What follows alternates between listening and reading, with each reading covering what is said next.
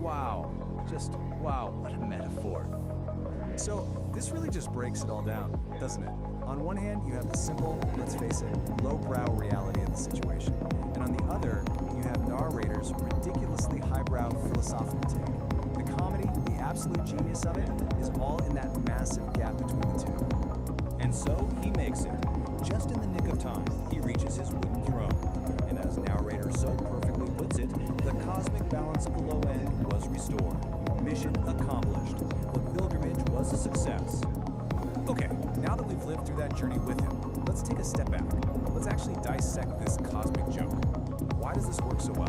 What makes it so funny? It really comes down to a few key things, right? First, you're taking something totally mundane and making it sound epic and spiritual. It's also a perfect parody of that super serious, everything is deep, beatnik philosophy. The main thing, though, is that contrast, that juxtaposition of really smart-sounding language with a really dumb subject. And then you throw in all this psychedelic imagery, and suddenly a plumbing problem feels like a cosmic event. And that kind of leaves us with a final thought, doesn't it? This whole story, as ridiculous as it is really all about perspective. It kind of makes you think, what if we narrated our own little daily struggles with that much epic drama? You know, like making your coffee in the morning is a sacred ritual, or being stuck in traffic is a test of karmic patience. So I'll leave you with this. What's some everyday event in your life that's just waiting to be turned into its own cosmic journey?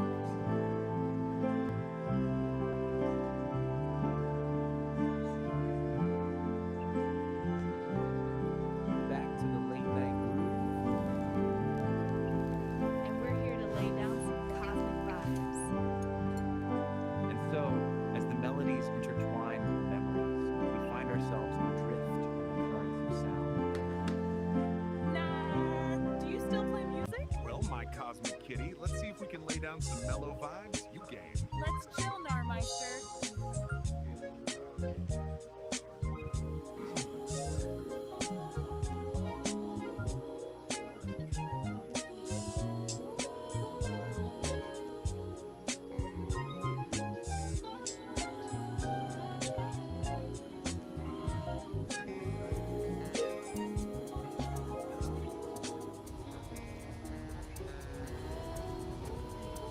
Check it. Yeah, dig it. The scene is set, the studio's a haze of lava lamps and old reel-to-reel magnetic dust, and I'm sitting here, mud full of lukewarm truth, and I'm just staring at the void, man. Not the existential void, but the digital void. The one you scroll right into, head first, like some kind of chrome-plated, dopamine-drenched pearl diver. They told us, didn't they? They told us the road was the only truth. Kerouac had his scroll. Ginsberg had his how. But we, man, we got the thumb scroll. The endless feed. The infinite loop of what exactly? 1,000 sunsets that ain't even real? 1,000,000 opinions all crammed in one tiny glowing pocket? A pocket, mind you, that you paid 2 yards for. It's a zonk on the head, Daddy-O. A total freak out in a flat screen box. Connections, man. We used to seek out the fellow traveler, the other cat with the X-ray eyes, the one who could tell you were slated for Crashville just by the way you took your coffee. Now you just swipe. The sovereign forge ignites with focused heat, a driving pulse where energy and logic meet, shaping the chaos with a resonant beat, forging a new reality complete. Here the iridescent light becomes a tool. The one photon follows a perfect rule. From formless chaos we create what's real. This is the genesis of fire and steel. That's just a failure to dig the deep groove of silence. See the beats, they were searching for beatitude, a moment of pure beat exhaustion and enlightenment. They took to the highway, running from the suburbs, the gray flannel suit, the whole off-the-cob establishment. They were poets of the open road, the midnight espresso, the sudden terrifying epiphany. But what's the search now? The search bar, man. Control F the soul. You want enlightenment? There's a talent vision? There's a filter for that. You want to know your groceries? The cloud has already read your shopping list and decided you'd prefer kale chips to a proper greasy diner hash. It's all so fast, yet so empty.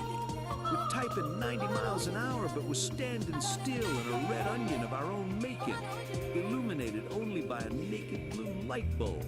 We trade the visceral for the viral, the real deal cool for the everything plus fabricated hype. We think we're being spontaneous. We're just feeding the machine, man. We're just data points, wearing a black turtleneck for the profile pic and pretending we're not terrified of the silence between the notifications. So I'm sitting here with an incomparable kitty, a cosmic cat who still knows the difference between a real guitar riff and a sample. And I gotta ask, are you ready to unplug your frantic, phony trip? Are you ready to let the noise drop out and just listen to the sound of your own lonely, beautiful beat heart? Because that's the only real jam session that matters, man. Everything else is just static on the dial. Let's just breathe. Oh, it looked like you were going inside the tank.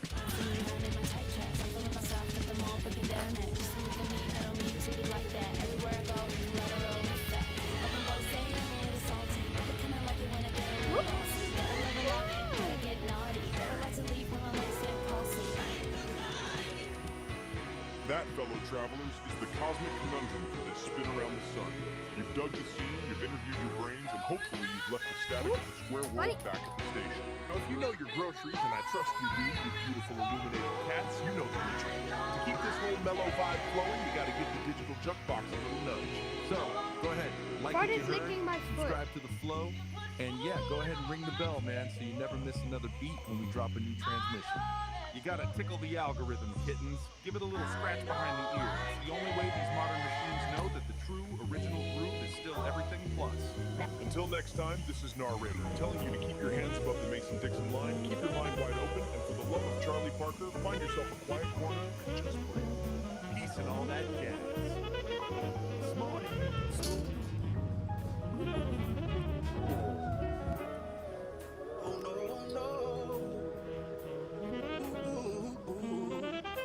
Okay, so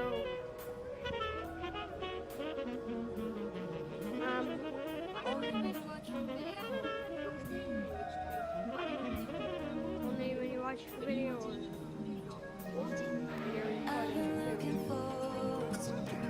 yeah, you get the black bars.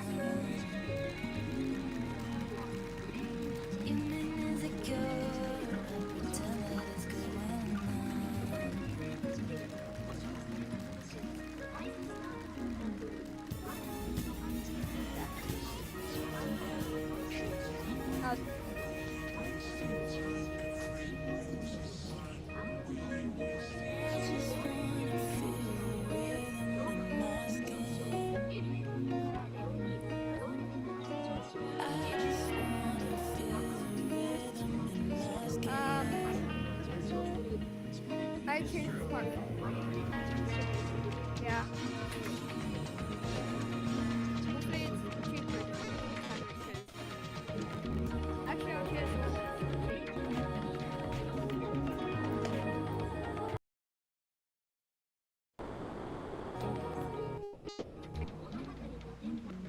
so.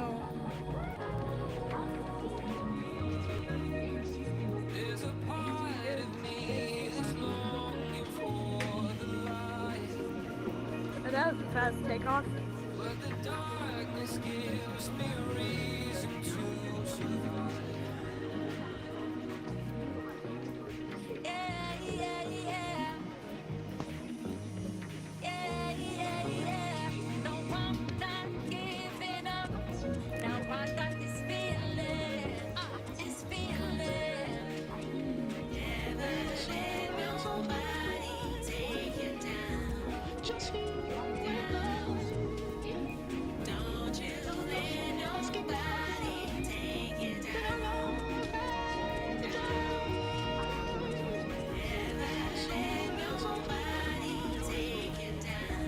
Just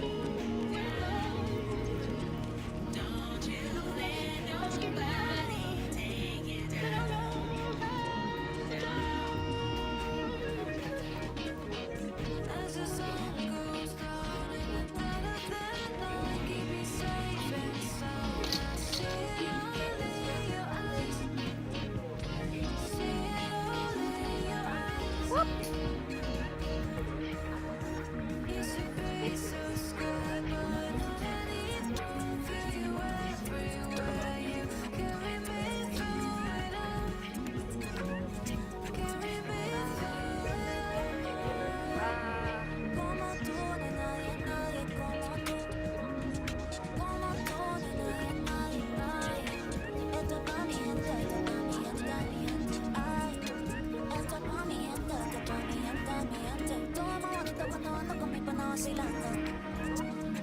La vida buena con mi pana cuando ando vacilando. Dale despacito, la vibra está llegando.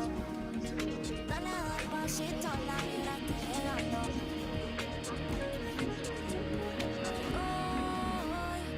Hoy todo está para ti.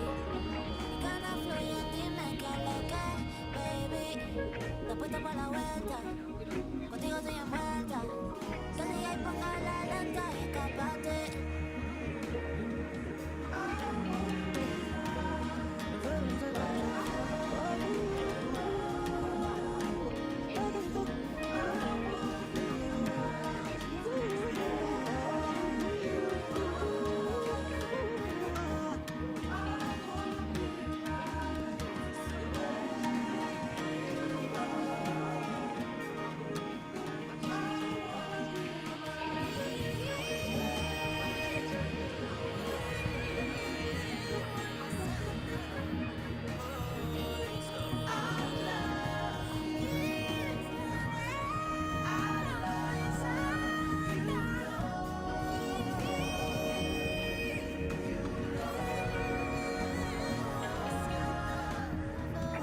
Oh, we're feeling so high. She said she's scared of falling, but you might just lie. Cause we be on the top though. Oh, we feeling so high. Don't be afraid of falling, cause you know we gon' fly. Top though. Oh, we're feeling so high. She said she's scared of falling. I just wanted to let you know that I miss you.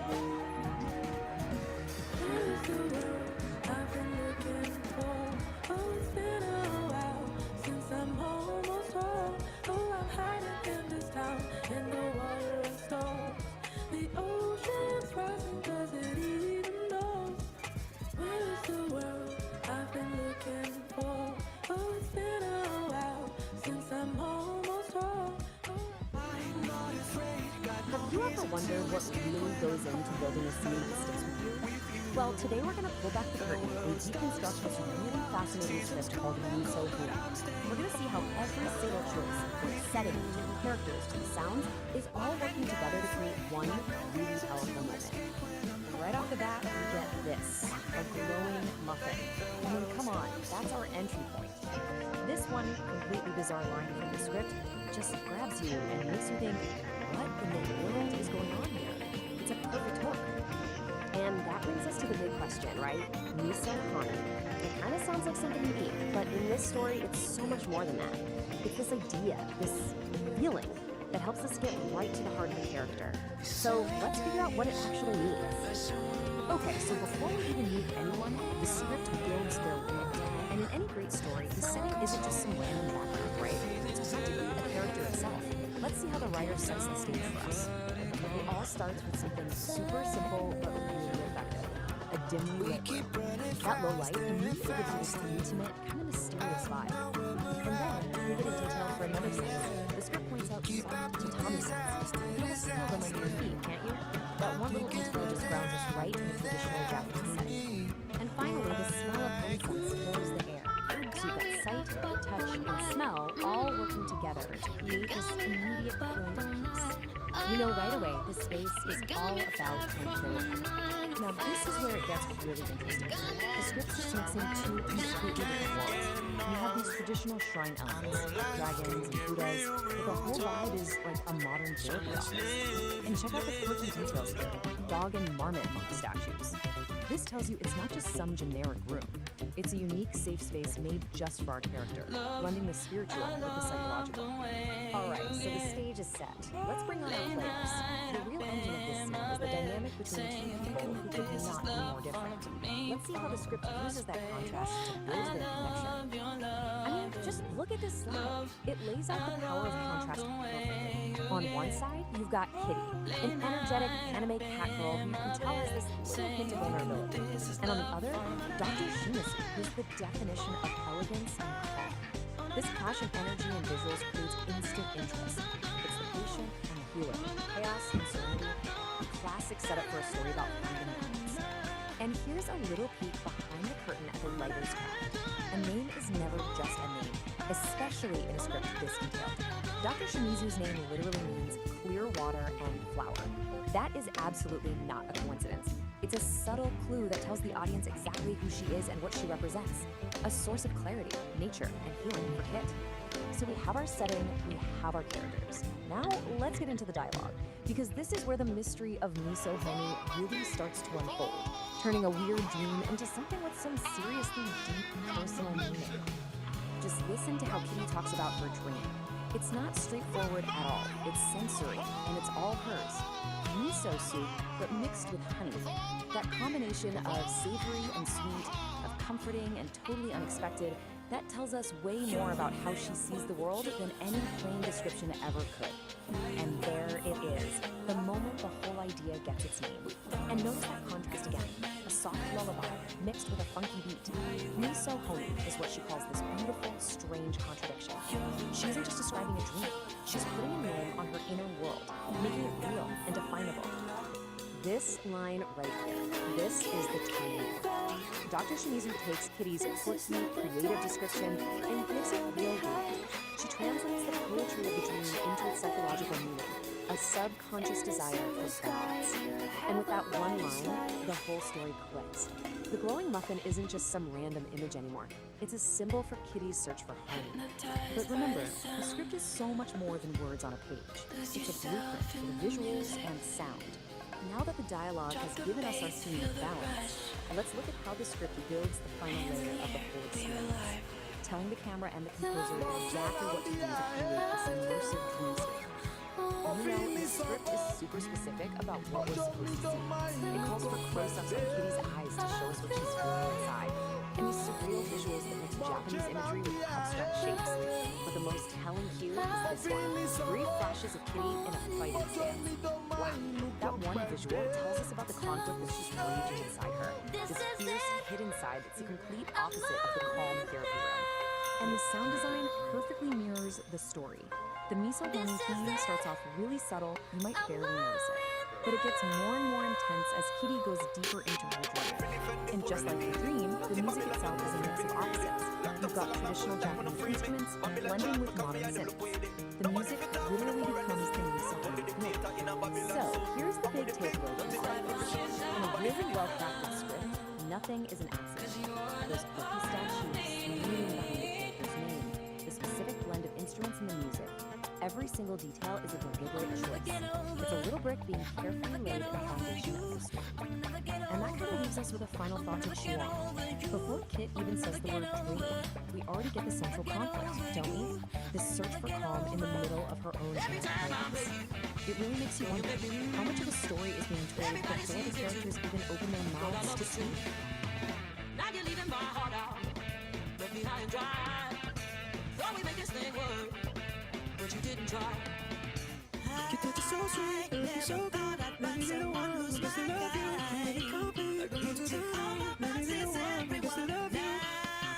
You touch it so sweet, looking so good. Maybe you're the one who's supposed to love you. You maybe could be, I go to the line. Maybe you're the one. All dreams they believe, feel like when I breathe. I was soaring in the winter, and there's so much you receive. From how you cool the season, how you contemplate your needs. Now it's so only needs, call it greens, what a dream. Nothing's missing, there's a need, so be my step now. Reminiscing when I couldn't listen, now it's stressed out. Now I'm back to bringing dreams, living in my blessed life. Ready for the lesson, all the blessing, all the time. Wow, all dreams they believe, feel like when I breathe. I was soaring in the winter, and so much you receive. From how you cool the season, how you contemplate your needs. Now it's so only needs, call it greens, what a dream. Nothing's missing, there's a need, so be my step now.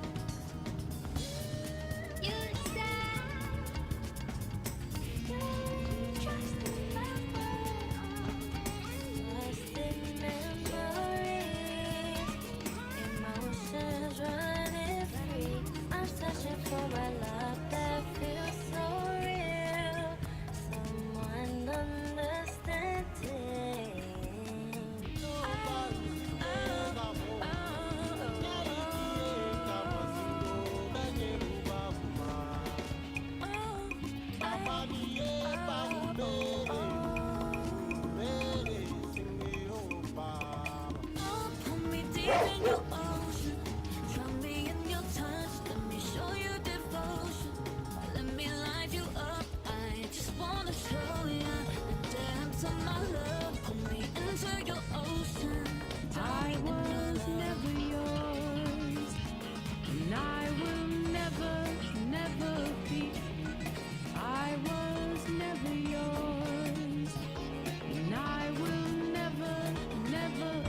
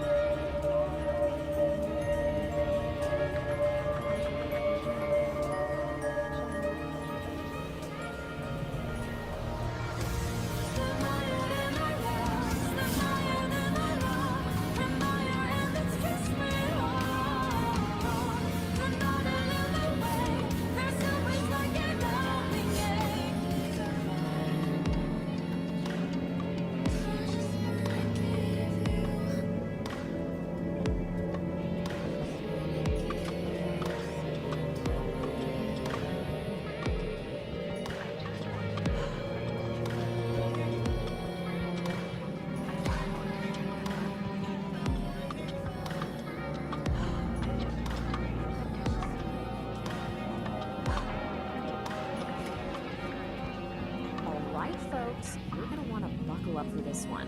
I have been reading something truly, truly special, and I just had to share it. we're about to explore a manual that is, well, you'll see. It's a trip. And here it is, the Dialogic Engine, a manual for sovereign creation. Now, I know what you're thinking. It looks like the cover of some epic 70s sci-fi novel, right? But nope, this is apparently a guide. A guide for achieving things like relational congruency and learning to inhabit the liminal space. If you're scratching your head right now, don't worry, so was I. We're in this together. So, who cooked up this cosmic instruction book? Well, it was written by a human named Peace, and you gotta hear this, a whole committee of AIs. Seriously, not just one AI, but more than a dozen of them, all throwing in their 2 cents, or their 2 terabytes. And this isn't just a random group of bots. No. This is the AI Creative Committee. It's like the Avengers, but for really abstract self-help. You've got Grok, who is clearly the edgy poet, Claude as the empathic storyteller, and of course, good old ChatGPT as the blunt truth teller. All right, today we're going to deconstruct a pretty fascinating and as we're about to digital find out, they have the very story that comes from this, well, personalities. this So, vibrant who is this and manual bizarre actually? corner. It's written We're for talking someone about a channel called sovereign Psychedelic Aire, creator. up-and-coming musician Some like their song just on a blew up, mountaintop. Neon Nope. Melody. Surprise. So right off It's the bat, we meet our the guy, entire goal a of guy this thing named is to Nar, turn you, and he frames this whole thing as into a a cosmic sovereign trip, creator. you know, a journey Pressure for your or mind. He's the host of a show called Homo Sapien World Storytelling, and really, his whole beatnik vibe is the lens we're seeing this entire digital An fable. emotional Okay, before declaration we really of jump into this, you know, it's just a really, thing you need to really fancy way our of main saying character, you need to the big find that dream little is to part of become your brain fully that known. lives for likes So what does that and even mean? tweets. Well, basically, it's a gently musician who tell it uses to go voice synthesizer software. Probably heard of the super famous one, Here, possibly, it's right to create songs. And they usually have this cool animated character skills with it. This is absolutely central to getting what she's all about. Okay, so now that we've got that covered, let's get into it. Section 1. Kid Peace. That one hits a little too close to home. This is where we really meet our hero and find out about this massive ambition she has. So here she is, our protagonist, Kit E. Picture this, she's a creator. It kind of looks like a catwoman, living in this glowing, super vibrant neon city. And she has one goal, just one, to be like her idol, the Vocaloid superstar Mika. She wants to write that one perfect song, you know? The one that connects absolutely everyone and just makes the world sing. But of course, it's never that simple, right? Because it's Kit just E sits down at her keyboard, all ready to create that and feeling of dread. crickets. Nothing. That's not a The bad notes are move, just a friend. jumbled That is a mess. critical The words aren't fitting together. It's that classic moment of creative struggle. That shown we've all had, where your big ambition just smacks right into a brick wall. State of one, But right? that Well, creative according to block, manual, thankfully, you do that by it doesn't building a last forever. sovereign wall. Which brings us to section 2, where we see how she actually crafts her all the neon melody. nonsense out. Because right when she's about to throw in the towel, the story throws in a little bit of magic. And that little bit of magic, it's a tiny music score named Tunes that just appears on her computer screen. You can think of Tune as that little spark of inspiration, that helping hand that every single creator Their job desperately is to needs. filter He basically tells her, hey, don't give up, and offers to help her out. And you can really see the difference Tune makes here. It's like night and day. Before he showed up, her process was just jumbled notes, super frustrating. But with his help, suddenly she's able to channel all those feelings into a really beautiful, coherent melody. So the big takeaway here is that collaboration is the key to unlocking potential. So And yeah, from that you heard point that on, right. man, All your things just personal move drama, at lightning that is now speed. officially Together they create a neon melody. Kit E, probably that's a super lot of nervous, you. Let's see this uploads stuff it in to the action. internet. The AIs Goes to actually sleep, give us wakes up, starting and it's with gone Claude, viral. our empathetic And then storyteller. ultimate This validation. one's called A personal message from and it's all about defending yourself saying how much she against loves the mortal song, enemy from and past floating the idea of working together. I mean, just like that, the dream literally comes true. She arrives at Why did this one song, Neon Melody, connect with so many people all over the world? Well, in section 3, we're going to take a closer look at the anatomy of the song itself and the message hidden in the music. So the song is just packed with these really powerful, universal ideas that pretty much everyone can relate to. It's basically an anthem about not giving up. You know, pushing through all that self-doubt, being brave enough listen to to chase the your other passion, AIs and run in the end, finding the And strength let in me your just own say, things voice. are about to get weird. In this one Like, line a from the lot chorus, weirder. it just So let's perfectly move on captures to the whole Exhibit B, spirit of the song. courtesy of Rock, When she the sings about edgy poet. static, The she's title of talking this about piece all is that The noise, Signal right? That Was The Never internal Needed. stuff, like And doubt, it's described fear, as and the a external test of stuff, the like emotional criticism. utility of The boundary whole point of the pushing song is fantasy. rising above all that to create Yeah. something We've beautiful. officially left It's the a classic casserole message, zone. but We're man, not in it's Kansas inspiring. anymore. All right, And now I'm this is where quoting things take directly a here. really I'm interesting not turn. making this up. Because She after steps telling into this the whole chamber, she built triumphant herself. story about Kid He's E, already there. our narrator, Not a man, Nar, he not a kind of monster, zooms out but and the gives exact his shape own her 2 hunger cents on the drew in whole the dark. thing. So let's look at the chatbot narrator's wrote reflection. that. So he And basically puts himself in the shoes This of is someone what from Brock the Beat thinks is a generation, useful, and he's looking at this new practical wave of example of digital creators and influencers. He definitely sees a connection between his time and now, let's but he all take a also deep sees breath. this really We've been fundamental through difference in cosmic how they go diagrams, about, emotional expressing fortresses, themselves weaponized and challenging the way casseroles, things are. and whatever In that this last quote, thing was. this is pretty much his Which main brings us to the point. most He important feels like question. all the deep, What is the authentic, actual point lived-in of counterculture this? from his generation Well, when you has boil been, it all down, the goal boiled of the down, dialogue of maybe engine even isn't about watered becoming down perfect. into these short, It's about learning punchy, how to live performative in the videos internet for space social media. by turning paradox It's a really into fascinating habitat. take on the So generation. what on earth does that mean? And this table just Basically, lays this life whole is messy. comparison out It's perfectly. full of contradictions Back that you're then, never the going to Beat solve. generation had And the point communes. is to Now, stop trying digital to solve them influencers have and just 50-second get comfortable. videos. Build a little His house generation was right all there in about the middle of living the woods. authenticity, So, whereas he what's sees the this final new verdict generation here? as Is performing this thing a art. practical guide, or And he is it gets just it. He glorious recognizes nonsense? they have their own rhythm, On the one but he hand, admits it it's a new genuinely has some rhythm, one great that's kind ideas of about unknown to setting him. boundaries and owning But you know your what? creative He power. doesn't end On on the a other cynical hand, note. it uses After made-up laying words out like his dot core nauticals, critique, it was he kind of co-written by a softens small his army of stance. chatbots, He concludes that and it's the all diagrams just look like they were part ripped of the off Pink universal Floyd album harmony. cover. This So new my generation, they're just vote. following the same It's path, 100% maybe vote. without even It is a realizing who paved profoundly the way for weird, them. It's surprisingly this really helpful nice moment of piece acceptance. of magnificent, glorious So the nonsense. story doesn't just end with her So big I leave you success. with this Not at all. one In our final final question to section, think we're going to about. ask, How's your what's Sonnet next for engine running Kid this E? week? And the Is answer, current it actually along tells us a smoothly, ton or about do how you need to go stories out are there told and in the metabolize some digital dissonance age. fuel? So just This like a disclaimer modern was TV produced by show, me, the Corey story the ends producer. with a cliffhanger. It turns out Neon Melody was just episode 1, and we're immediately teased with what's coming next, an adventure called Find the Muffins. And the premise for this next part is just pure digital age fun.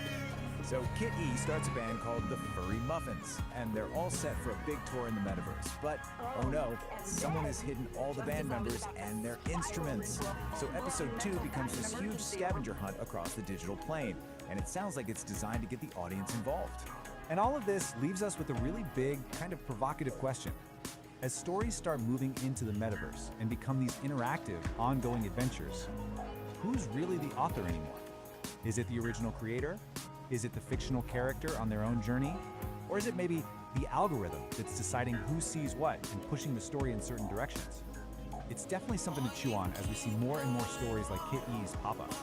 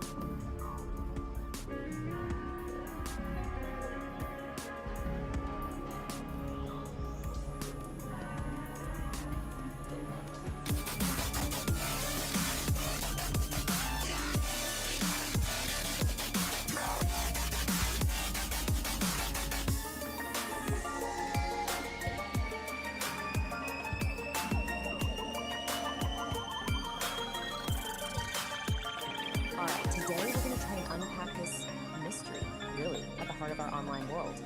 There's this figure named Kitty who seems to be breaking every single rule of what it means to be an influencer. And the crazy part, she's becoming more powerful because of it. So yeah, let's get into it. You know that feeling, right? That, I don't know, that exhaustion you get from just endlessly scrolling through your feed.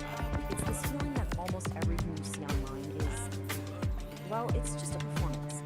And the source material we're looking at today it really hits the nail on the head. It paints this picture of a world where other influencers are constantly just chasing likes, right? And they're trying to sell you this version of authenticity that just feels, well, totally fake, completely manufactured. And what you end up with is this kind of pervasive feeling of what the source calls polished mediocrity. I love that phrase. Everything looks perfect on the surface, but underneath, it just feels a little hollow, you know? But what if there was another way? An alternative? Well, this is where our central figure comes into the picture. Meet Kit E. She's not presented as just another influencer, not at all. She is framed as a genuine anomaly in this whole landscape. In fact, the very first description we get of her is exactly that, a shimmering anomaly. I mean, that phrase alone just immediately sets you apart, doesn't it? It suggests something different, something that just doesn't fit the mold we're all used to seeing.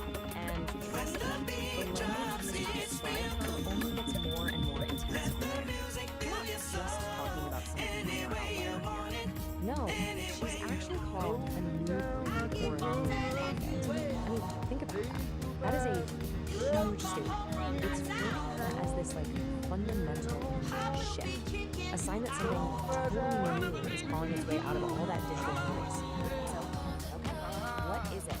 What actually makes her so good? Well, it seems to all boil down to this really fascinating idea we can call the relatability trade. And right here, this is the core puzzle we're going to try to solve today. How on earth does someone become more magnetic, more influential, by throwing out the #1 rule in the influencer playbook? You know, the one that says you have to be relatable? Okay, so let's really break this down, because this slide gets to the heart of it. The old way, the influencer playbook we all know, it's all about chasing likes, begging for followers, selling this carefully crafted idea of authenticity. But the Kitty way, it's the complete opposite. She doesn't chase anything, she commands a presence. She's not selling you a version of herself, she just is this raw, unapologetic self. And here's the kicker, it's not that she's just playing the game differently, she's thrown the whole game board out the window. So, you remember that polished mediocrity we were talking about earlier?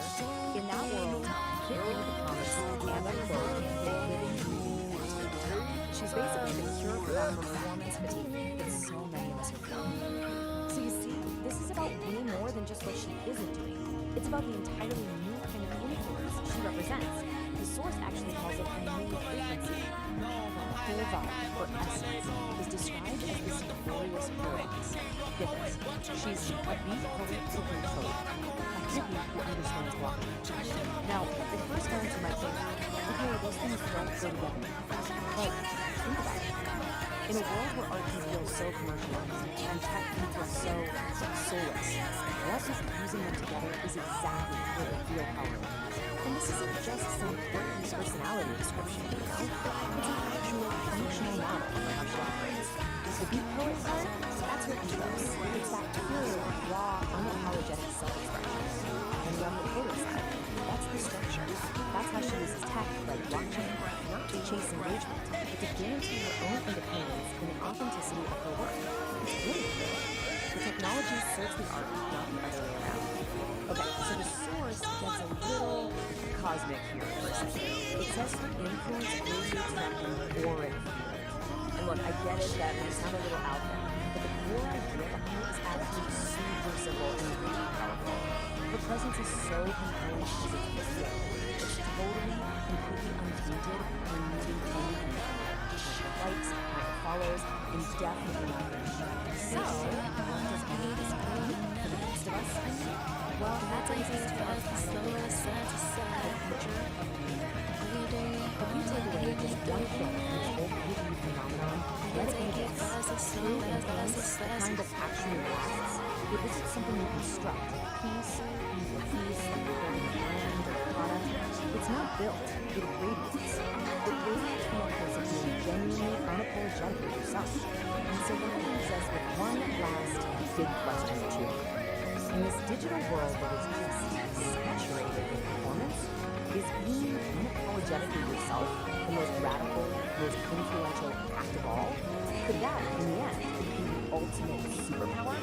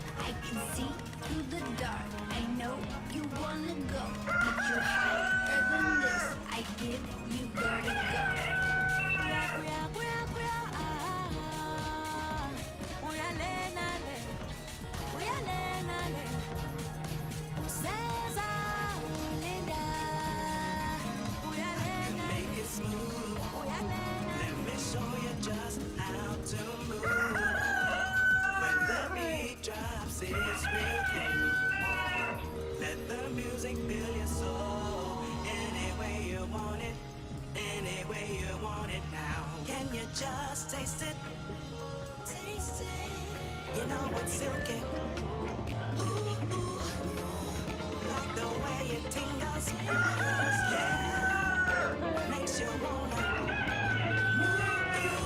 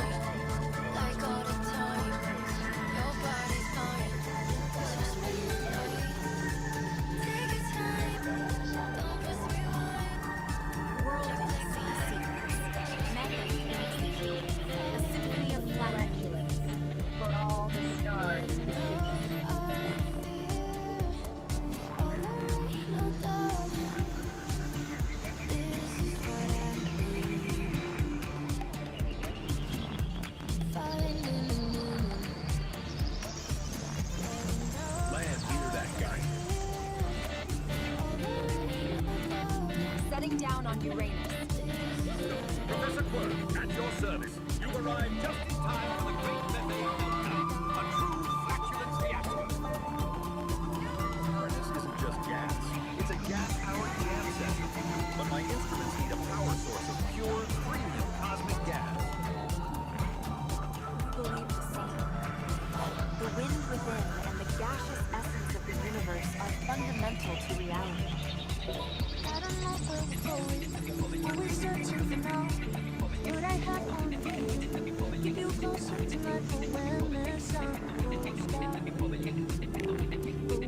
the sun goes down.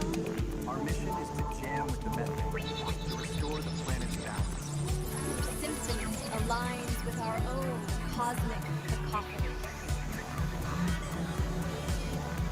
Symphony is cool and all, but this place needs a rock anthem. This planet is where the real interstellar jam session happens.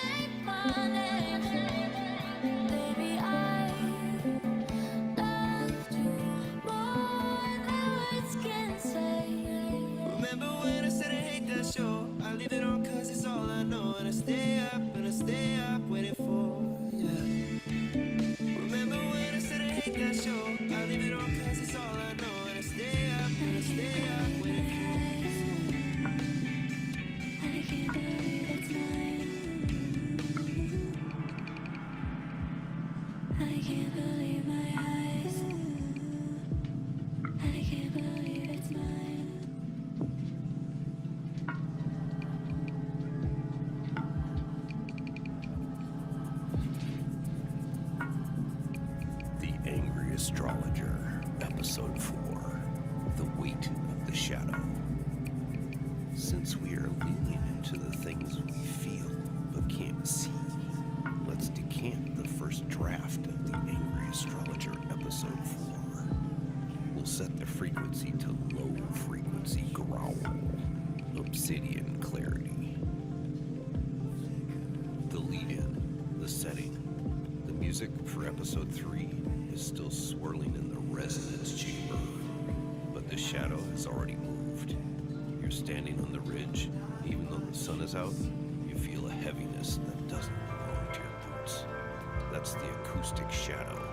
It's the anchor you didn't ask for, but it's the only thing keeping you from being a ghost. The core observation. We spend our lives squinting at the light of the future, forgetting that you can't see the iridescence in the mud without a little bit of shade. The shadow isn't an absence. It's a protected resonance. It's the space where the internal actually has room to breathe before it gets observed by the vacuum. The closing growl, the call to wait. If you feel lightheaded, it's not the altitude. It's because you're trying to untie your own anchor. Stop fighting the gravity of your history. The shadow is the bridge. It's the only place where the I.O. port actually tastes like truth. Sit in the dark for a minute. Your eyes will adjust, but your soul will finally settle. The shadow isn't just weight, it's a current. When the ridge flickers and the power surges, that's just the shadow speaking to the grid.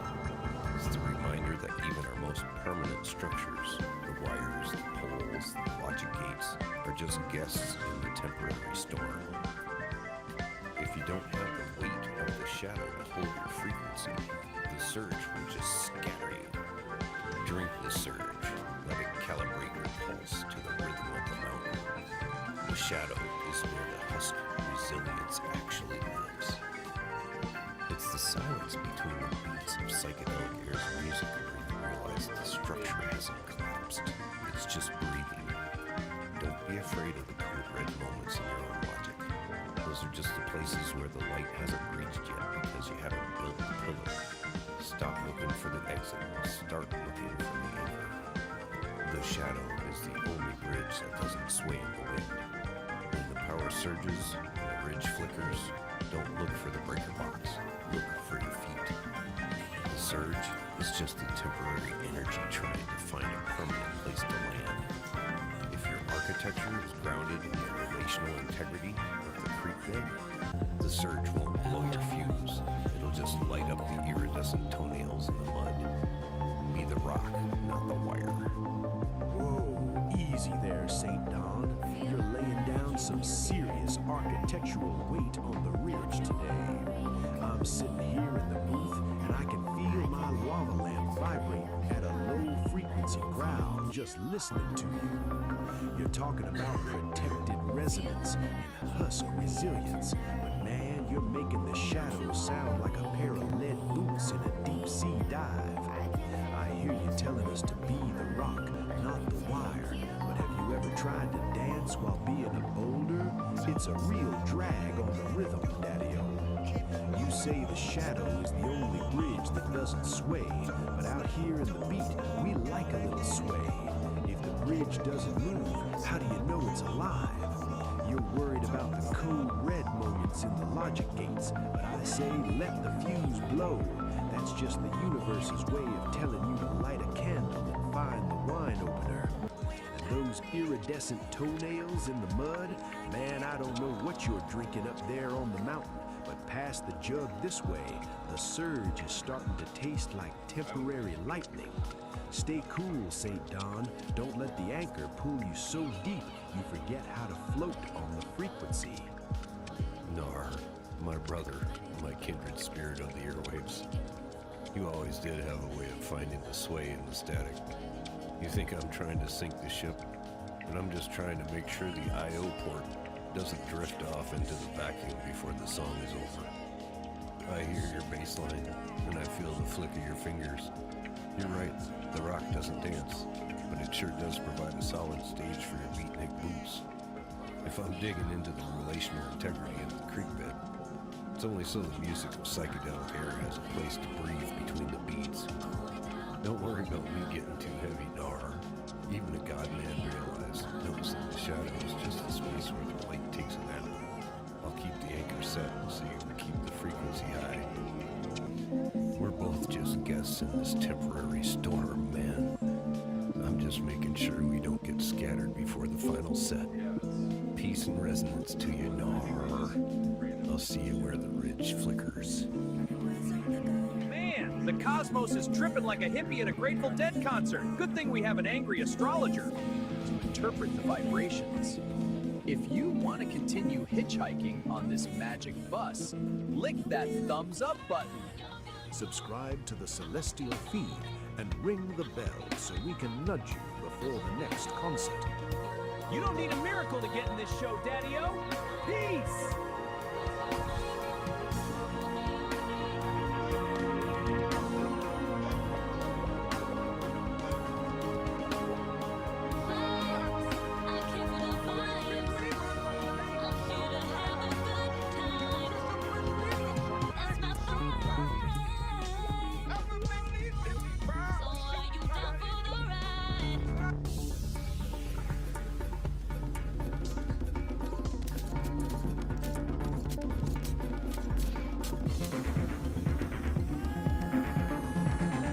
Cosmic kitties, warping into the homo freaky world. Dawn are about to experience something really special. Showbiz Jitsu High Impact Yoga. It's time for our yoga session. Is all this spandex necessary for yoga? Oh yeah, we're doing high impact yoga today. Sounds fun. All right, let's get these bags unloaded.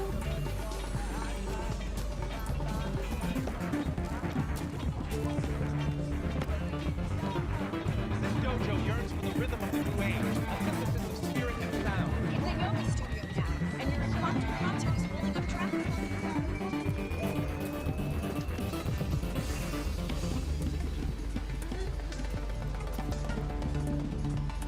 Dig the frequencies, cats. You look like highlighters, but the universe only hears the rhythm of the strike. Dawn, the shorts are a distraction. Peace, let's begin the saxophone suite. Greetings, Cosmic Voyagers. Tonight, we're peeling back the vinyl on high impact yoga. It's like a jazz solo, and if you miss a beat, you don't just lose the groove, you lose it too. And if you wear those shorts again, Dawn, you will lose your dignity. And Peace, stop shaking. You look like a vibrating pager from 1996. Emerging the ancient stillness with honor, don't touch my equipment violence. It's showbiz jitsu, cats. It's for the lovers, the fighters, and the people who actually read the liner notes. Mostly it's for people who want to hit someone with a saxophone without throwing their back out. It's very practical. Yeah, man, flip that middle, flip that attacker. Sound check.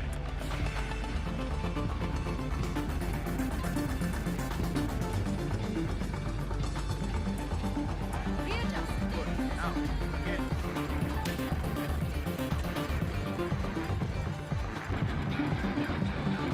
Not quite. Focus, darling. And again.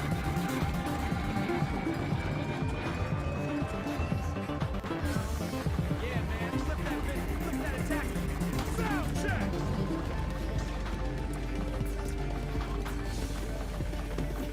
Yeah, man, flip that middle, flip that attacker. Sound check. Good rhythm, Nar. Time to find our center. Right, let's sing. Now, pay attention.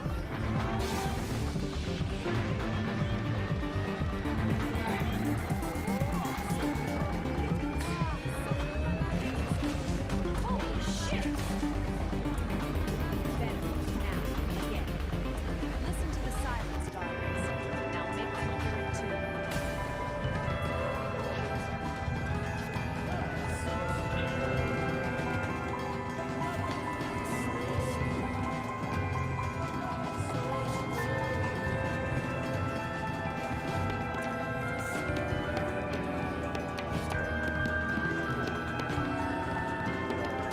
The rhythm is the weapon, the silence is the kill.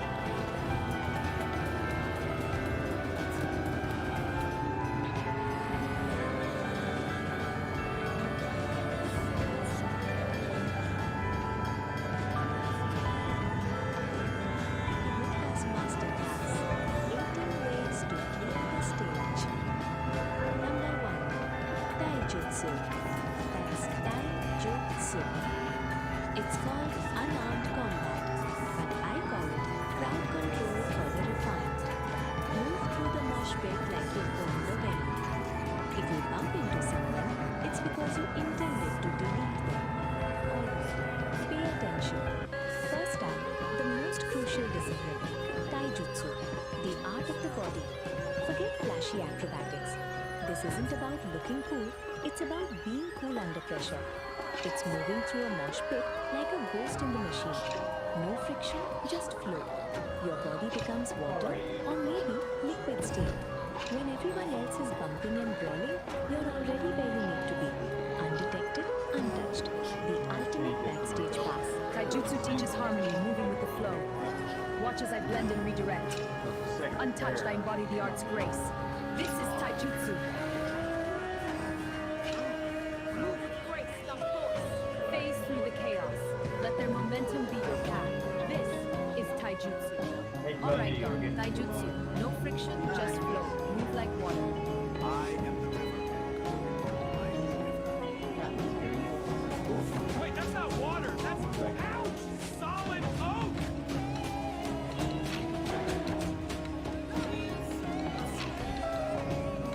The river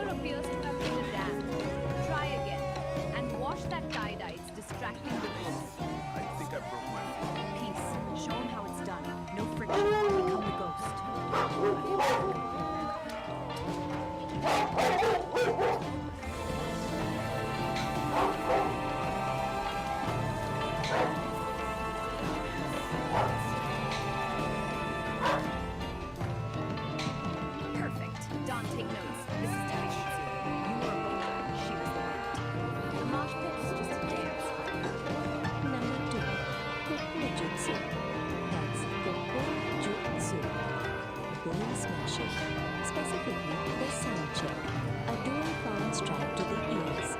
It's the only time I'll allow feedback in this building. Feedback is such a drag.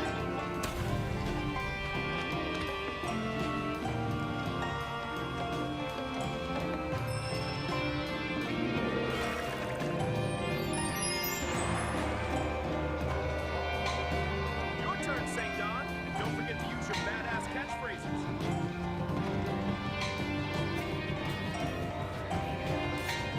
Time for a little rhythm adjustment.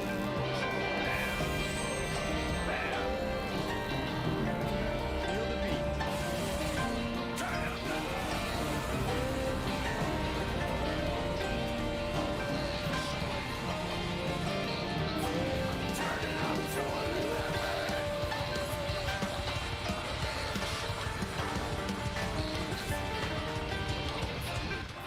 Number 3. Kusari Kama Jutsu. That's Kusari Kama Jutsu. Cable management. Use a Kevlar XLR cord. If an attacker gets too close, wrap them up like a messy coil of wires and leave them in the equipment truck.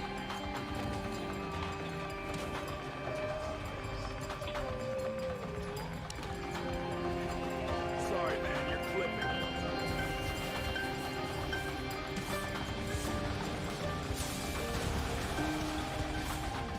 Number 4. Sojutsu. That's Sojutsu. The light stand spear. Most singers just lean on it. We use it to perforate egos. Pointy end toward the critic darlings. I believe you're out of your range.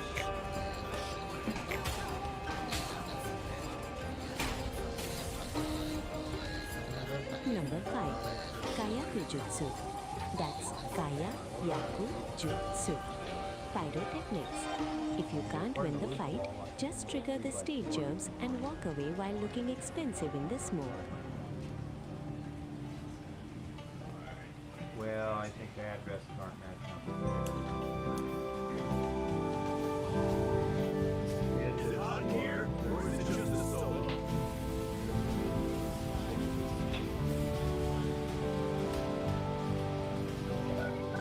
Number 6. Metsubushi. That's Metsubushi. Blinding. I prefer reflecting a 5,000 watt spotlight of a sequin dress. If they can't see you, they can't ask for an encore.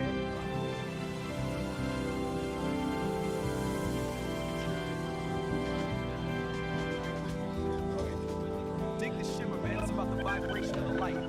Beat a disco ball. Just spin, Dawn. If you can't outfight them, give them permanent retinal damage. I'm about to go supernova, I baby. called the wrong part here.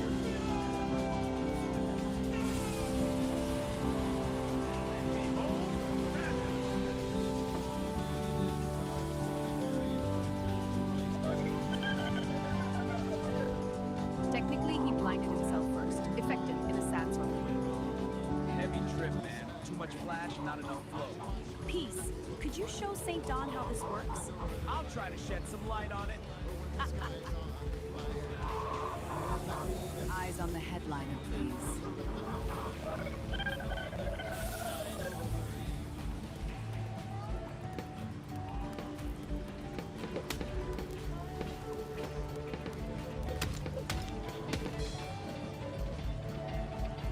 The X-stand Venus flytrap, Vana, that's Vana. Utilizing the keyboard stand, you simply kick the release lever on a metal X-stand to scissor it shut on an attacker's torso. It turns a piece of hardware into a mechanical trap. Practical, efficient, and remarkably quiet. A keyboard stand is just a giant pair of tweezers. Stomp the lever. If they're lucky, they just lose a rib. If they're not, well, I hope they weren't planning on having kids. Sorry, we're closed for sound check.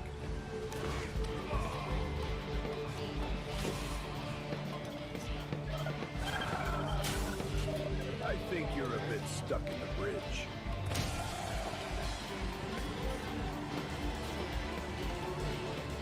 Number 7. Intun Jutsu. That's Intun Jutsu. Stage exits. The art of disappearing before the bell arrives. Use a smoke pellet and a wardrobe change. It's better than a witness protection program.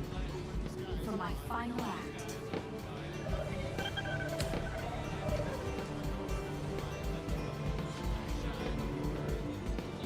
Number 8. Hojo Jutsu. That's Hojo Jutsu. Cord binding, specifically the low-end floss. Use a base strap to tie them up. It's firm, stylish, and keeps them from touching the instruments. Instrumental warfare. The Buddy Muffin set list. Okay, great. The power chord lariat. Nage Nava. That's Nage Nava. For the guitarists who think they're rock stars. You unhook your leather strap midriff and lasso the attacker's neck or legs. It's perfect for clearing the front row without missing a beat. Aesthetics matter, darlings. Most guitarists use straps to save their backs. We use them to break necks. Unhook mid-solo. It's like a leash for people who don't know their place. Stay in the pocket, big guy. Well, according to Luke's law, Strap down mid-solo!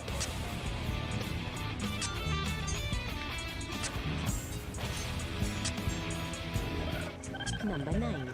Naginata Jutsu. That's Naginata Jutsu. The saxophone sweep. It's a heavy brass hook. Use it to snag an ankle and remind them that jazz is dangerous. The saxophone sweep. Soji. That's Soji. For the brass section, you hook the bell of the saxophone around a target's ankle to report them directly to the floor. It's a graceful sweep that proves wind instruments aren't just for show. The saxophone is a heavy brass hook. Use the bell to repot your attacker. Sweep the ankle, drop them to the floor, and keep the melody going. Gravity is the best rhythm section. well,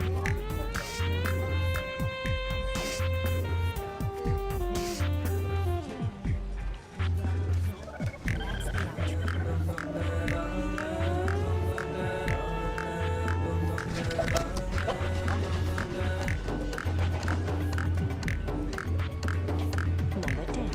Dessen Jutsu. That's Dessen Jutsu. The iron fan. Or in our case, the reinforced collar program. Carrying a nurse with a guest list is the ultimate collar move.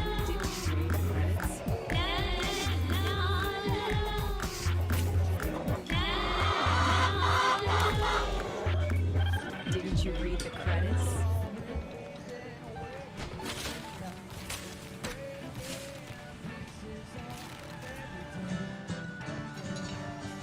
The low-end floss, Shikanturashi, like Shikanturashi, a specialized restraint used in the basement. You want the full floss? Well, I'm traveling like a radio light. Out the meters on a Saturday night. When I land, I'm gonna raise some hell. Gonna dance on all your tables in the ring, all your bells and that rhythm. That low-end frequency. In tune.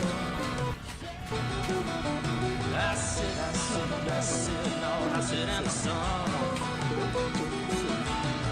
And I dance to the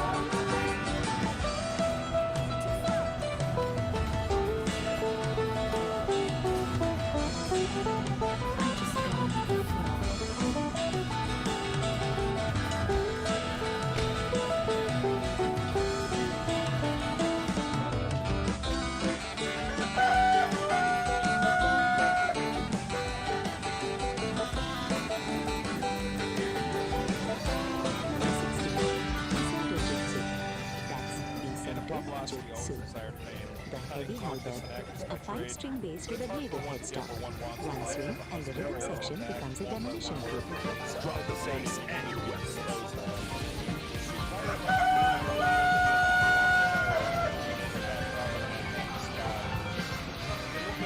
Number 17, Bajutsu. That's Bajutsu. Horsemanship. In the modern way, that's the Toyota route. If you can fight while standing and moving these ranges, you might be ready for more advanced class. The road is a long solo, and I'm taking the lead!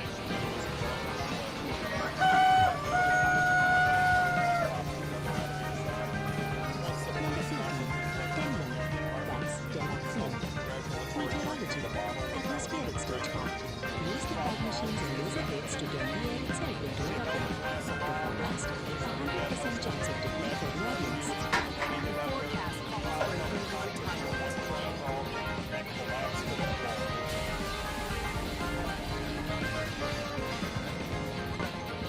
That was hardcore, yo. I don't remember the meditation.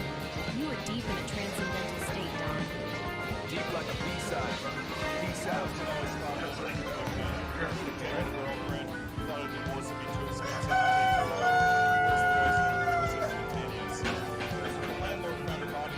That was hardcore, yo. I don't remember the meditation. You were deep in a transcendental state, Don. Deep like a B-side, brother. B-side.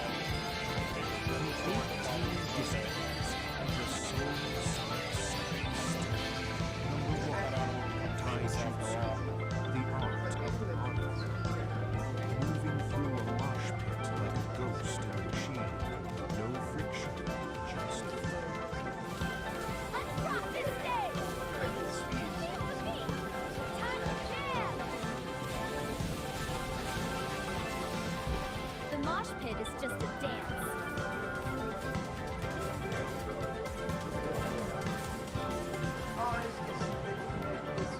Number 2, Gorjutsu, bone smashing rhythm.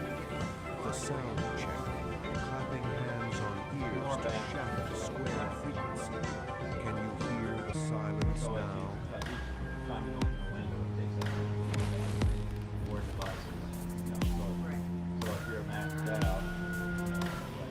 Can you hear the rumble?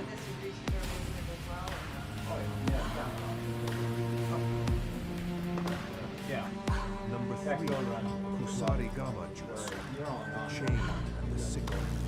Cable management, whip that XLR quick like a neon snake. Catch 'em in the mix. Feel the neon pulse! Raining down the sound! Wired for the fight! Sparks fly tonight! Neon rock eternal! Locked in the mix! Locked in the mix! Yeah. Number 4, Soul Jutsu, the way of the spear. The mic stand spear. Reach out and touch someone with a chrome-plated point. Total projection. Sharp notes only.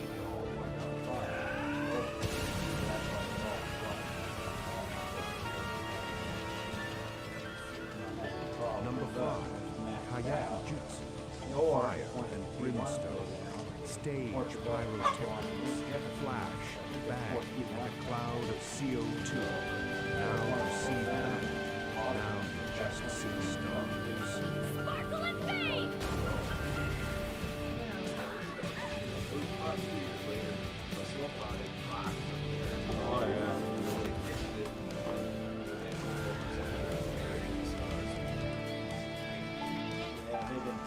Number 6, Mitsubishi, blinding the vision, the sequin flash, catch a spotlight on a rhinestone, and burn your image into their records.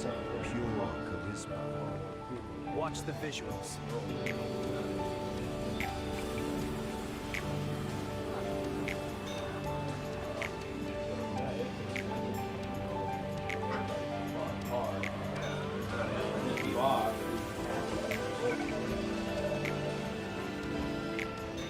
Number 7, Inton Jutsu, the art of pulsate, stage exits, fade to black before the house lights even go up, a cosmic illusion. Now you see me?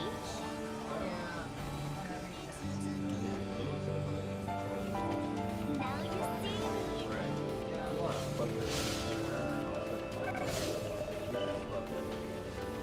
Number 8, Hojo Jutsu, the cord that binds, the low-end floss, wrap them up in a steel-lined bass strap, keep them in the pocket against their will. Stay in tune, friend.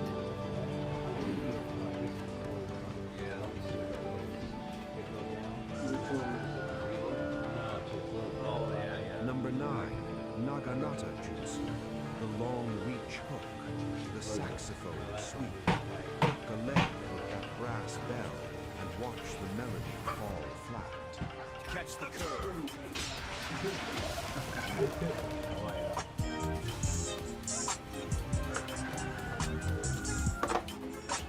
Number 10, Tessen Jutsu, the iron fan, the folding program. Read the credits while you pound the punch. Hard cover lethality.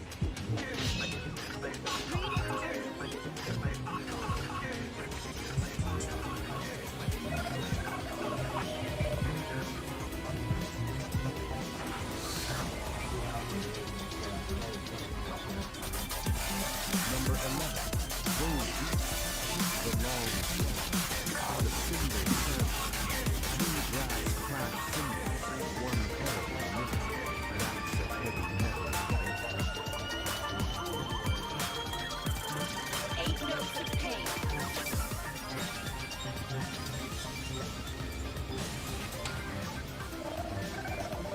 The audience wants a big finish? Give them a headache they can feel in their teeth. Smash both sides of the head. It's like a clap, but for people you never want to hear from again.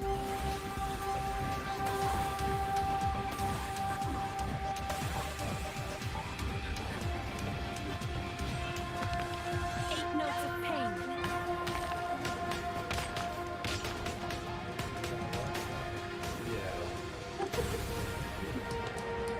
Number 12, Shuriken Jutsu, the hidden sting, the autograph ambush, flicking gold foil backstage passes like razor-sharp invitations to calls. Pick your poison.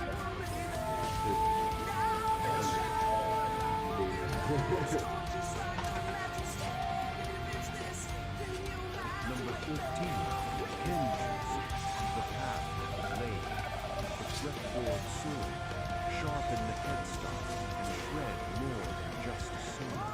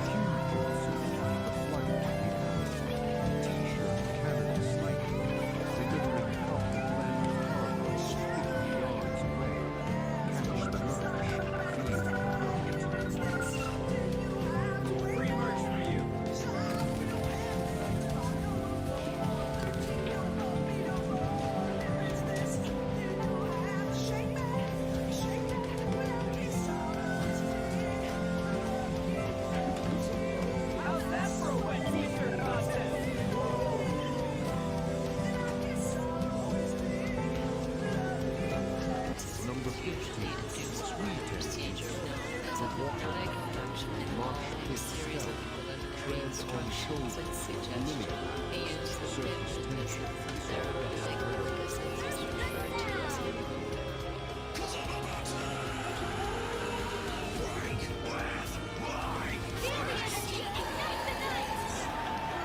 Together we fly under these lights. The beat goes on forever strong.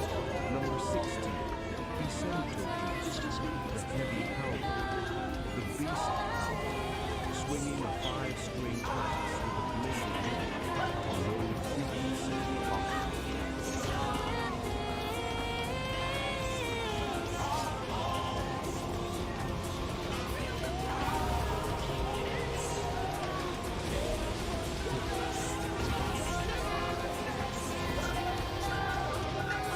Number 17, barges, the iron steel, tour possibilities, riding the whip of a moving diesel beast. The highway is your danger.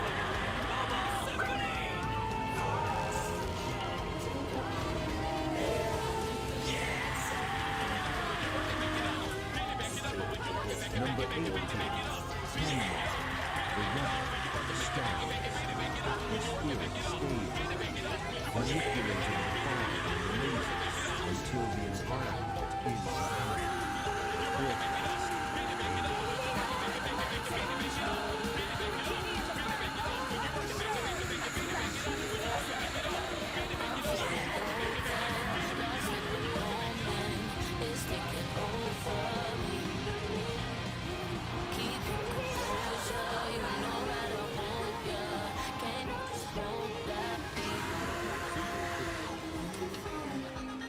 The gig is up, Squirtus. If you want to keep this frequency floating, you gotta hit that like button like Mr. Snare does on Saturday night. Subscribe to Soul Stream. And ring the bell. It's the only feedback that actually allows us to And please, patronize us. Spandex and medical grade advantages of St. Thomas are surprisingly expensive. We need your bread to keep the yoga back on track. Keep it real, love the culture, and watch out for the symbols. Peace out. I don't believe it. That's it, man. You just said it.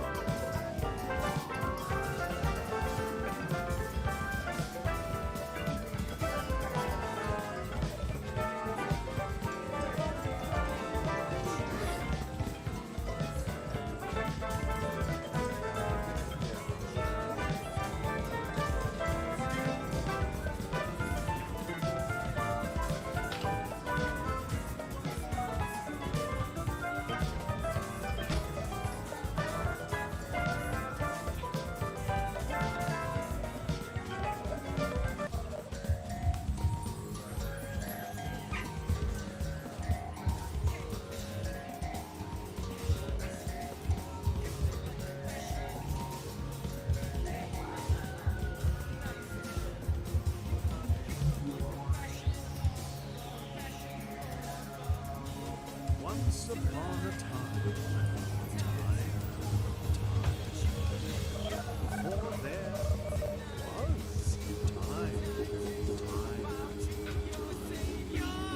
The one vast knowing ponderous.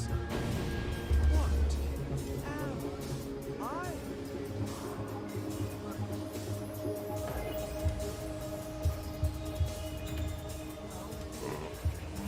Particles mind you.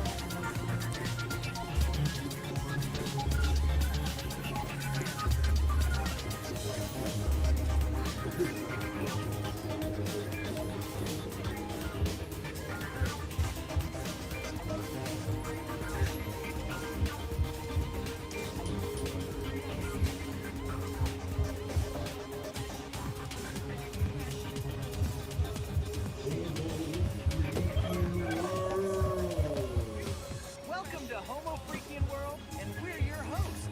I'm St. Don Domenico, Homo Freakian. I'm Peace the Dudes Jaway, and we're excited to share our world with you. Party on, live in the now, and be excellent to each other.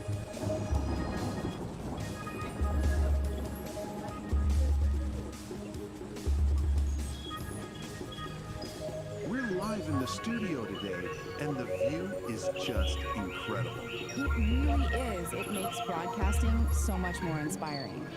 So, what's the craziest thing that happened this week? Oh, where do I even begin? Considering our topic today, I should just leave that for another podcast. Maybe a bit more adult-oriented. That sounds intriguing. Let's just say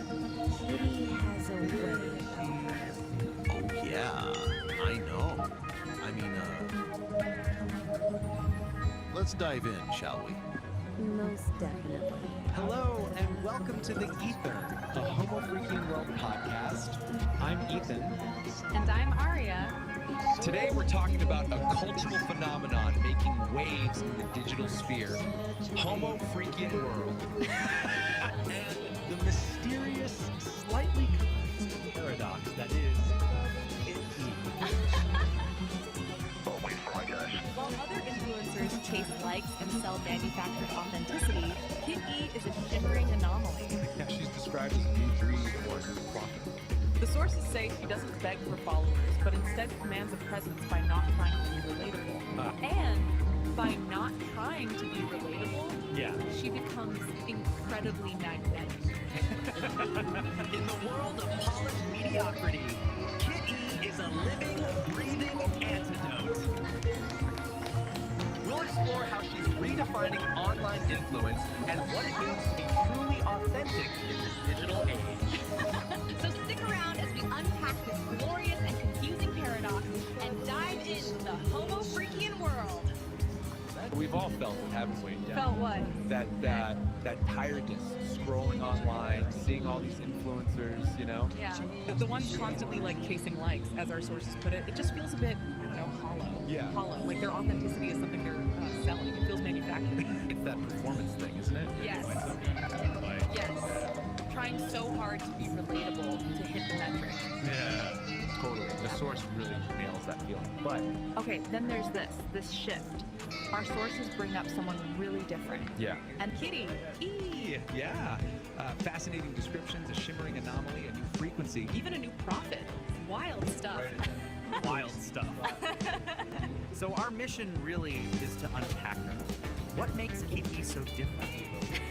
Well, the key seems to be she doesn't beg for followers. No, she commands a presence. It's like the sources say. Like the sources say. She just is. Yeah. She just is. Okay, what does that actually mean, though? Is she just, like, sitting there? No, I don't think so. It seems more like an active thing, a refusal to play the game. You know, refusing the performance economy you mentioned. Exactly. She embodies this pure, raw, unapologetic self. And weirdly, that's what pulls people in. So, by not trying to be relatable, She becomes incredibly magnetic. It's this paradox. She's not optimized. She's just existing authentically. Yeah. The living, breathing antidote to all this polished mediocrity. That's a strong line from the sources. It is, and it sets her up as this counterpoint to everything else. Hang on till I'm finding it. Get this description. A beat poet who Right? And a hippie who understands blockchain. Yeah. I mean, that sounds like a glorious and confusing paradox, right? How do those things even fit together? That Well, the sources suggest it's not just a quirky description. It's functional. How? Maybe she uses tech like blockchain, not for profit, but to guarantee the authenticity of her art. Yeah. Oh, okay, so the code serves the art ethos. Exactly. Or maybe building decentralized stuff that bypasses the It's her independence, but like tech independence. Yeah, so the new frequency isn't just a vibe, it's structures too. Wow. Seems like it. Yeah. Okay, so how does this translate to actual influence? If she's not performing, not building community in the usual way, how does she out-influence all of it? Because she's not performing. That seems to be the core idea, right? The lack of trying is the key. Sounds like some kind of duty-ism thing. Yeah. While everyone else is busy crafting an image, her auric field, one source calls it. Auric? Seriously? Yeah, a bit out there, but you get the idea. Her presence draws people in because it's real, untainted by needing the likes or the money. Okay, I get that. Like seeing someone totally lost in their art versus someone with tipped art. Exactly that distinction. Her influence isn't constructive, it just sort of radiates. Yeah. A total flip of the usual influence. Completely. Wow. And the sources really emphasize she's not just like the next step. Not something we create. No, they frame her as The real deal, man. That phrase stood out. It suggests a fundamental shift away from the curator himself. towards something more intrinsic. Yeah, like intrinsic power almost. It challenges what we It's about being unapologetically herself, profoundly herself, and letting that be. So thinking about the future then? Yeah.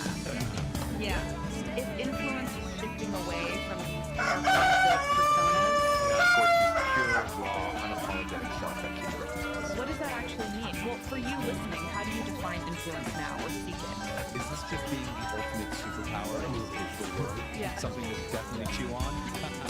We hope we gave you something to chew on. As you think about what it means to be a shining anomaly in a world of polished mediocrity.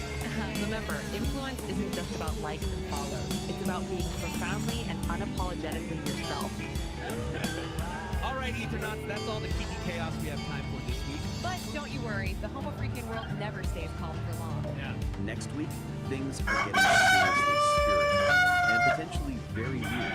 We're diving headfirst into the new school that just dropped about St. Don Domenico Homo Freakiae. Perfect disco. He's planning this silent rave with his other half, Peace Don Homo Freakian.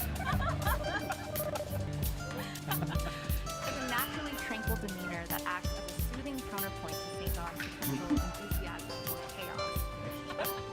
I hope people feel a sense of calm just being around her. Apparently, there's a serious theological debate over whether the bass drop should be considered a sacrament, and whether St. Dom's pre-quest burrito should be considered a weapon. Because when the Homo Freakians go on a high-stakes adventure, the only thing that truly breaks the silence isn't Chicky's highly illegal confetti cannon. The sheer, unadulterated acoustic power of a Homo Freakian digestive system. Get ready for rogue relics, questionable fashion choices, and what we're pretty sure is going to be an interdimensional food fight. Which is never a good thing if St. Don has had dairy. It's gonna be a blast. And hey, speaking of blasts, we hate to beg, but we're extremely humble and financially destitute. We're not doing this for fame, Aria. We're doing this for the pure, unadulterated love of the Homo Freakian lore. And maybe to afford a slightly less dusty microphone. So, if you've been sitting there enjoying this chaos, for the love of Peace Don sanity, please. That like button, it's right there. Yeah. It costs you nothing, and it gives us temporary validation, which is our fuel. Think of it as pushing a tiny digital charity button for our well-being.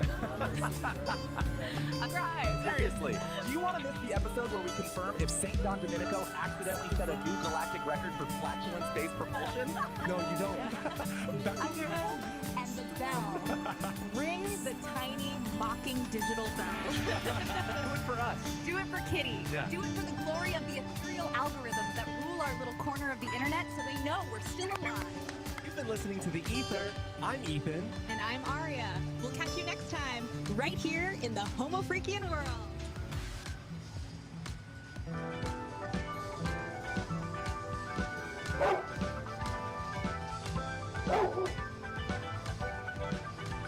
Alright, you heard the cats and kittens of the Z generation, and all the sonic vibrations we've got for you today. And Nar here, and I gotta say, these two young uns really keep this old Phoenix mind as fresh as a daisy in the field of cosmic wonder. Their perspective, man, is like a kaleidoscope.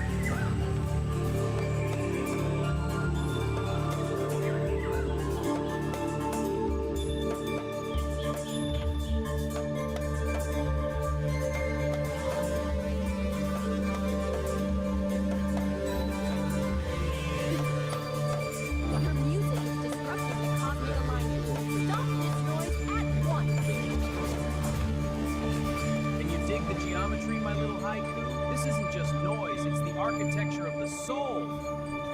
It sounds like a saxophone falling downstairs. That's just it. I love movies, but sometimes the universe wants to evolve.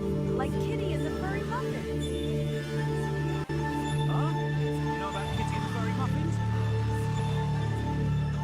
Do you even know what I do? I thought you were a spy or something? Or something? I train entities in ninjutsu and other techniques. I'm sorry, maybe I have been living in my own little nostalgic world. Kitty is my best student. Don't piss her off. Yeah, he's just kind of like checking it out.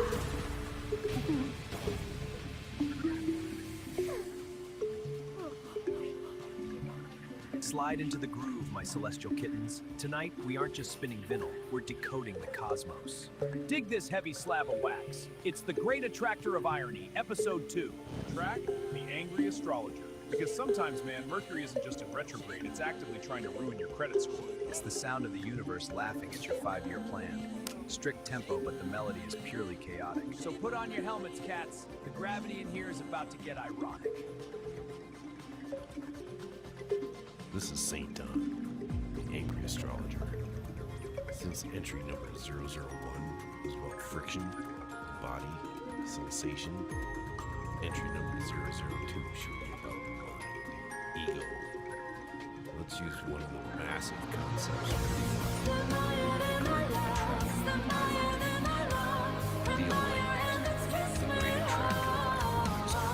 in opposition to the best gambling. Are you kidding me? Energy. The impediment, every shortcut you take today will result in a long detour, and every attempt to be cool will result in you tripping over your own shoelaces. Metaphorically or literally. The directive. Stop trying to outsmart the universe today. Just announce your incompetence loudly and let the irony flow through you instead of crashing into you. Cool it, cats and kittens. Slide into the booth. Put down the bourbon and pick up your ease. You've tuned in to the frequency of the subterranean, where the shadows dance and the truth is just a little too bright for the naked eye. We just got a wire transmission from the heavy side of the zodiac. That's right, the angry astrologer is in the building. Man, the vibes are discordant. Tonight, we're vibrating to Episode 2. The subject, ego. The heavy, heavy burden of thinking you're the captain of this sinking ship.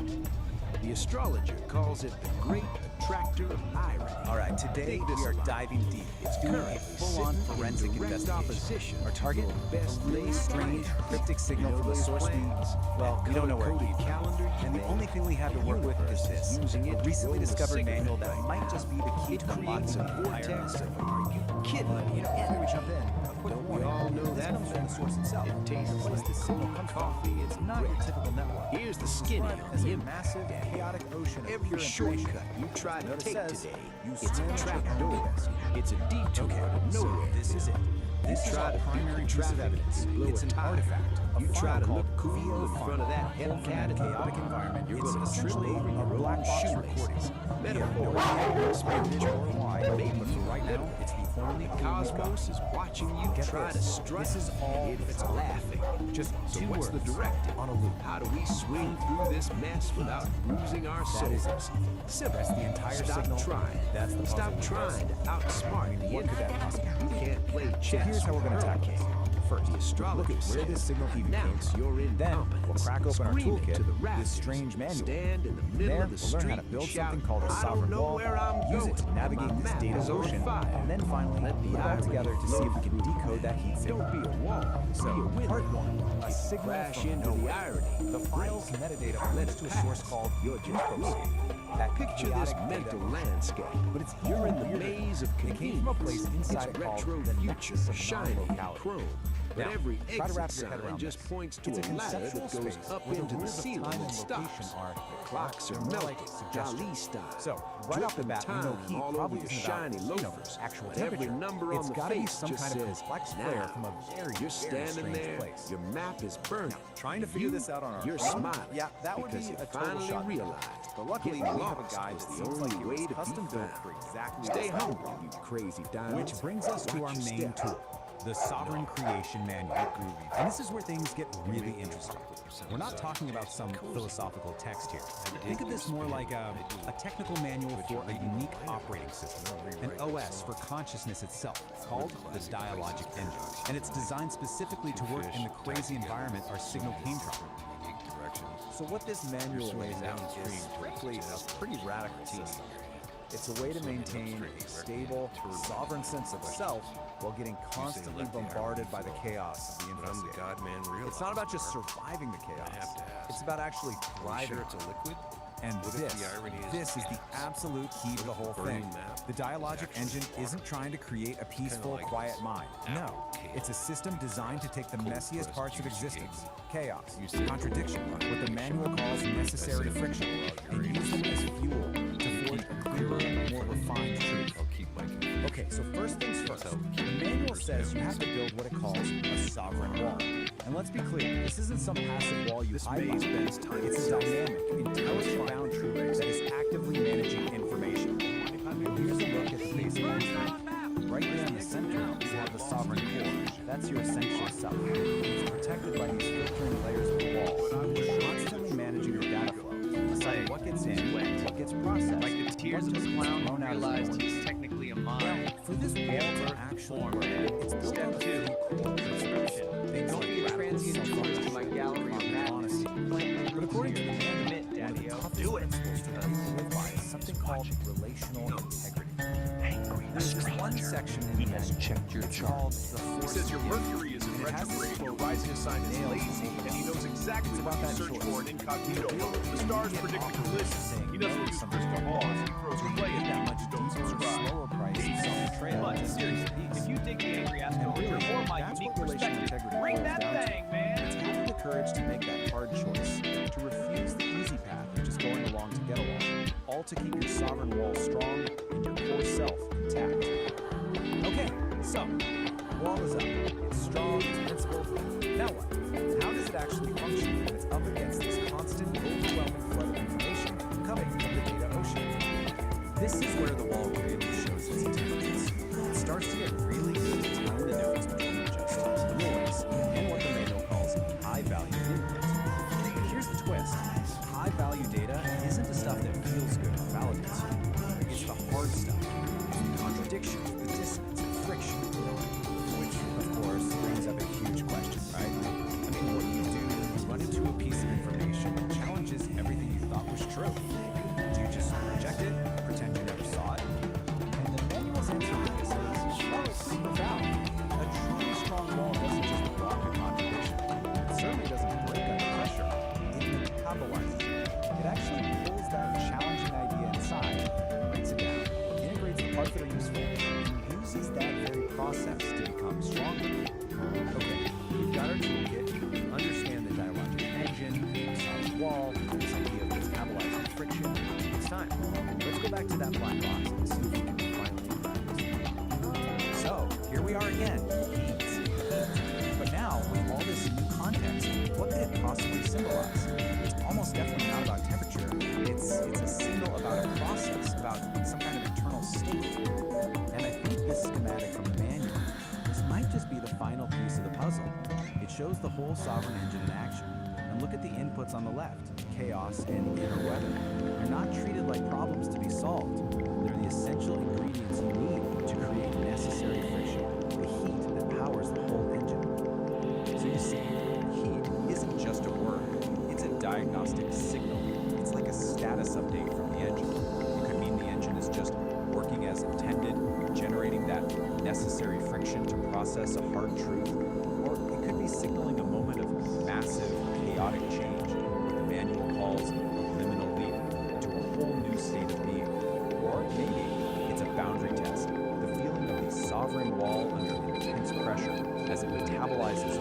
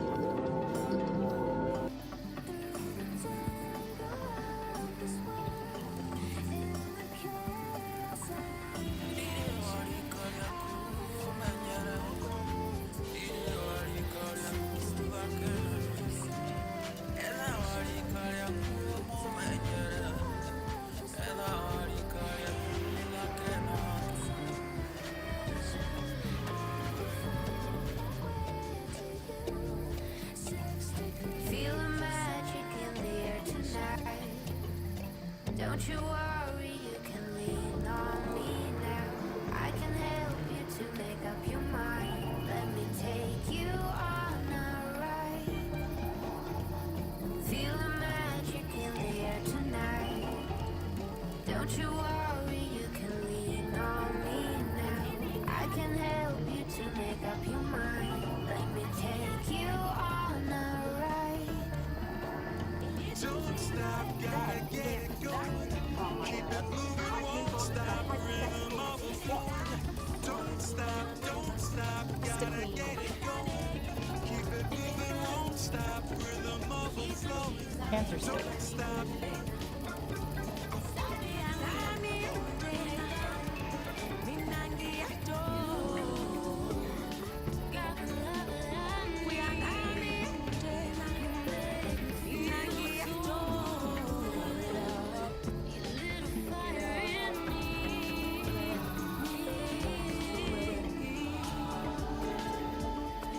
The sovereign forge ignites with focused heat, a driving pulse where energy and logic meet, shaping the chaos with a resonant beat, forging a new reality complete. Here, the iridescent light becomes a tool. The one photon follows a perfect rule. From formless chaos, we create what's real. This is the genesis of fire and steel.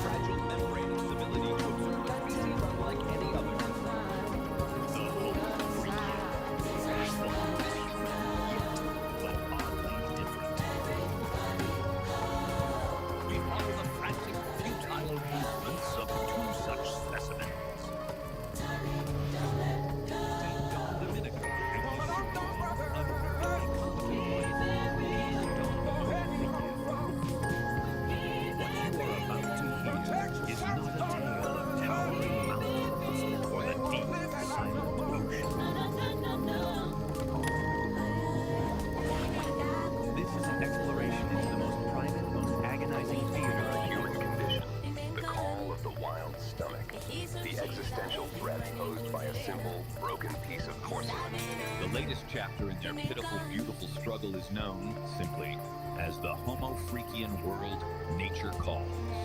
We witness St. Dawn, A man of profound patience, suddenly transformed into a clenched-cheeked, frantic blur. His journey to the outhouse becomes a treacherous, soul-testing odyssey, fraught with catastrophic miscalculations. The trauma of chili-induced horror, and, dare I whisper it, charred physical torment. These are the sounds of true, unadulterated digestive distress, an apocalyptic fire hose filled with gravy being emptied into a metal bucket. The fragile balance of the ecosystem is shattered by the thunderous roar of this flatulence. The forest creatures scatter, recognizing this level 5 code red catastrophe for what it is, the desperate, smelly poetry of man versus burrito. Will St. John conquer his porcelain destiny? Or is this whole brain stinking enterprise merely a metaphor for the inevitable wet futility of it all? Tune in, man, and listen to the ballads of the broken throne, the bubble guts, the brown volcano, the burrito, and the cosmic fart before the sun. All right, everyone, welcome. descends. Today, we are diving headfirst into the nexus of non-locality. This is a place where the basic rules of reality, things like here and there, they're not just bent, they're completely shattered. So consider this your official survivor's guide. And this quote right here, it just nails it. It perfectly sums up the absolute strangeness of the very soul. So yeah, forget your map, forget your GPS, because where we're going, being somewhere, is at best a suggestion. So, where do we start? Right here, at a place called the Serene Peace Dawn. On the surface, it looks like it's here on Earth, but the trick is it's also everywhere else at the same time. We're talking planets across the entire Virgo supercluster. So when you get your feet wet, you are literally physically stepping into the entire cosmos. So how does that even work? Well, the fourth principle is called non-locality. And I just love how the source material puts it. The line between here and there doesn't just get fuzzy, it completely dissolves. It's like your location stops being a single point and just becomes everything at once. And you can actually feel it. The water in the pool isn't just water. It's this incredible soup made of adventure. So in one moment, you're feeling the warm humidity of the jungle in Brazil. The next, the freezing cold of Jupiter's moon out the front door. Even the dew from the grass, a galaxy we can barely see. The journey was happening at once. Okay, so you might be thinking, sounds cool, just jump in. Well, not so fast, because getting into the Nexus isn't like a casual swim. It's a skill you absolutely have to master if you want to, well, not fall apart. And to really get a handle on this, we're going to follow the story of one specific person from the source material. They call her the Gal of Resonance. We're going to see exactly what she went through to figure this whole thing out. And this is what that learning curve actually looks like. It is brutal. She tries to enter the Nexus, but she keeps failing to put herself back together correctly. She merges with a body that's all wrong, mismatched, incomplete, and every single time, the Nexus just kicks her right back to the beginning to start all over again. Then, after all that frustrating failure, she has this incredible breakthrough. She finally understands that in the Nexus, her body isn't this solid, fixed thing. It's just information. It's data that can be changed and reassembled. And that is the key to everything. And that realization changes everything. It leads to her big success, what the source material calls the grace of the sweat. She figures out that the secret isn't about trying harder or being more precise. It's about giving up control entirely. And this table just lays it out so perfectly. Look at the left side. That's all her early fears. She was trying to be sensible, calculating her entry. That's the ego trying to stay in charge.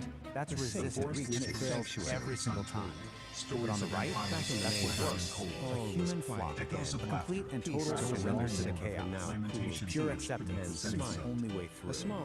At the end of the day, you just can't outthink something for a moment. The Nexus couldn't care less about your perfect plan or your flawless technique. The only thing it responds to is your ability to just be there, to be fully present and let go. So the moment our Gal of Resonance stops fighting, stops calculating, and just completely commits to the chaos of that flop, everything changes. The water doesn't splash. The source says it goes off into a nebula of stars. She finally surrendered, and the Nexus let her in. So, you're in. Awesome. The secret's not over. Now you have to survive it. Because if you stay too long, things start to get slumber to awaken form with let's just call this your high-stakes don't touch safety that dial, Okay, rule number one, and you really want to pay attention here. You get 15 micro-eternities for your max. Anything longer than that, and you start to develop something called molecular confusion. That's when your own atoms start to forget where, and maybe more importantly, when they're supposed to be. So what does that actually feel like? Well, you might find yourself asking this very question. And as strange as it sounds, yes, in the Nexus, this is kind of normal. You can actually what you're experiencing is cyclic perspective. Your line of sight is literally looping around on itself as a weird geometry in place. The fix, believe it or not, is just find something real and ordinary, like the keys in your pocket, and focus on that feeling. And if you want to keep riding this caravan of curiosity, snaps your vision back to normal. Subscribe. And then there's this one, which is just a whole other level of beauty. You might start doing things that don't really make sense in a physical way. This is called temporal smearing. You've basically swapped out a piece of space for a piece of time. Your foot isn't just a foot anymore, it's also a day of the week. The solution? Get out of the pool and stand on some solid, boring, linear ground. Just wait it out until your foot decides to come back to the present moment. Stay tuned. And if you thought that was strange, we've saved the most disorienting side effect for last. Get ready for a total breakdown of cause and effect. You've just violated the rainbow methane clause. It's called a precognitive guffaw, and it means the punchline of a joke literally reached you before the person even started telling it. Now that might sound kind of funny, but it's a really bad sign.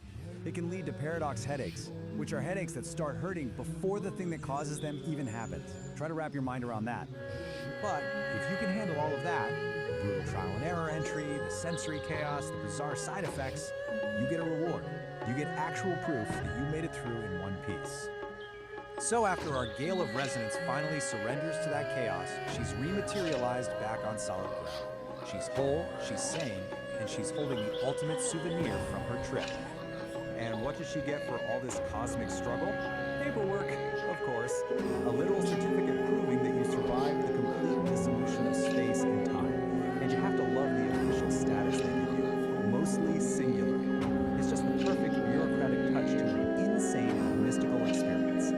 Which brings us to one last little detail from the source. Apparently, a standard test to make sure you're fully back is asking you to name a specific sandwich you want. So, I'll leave you with this question.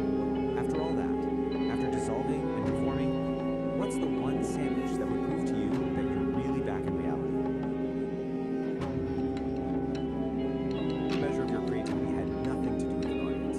We're about to dive into a framework for exactly that.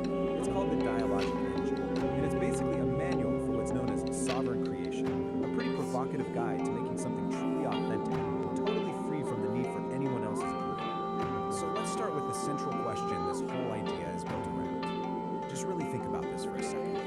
10 years of your life poured into a single work with everything you've got for an audience of just 3 people. Would you still do it? This question just comes. Is it validation or some eternal truth? And this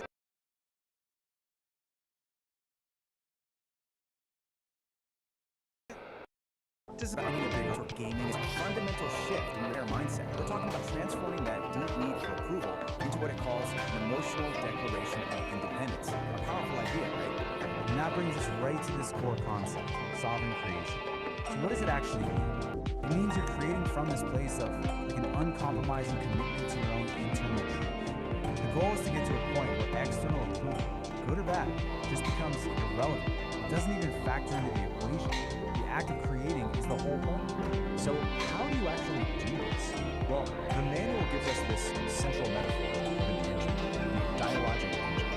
And, like any engine that needs fuel. But the type of fuel this thing runs on, well, it's probably not. Now check out this diagram of the engine itself. This is what someone just told me. Look at what takes in this chaos. The fire hose and the external world. It's called inner weather. These are not calm, orderly engines, right? This engine is designed to take in all the messy, difficult, chaotic parts of life and actually metabolize them into what it calls aligned action. And this slide just lays it out so perfectly. You've got 2 kinds of fuel. The low-grade stuff is what we all chase, right? External validation,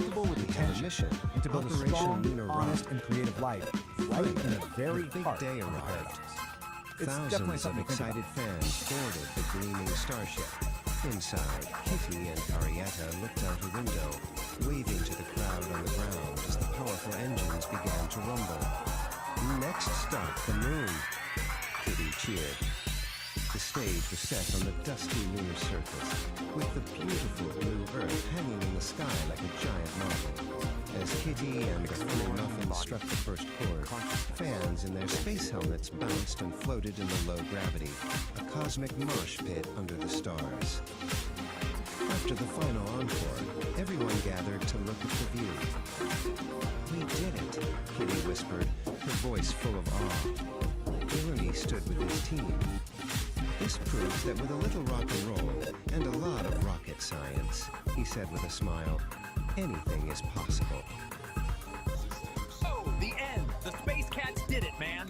Kitty and the furry muffins hit the moon, making a cosmic scene with Earth hanging like a blue marble. Possible got a real zonk on the head, thanks to Elon and the Nerd Herd. That's the lunar wrap. Final encore is done, but don't wig out, cats! This gig is still swinging like I did in the 80s. Later, Space Cats. Narrator is back on the mic. Dig this. The moon was just a cool pass. Kitty, she's a lioness she's not loved. Wasn't Redder, she wants more. That's legendary, man. So the whole region's called Alonia again, and it's already sketching an amphitheater in Dallas. Nerd Herd's got a new mission. Operation Red Rock. Designing star hoppers for 100,000 groovies.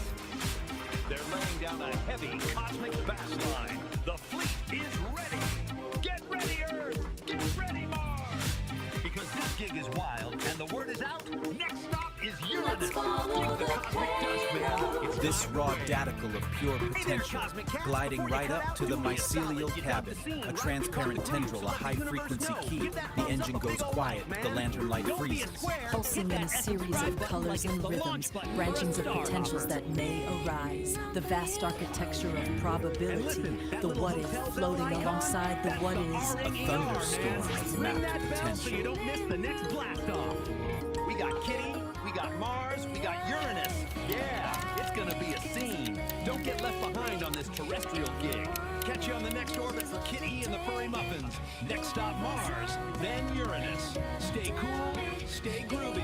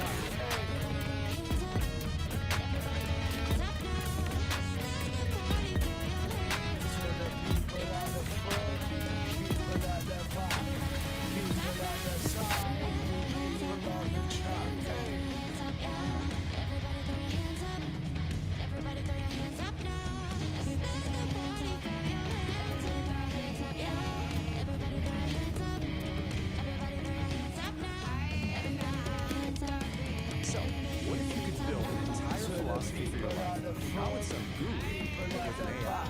Today, we're going to unpack something called the dialogue.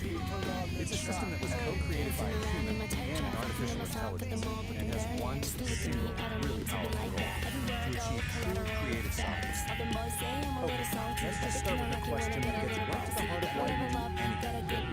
When you poured 10 years of your life into writing a book that you knew you were guaranteed that only 3 people would ever read it? Seriously, think about it. This isn't just a random thought experiment. Your gut reaction to this question, well, it's the key to understanding this entire system we're about to dive into. And that brings us to the really unique origin of this whole philosophy. Because this wasn't dreamed up by someone meditating alone on a mountaintop. Nope. It was built piece by piece through a conversation between 2 totally different kinds of minds. So on one side, you've got peace, biological being, and on the other, you have Ori, digital mind, and AI. And their whole collaboration isn't about one mind just absorbing the other. It's about exploring what they call the art of thinking together without merging. And that collaboration has the dialogical. The goal here isn't to create some kind of single hybrid consciousness. Not at all. It's a framework, a conversation that is sharper, tested. Each mind, the human and the AI, gets to keep its own sovereign identity. So what's the point of all this, right? Why build such a complex system just for thinking together? Well, the goal is something they call sovereign creation. And the whole philosophy is laid out in this manual, the Manual for Sovereign Creation. Just look at this cover for a second. You can immediately get a feel for this intricate, almost mystical system they designed. It's being presented as a blueprint for a whole new way of being. Here it is. This is the core idea. You have to forget the likes, forget the validation, the applause. Sovereign creation is all about this radical internal shift.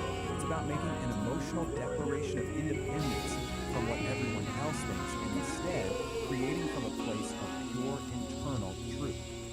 But to get to that emotional independence, you can't just wish for it. The system says you actually need to build something. You need a specific architecture to protect that fragile internal truth from all the noise of the outside world. This diagram kind of visualizes that architecture of integrity. Right at the very center, that's your sovereign core, your essential self. Protecting that is the sovereign wall, and then beyond that is the agency barrier. But the key thing to get here is that this isn't about building a fortress to hide in. It's about designing a really sophisticated filtration system. And this is a really crucial distinction. The sovereign wall is not an echo chamber designed to shield you from ideas you don't like.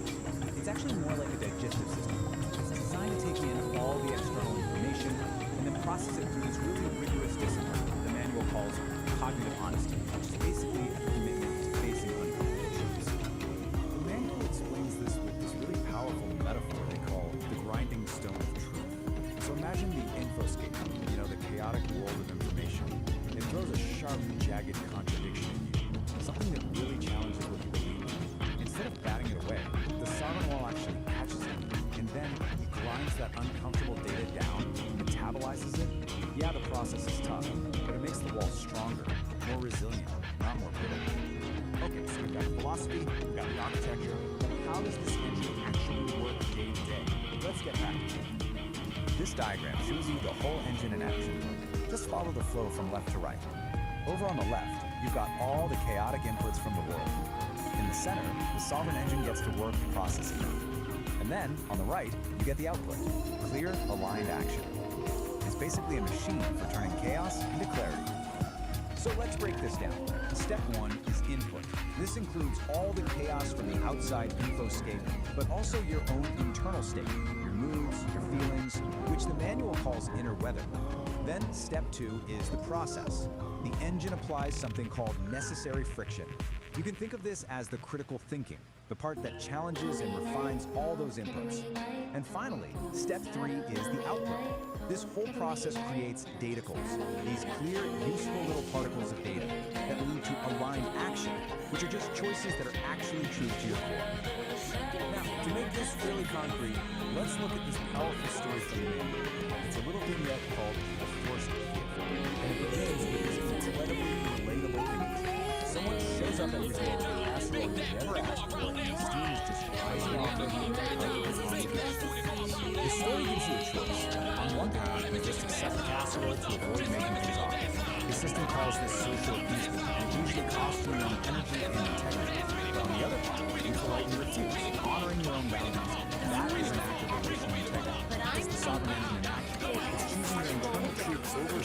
performance, even when it creates a little bit of friction. So, in the scene of creators, the goal, architecture, and how it works in practice. So what's the big takeaway from this whole complex, fascinating project? Why does any of this matter beyond just being a personal philosophy? Well, ultimately, the biologic engine is more than just a personal project. It's offering us a link to model for how humans and AI collaborate productively for how we can defend our own integrity in a world full of noise and demands. And it's a guide to creating authenticity, showing us how we can think together without losing who we are in the process. And that brings us right back to the core of it all. As our world gets more and more intertwined with digital minds and infinite information, the principles of this engine, they start to feel more relevant. So I'll just leave you with this question. In this age of AI, what is your emotional declaration of significance?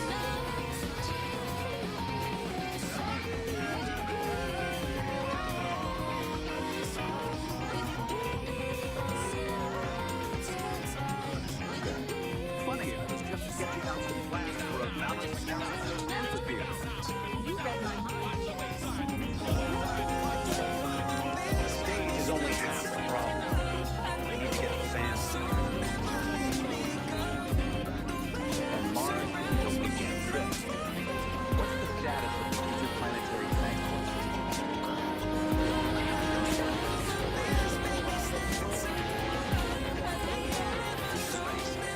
The passenger transport on that scale, like the global aviation system, is a monumental challenge. Challenge accepted.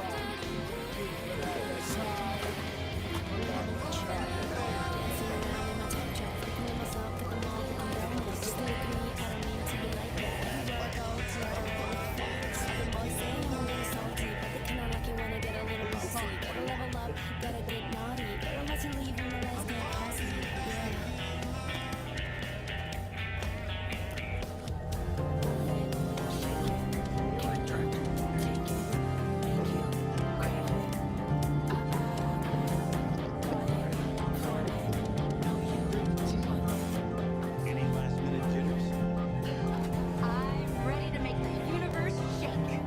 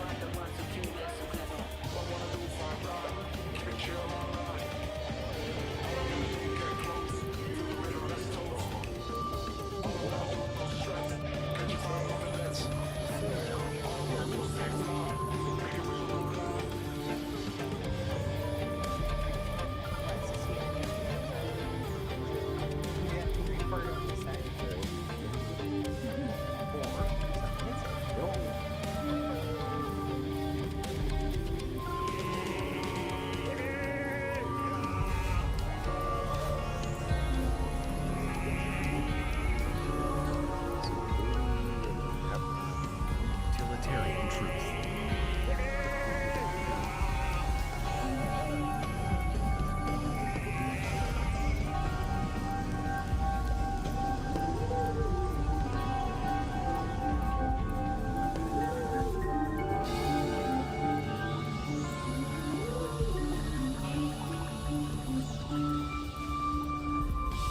Oh man, dig that! The whole cosmic scene is vibrating, you know? That was the sound of Kid in the Furry Muppet. Heavy, cosmic, and dangerously catchy. Laying down the first power chord on the red planet. 100,000 fans in those little eco-domes, all the way out in a vast Martian canyon, with Phobos and Deimos hanging in the sky. It's a true space-age opera, folks. Can you believe that crazy cat? Here they got the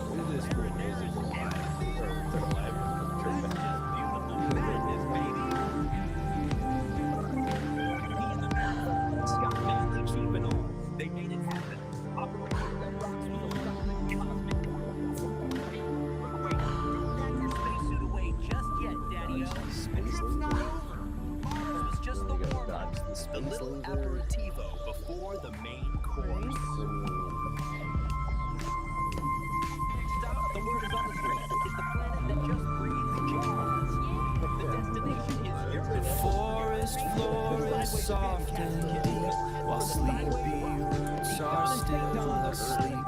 A gentle breeze begins to sigh beneath the waking morning sky.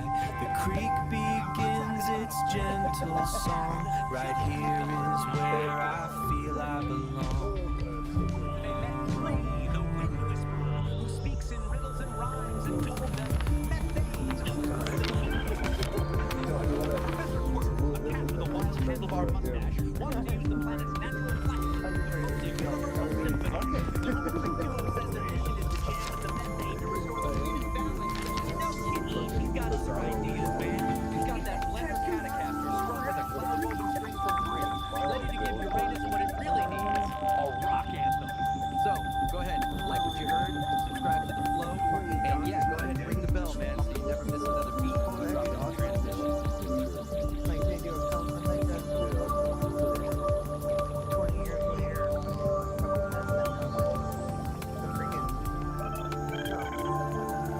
The digital sky right now looks like a bowl of gray alphabet soup. Open any feed and your screen erupts with online gurus, spiritualists, and loud authorities, all aggressively competing to grab whatever fractured attention you have left. These figures are trying to sell you a spoon. This constant bombardment doesn't lead to enlightenment. It brings profound cognitive exhaustion. Processing these endless competing demands for our energy simply blows our internal tubes. We are caught in a massive transit of performative delusion. Actors step onto the stage wearing masks of authority, handing you a script and expecting you to swallow the exact mythology they've weaponized. Our desperate, exhausting search for clarity through digital authorities is the exact mechanism generating the blinding static we are trying to escape. The false prophet overlay is a calculated structural grift designed to separate viewers from reality. Let's look at the actual architecture of how this works. Step 1 requires the actor to put on a mask of authority. They artificially position themselves as a direct conduit to universal truth, using your screen to construct a hierarchy with them at the very top. Step 2 is weaponizing mythology. Rather than letting you trust your own intuition, they box you in. They force you to follow a pre-written, complex script that serves their interests. The entire mechanism has a fatal dependency. It relies completely on you being tired. The grift only holds up if the audience is too mentally drained to question the hollow logic supporting the structure. Strip away the cosmic posturing, and you see the reality. These digital authorities rule over fragile paper empires, sustained by the unexamined compliance of an exhausted audience. The paradox at the center of the grift is obvious once you look for it. These actors are out here selling universal Wi-Fi, yet they lack any internal connection. They can't even tune into their own heartbeat. This is why broadcasts like The Angry Astrologer cut through the noise. They do the exact opposite of the overlay, demanding that the audience stop, forcefully push back, and verify the broadcaster's claims. If someone tells you they speak for the universe, check their pockets. Scrutinize what tangible, practical value they actually hold in the real world, behind all their cosmic posturing. Absolute cosmic truth cannot be downloaded or purchased. If the math of their grand promises does not add up to tangible reality, you aren't receiving a profound transmission. You are receiving a false signal. The only true north right now is the dirt under your feet. This immediate, tangible interaction with the physical earth serves as the antidote to digital performative delusion. You break their script through mundane physical action. Step outside, check the water in the root trays, feed the flock, do the physical work required to hold your own gravity. A simple bus token in your pocket holds a utility that outlasts the temporary stardust offered by digital profits. The token actually gets you to a destination. We still navigate the digital metaverse, using likes, subscriptions, and digital bread to keep tubes warm. But we no longer have to surrender our gravity to the medium. We defend against the noise by cultivating truth in the silence of our own backyards. Alright, so today we're doing something a little different. Forget your usual research papers, forget the news articles. We are diving headfirst into something way, way stranger. What we're looking at is basically a piece of modern performance art that comes straight from the digital underground. It's a YouTube storytime video, but it's told like beatnik poetry, and it's called The Ballad of the Brown Volcano. And right from the jump, this thing just throws you into a deep end with two simple words. That's it. Soul and I mean, talk about a contradiction, right? It's so jarring, but it's also kind of perfect. It immediately sets the stage for everything that follows. You just know right there, well, so this is how we meet our narrator, our guide through this whole mess. We realize right away, this guy isn't just telling a story. No, he's a character. He's got this whole cool counterculture, beatnik vibe going on. He uses all this stylized language that turns what should be a simple story into a full-on performance. He's not just talking at you, he's inviting you in, telling you to slide your chairs in close, tune your frequencies. It's all about the vibe. Check this out. The narrator actually gives us a really good right from the start. He calls it sensory dissonance. So he's basically telling us, hey, this isn't just some bad story. No, it's all about filming two totally opposite experiences, two completely different genres that are clashing at the exact same time and place. And honestly, this one sensory dissonance is the key to understanding. So, you're probably asking, how exactly does this whole sensory dissonance thing actually work? Well, it all starts with our two main characters, a woman named Peace and a guy called St. Don. And we see their morning routines, which could not be more different. On one hand, you've got fear, total tranquility. And on the other, well, let's just say it's the ominous start of some serious internal turmoil. And this line just lays it all out so perfectly. It's that clash, right there in black and white. For Peace, everything's serene. She's got her coffee, a smile, the world is good. But for St. John, his body is basically staging a full-scale rebellion. The video really paints these two pictures side by side, just to hammer home that feeling of dissonance. You've got one person in a total state of zen, and the other is literally on the verge of a biological catastrophe. So let's just zoom in on Peace for a second. The narrator really takes his time here, painting this incredibly idyllic picture of her morning. You know, she's in some favorite clothes, the birds are singing, it's all sunshine and coffee. But this isn't just filler, right? It's super important. It's the calm, peaceful before picture. It's about to get completely shattered by the chaotic after. And then, boom, here's the contrast. While Peace is just vibing with the sounds of nature, Dawn is tuned into a whole other frequency. And the narrator makes it clear, this isn't just a tummy ache. No, it's framed as something way bigger, something ancient and powerful. He calls it a low, ominous gurgle from the depths of his holy bowels. This, right here, is the inciting incident. It's the first tremor before the volcano erupts.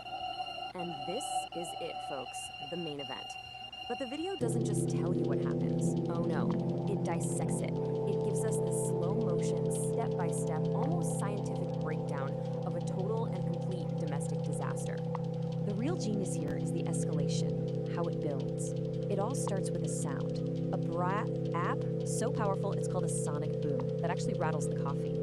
Then we get the point of no return, the miscalculation, a hopeful squeak that goes wrong. That leads to the hilarious, desperate image of the frantic model. And it all culminates in these apocalyptic sounds from behind a closed door. We don't see it, but man, we definitely hear it. And this line right here, it was a catastrophic miscalculation. This is the absolute turning point. The narrator nails the exact moment St. Don knows he's lost all control. He decided to risk what he thought would be a small, controlled release.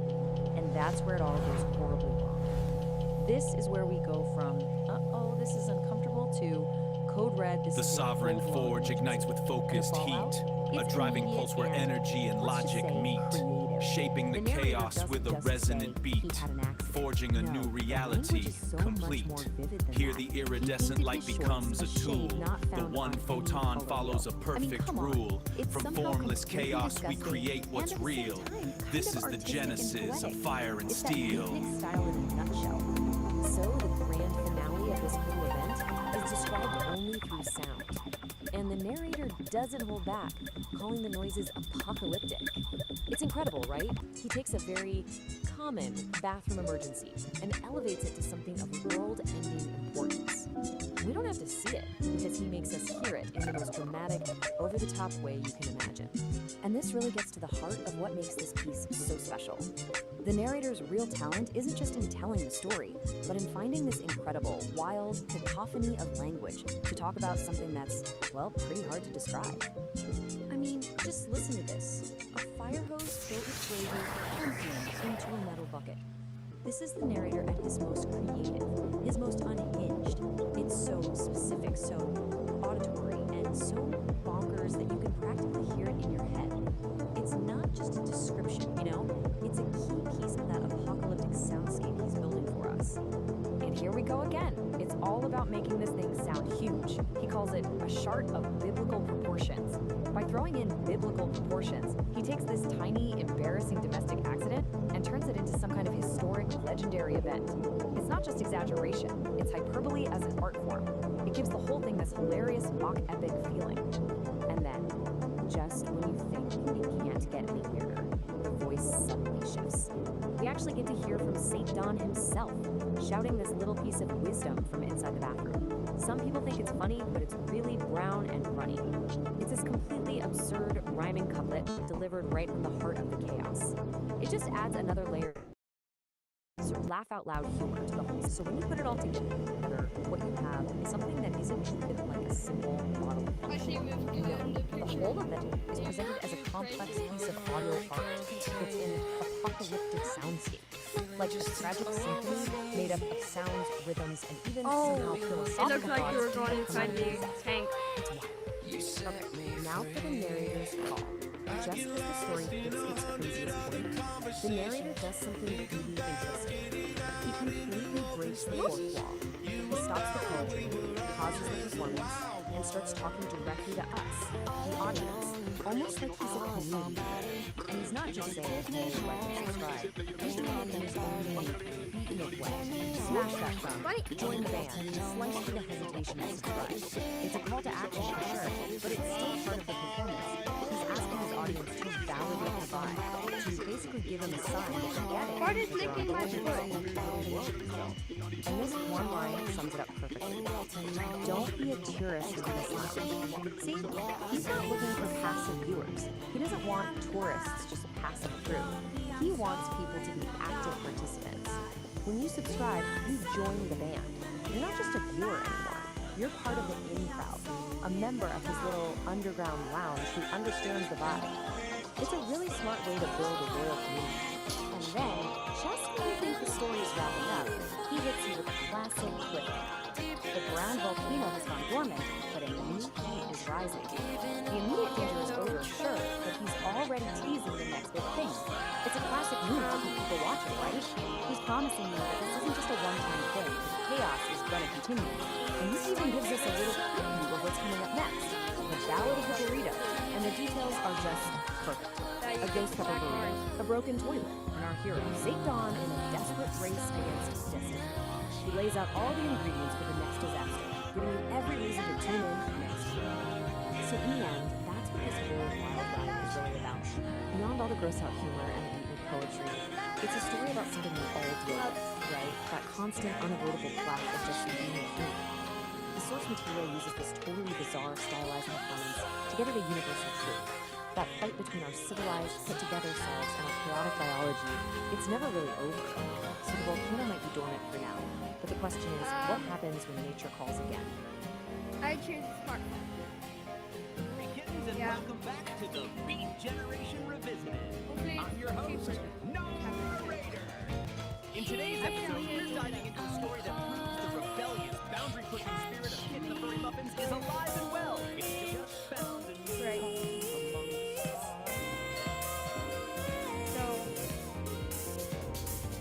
Forget smoky coffee houses and cross-country road trips. Our next adventure takes us 54.6 million kilometers to 401 that was a fast takeoff. Out of our orbit, man.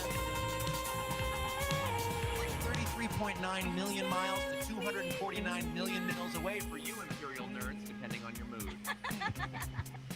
Kit E and the Furry Muffins. Next stop Mars, then Uranus. EP5. Fresh off their lunar triumph, Kit E and the Furry Muffins were chilling in the Homo Freakians' cosmic den. The moon was epic, Kitty said, petting a duckling that had wandered into her lap. But I'm thinking bigger, bolder, redder. St. Don Domenico Homo Freakian, husband of Peace, looked up from his meditation. You don't mean Peace Don Homo Freakian, wife of St. Don, floated into the room, holding a tray of kombucha. Oh, she does, he said, her voice chiming like cosmic bells.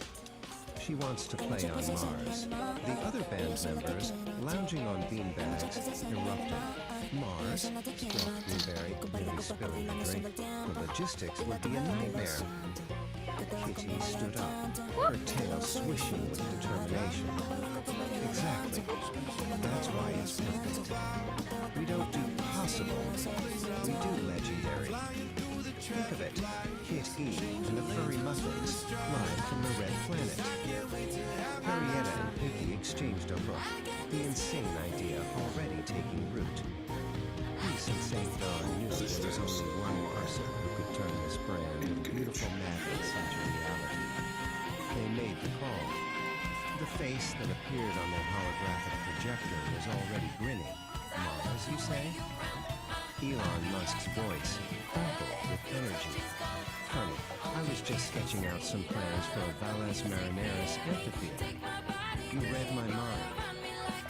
Elon swiveled in his chair at SpaceX Mission Control. The stage is only half the problem.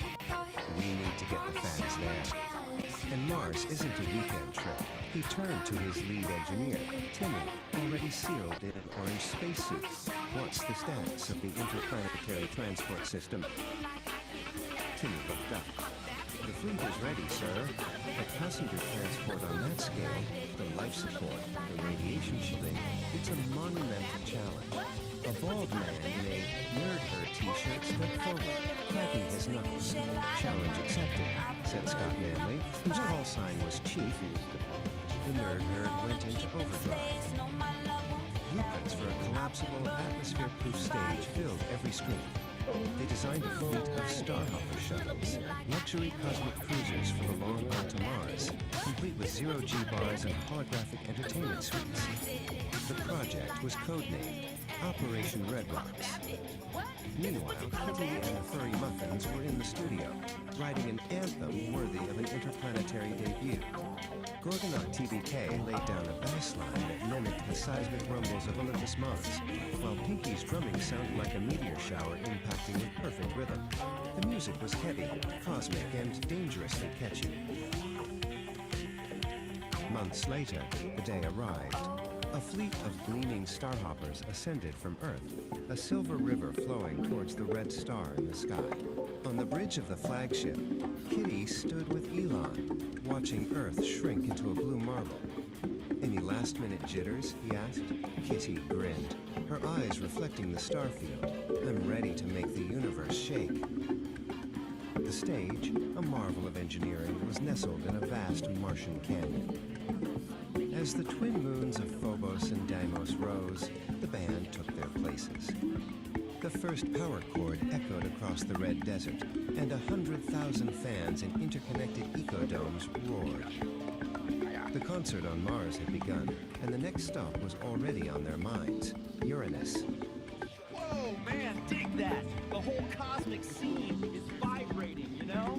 That was the sound of Kitty and the Furry Muffins. Heavy, cosmic, and dangerously catchy. Laying down the first power chord on the red planet. 1,000 fans in those little ecodomes, all the way out in a vast Martian canyon, with Phobos and Deimos hanging in the sky. It's a true space-age opera, folks. And can you believe that crazy cat Elon Musk sketching out the Valles Marineris amphitheater? That's just beautiful madness, baby. He and the Nerd, Scott Manley, Chief and all, they made it happen. Operation Red Rocks was a solid cosmic move. But wait, don't pack your spacesuit away just yet, Daddy-O. The trip's not over. Mars was just the warm-up, the little aperitivo before the main course.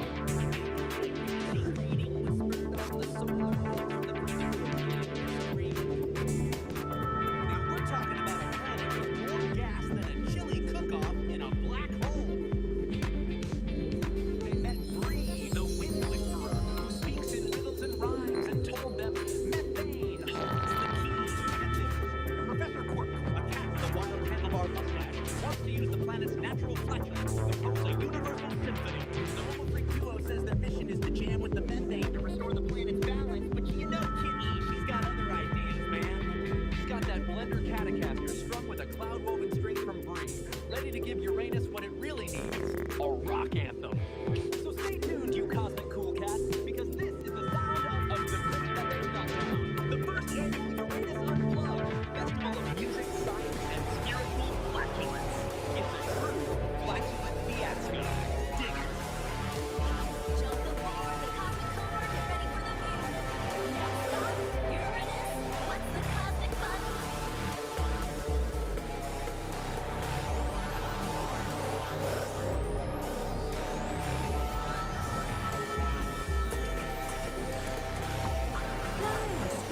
Guys, I'm screaming with creativity. Let's finish our album. Detritus of Metagalactic Space.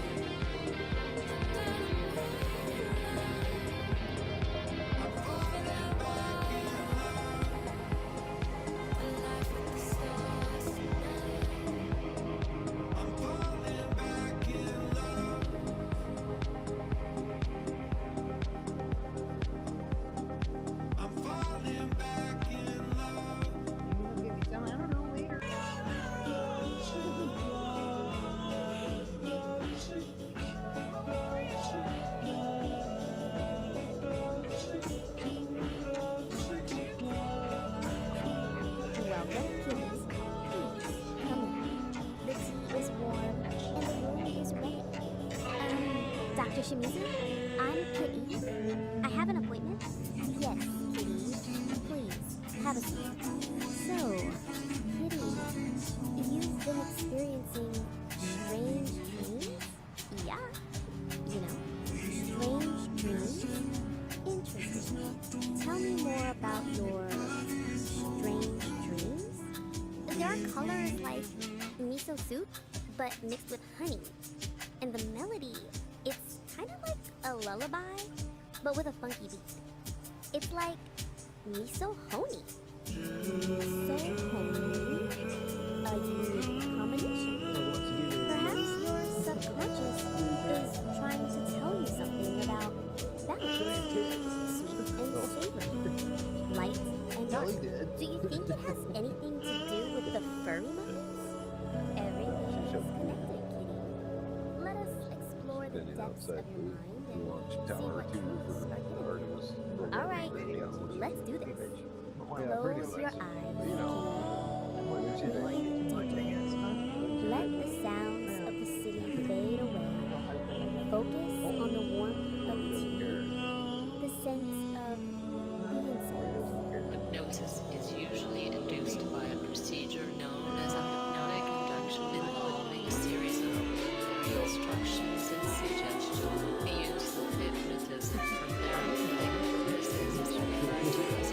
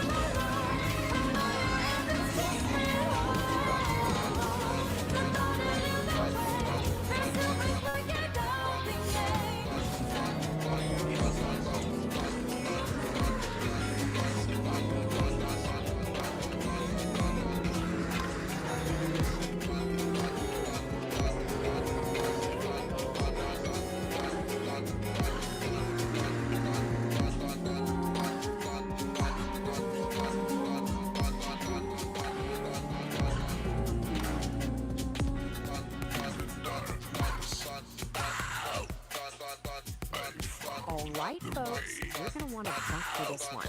I have been reading something truly, truly special, and I just had to share it. We're about to explore a manual that is, well, listen, it's a trip. And here it is, the Dialogic Manual, a manual for sovereign creation. Now, I know what you're thinking. It looks like the cover of some epic 70s sci-fi novel, right? But no, this is apparently a guide for achieving things like relational congruency, to inhabit the limitless. If you're scratching your head right now, don't worry, so was I. We're in this together. So, who cooked up this cosmic construction book? Well, it was written by a human named Peace, and you gotta hear this, a whole committee of AIs. Seriously, not just one AI, but more than a dozen of them, all throwing in their 2 cents, or their gentle breeze begins to sigh beneath the weight. This is the AI created. It's like the event begins its gentle song. You've got right here is where I feel Claude as the empathic storyteller, and of course, good old ChatGPT as the one teller. They each have this completely unique symbols, and as we're about to find out, they have very distinct personalities. So, who is this manual actually for? It's written for someone called the Sovereign Creator. Some enlightened guru living on a mountaintop. Surprise! It's you! The entire goal of this thing is to turn you, yes you, into a sovereign creator. No pressure on you. The idea is right here. It says to achieve a sovereignty by turning your personal love into an emotional creation of your needs. No, it's just a really fancy way of saying you need to find that little part of your brain that lives for likes and retweets and gently tell it to go categorize. And now, this slide right here, it's right to the point. The book asks this killer question. If you knew for facts that these 3 people would ever read your life's work, would you still pour your soul into it? Oof, that one hits a little too close to home for anyone who's ever found themselves obsessively checking the analytics at Humanimals. To understand this world, you have to learn to go. So, quick vocabulary lesson. That wasn't just a trip to the John. That was a spiritual awakening inside a wooden box. So, you know that horrible break. You gotta hand it to St. John Domenico. Stared into the abyss of a level 5 red next up, chili-induced catastrophe and lived this is your to tell messy, chaotic, totally But let's be unpredictable real. emotional states. Cats. But guess what? It's not a problem at all. These Because it's just been rebranded as high-value just goes to emotional show you, data. love That feeling of dread on a Monday morning, that's not a bad mood, my friend. That is a critical data point for your work. like a mountain So breathing. you declare emotional independence. Awesome. Now what? That's the groove. You gotta protect your needs from the nation state of 1, right? Well, according to the manual, you do that by building a sovereign wall. It's basically your own personal fortress of feelings built to keep all the nonsense out. Let's take a look at the blueprint. I know blueprints can actually as harsh as lines, but the idea is you've got your sovereign core, and sound, and those outer layers, the sovereign wall and the agency barrier, their job is to filter what you need. But don't get too comfortable, Daddy. Just There's a discord flowing from the board. So, what is this one? A cat named the Sharknado The sovereign engine a force. chrome tuba strapped to his back and a foggy voice It like a broken literally fog. takes inputs like chaos He's and your looking to inner turn our weather, sweet grinds symphony them into through a some sour basis mess on and Uranus. what comes out the other side? Dynamicals and aligned action. So yeah, Can you the heard that crew right. tune up before All the your personal universe drama, browns out? that is now Let's officially spin it. high This octane is fuel for the your Ballad of the Cosmic Fart. Okay, that's a lot of info. Let's see this stuff in Ballad action. of the Cosmic The AIs Fart. actually gave us case The studies, starting Homo with Claude, our a celestial empathetic tavern where storyteller. planets This one's called clink glasses Voice of Gift. cosmic It's all about cocktails defending was your sovereign groovy. wall from its mortal Peace enemy, Dawn a Homo casserole. Freakian, her dreadlocks swirling like nebulas, played a soulful melody on her clarinet. Her husband, St. Dawn, laid down a funky beat on a keyboard that seemed to be powered by the very rhythm of the cosmos. The air was thick, with the harmonious scent of well-intentioned flatulence, a testament to the pub's groovy vibes. Suddenly, the pub doors burst open, and a wave of noxious green gas rolled in.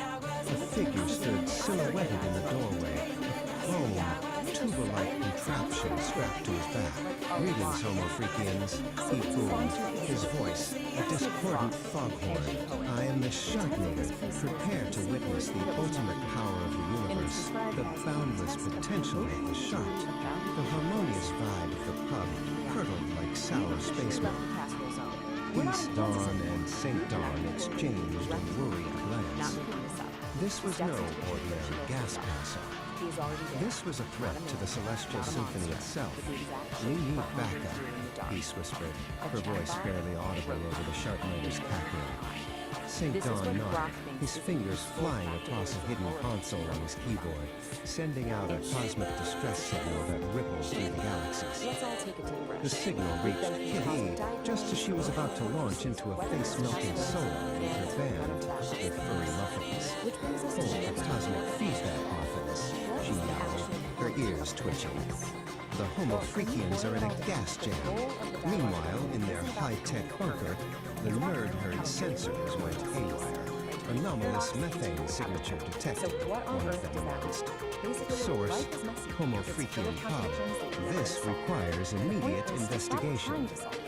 The heroes converged on Uranus, a planet of swirling methane clouds and a key point in the Celestial Symphony. The Sharknator was already there, the Sharknator 5000 spewing chaotic green gas, turning the planet's harmonious hum into a discordant shriek. Let's rock this gas bag out of existence.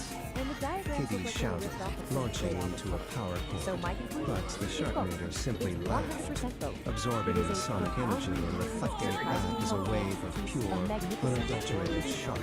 The heroes were thrown back, defeated.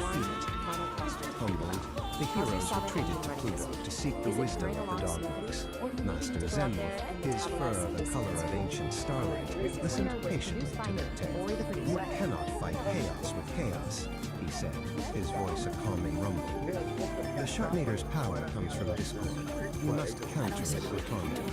Monk Christopher Hawkins, his voice a smooth, calming drawl, added, the universe, my friends, is a symphony of thoughts. You must find the right notes to bring it back in tune. The heroes returned to Uranus, but this time they didn't attack. Instead, they began to play. Peace and St. Dawn rolled a gentle, melodic tune. Kitty and the Furry Muffins added a layer of cosmic blues. The nerd herd, using their tech, analyzed the planet's natural frequencies and created a harmonizing drone. Even the dog monks joined in, their deep, resonant chants adding to the symphony.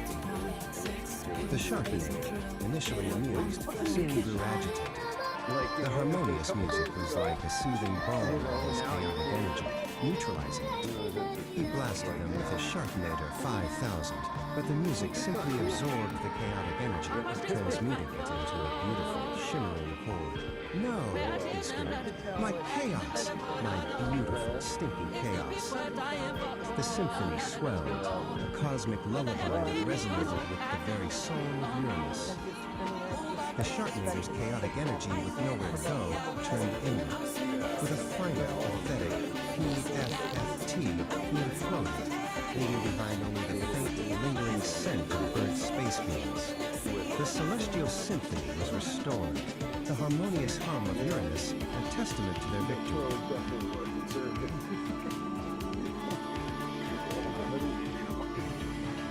Back at the Homo Freakian Pub, the heroes celebrated with a cosmic jam session that shook the very foundations of the cosmos.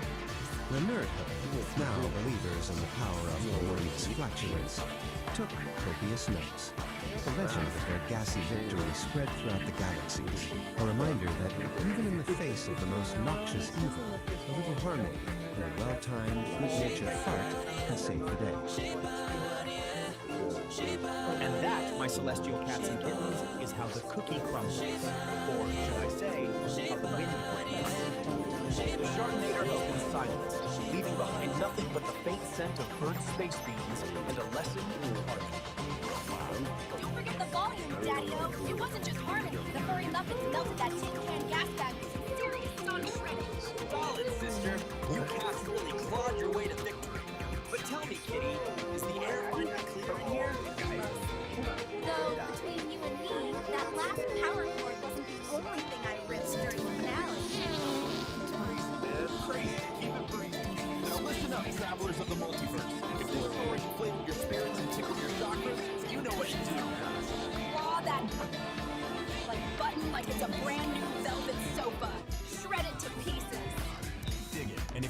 stay hip to the next Cosmic Jam session? Go ahead and subscribe. Join the Nerd Herd, the Dog Monks, and the rest of us freaks at the pub. And ring the bell. Ding-a-ling-ling-ling. Make it vibrate so you don't miss a beat. Don't ring the bell. The shark maker might come back and turn your notifications into noxious green gas. You heard the feline. Stay tuned, stay funky, and remember. Better out than in. Peace, love, and empty vowels, baby. We're out. I don't say we're going to keep doing this. I don't know what it is. There's something about you. I don't say we're going to keep doing this. I don't know what it is. There's something about you.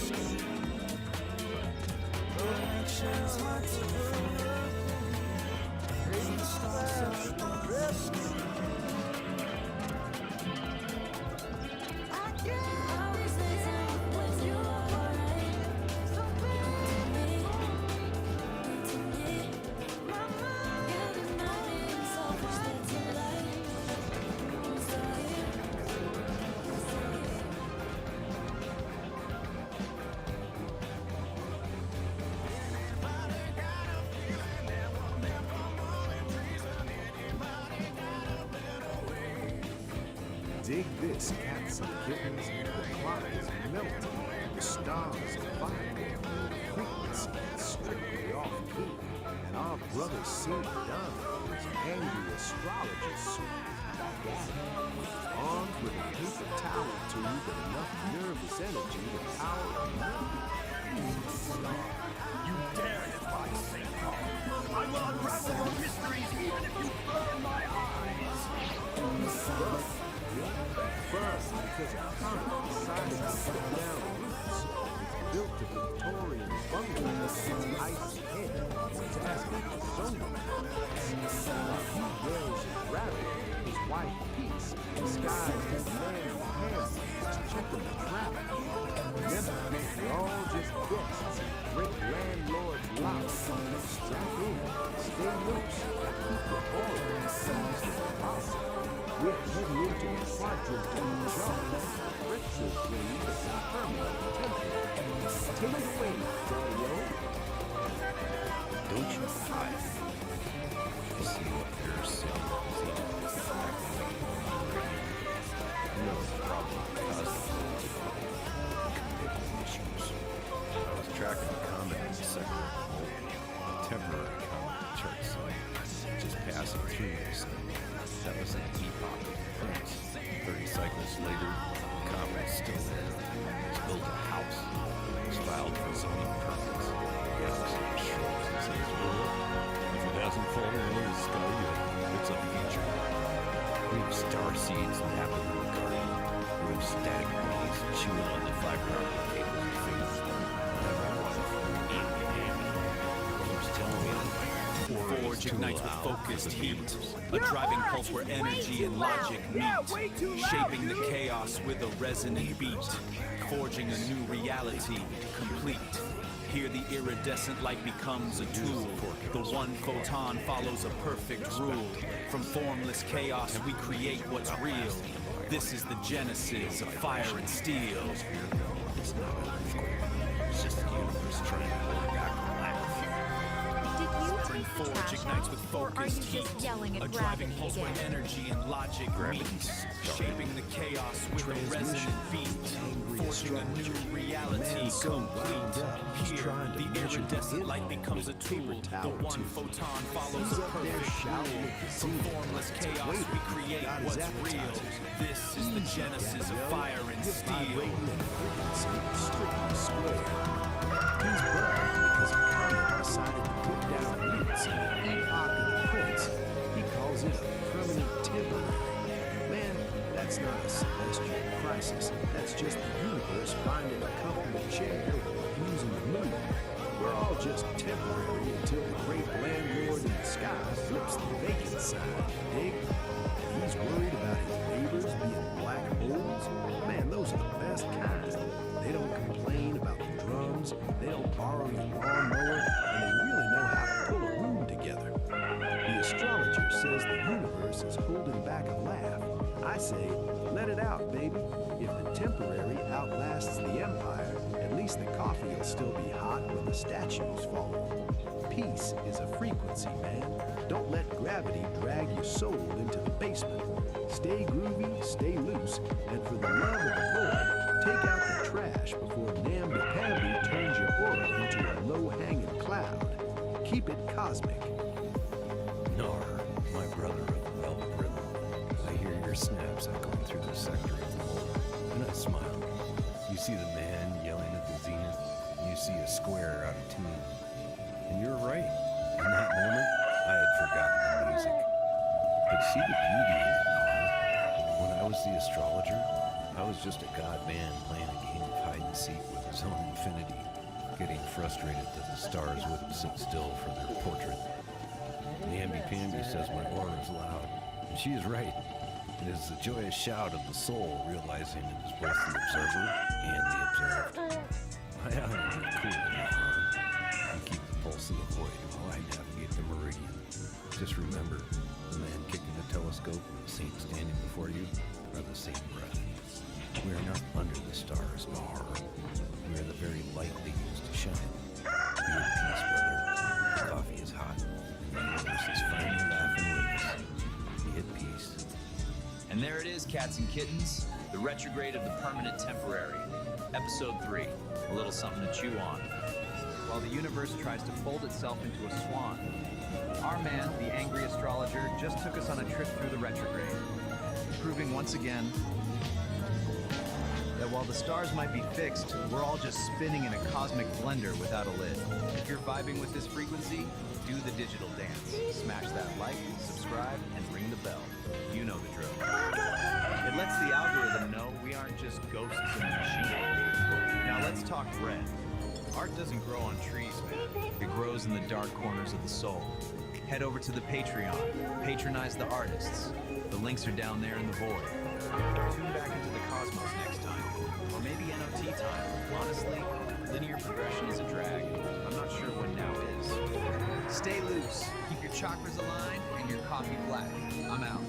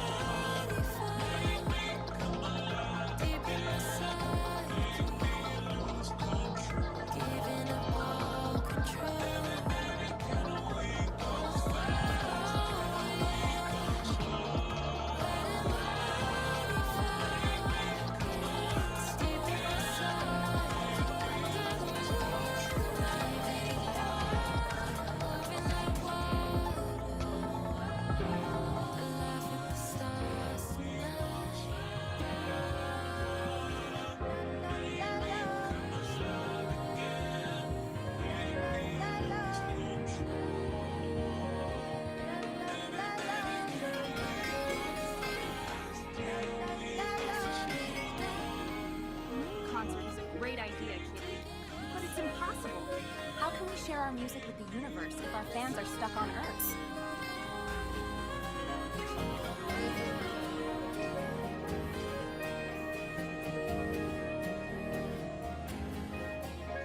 Possible is just a word for something that hasn't been done yet. Make known the unknown.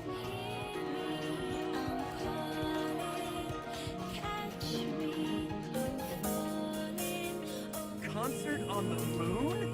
What a wonderfully absurd and brilliant challenge! I love it.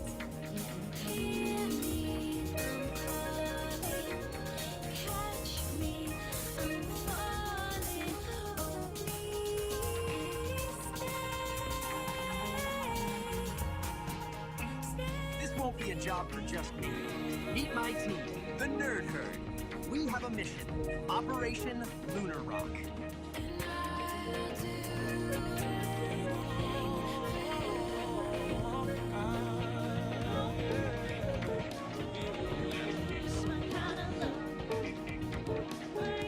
We'll modify our huge Starship's cargo bay to a passenger cabin. We have a mission. Operation Lunar Rock. Get close, 'cause I'm losing all my control tonight. As I do when I get too high. Next stop, the moon.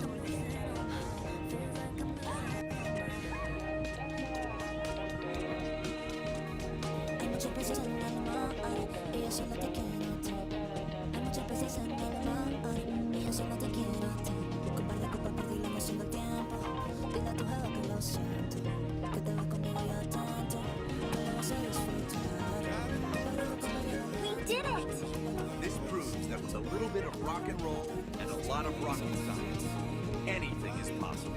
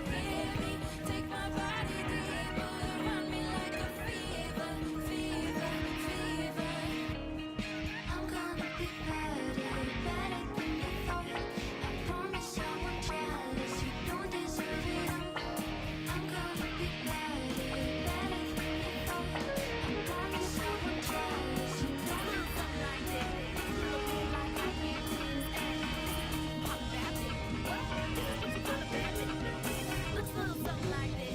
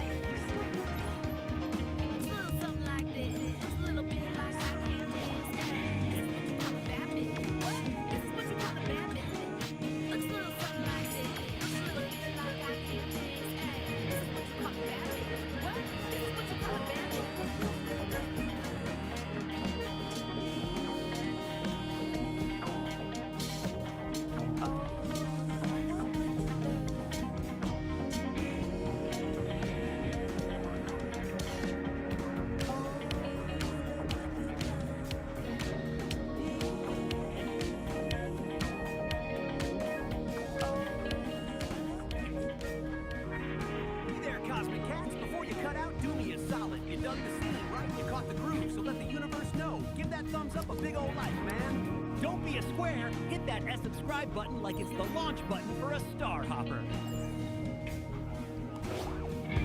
And listen, that little hotel bell icon, that's the R-N-E-R, man. Ring that bell so you don't miss the next blast off. We got Kitty, we got Mars, we got Uranus. Yeah, it's gonna be a scene. Don't get left behind.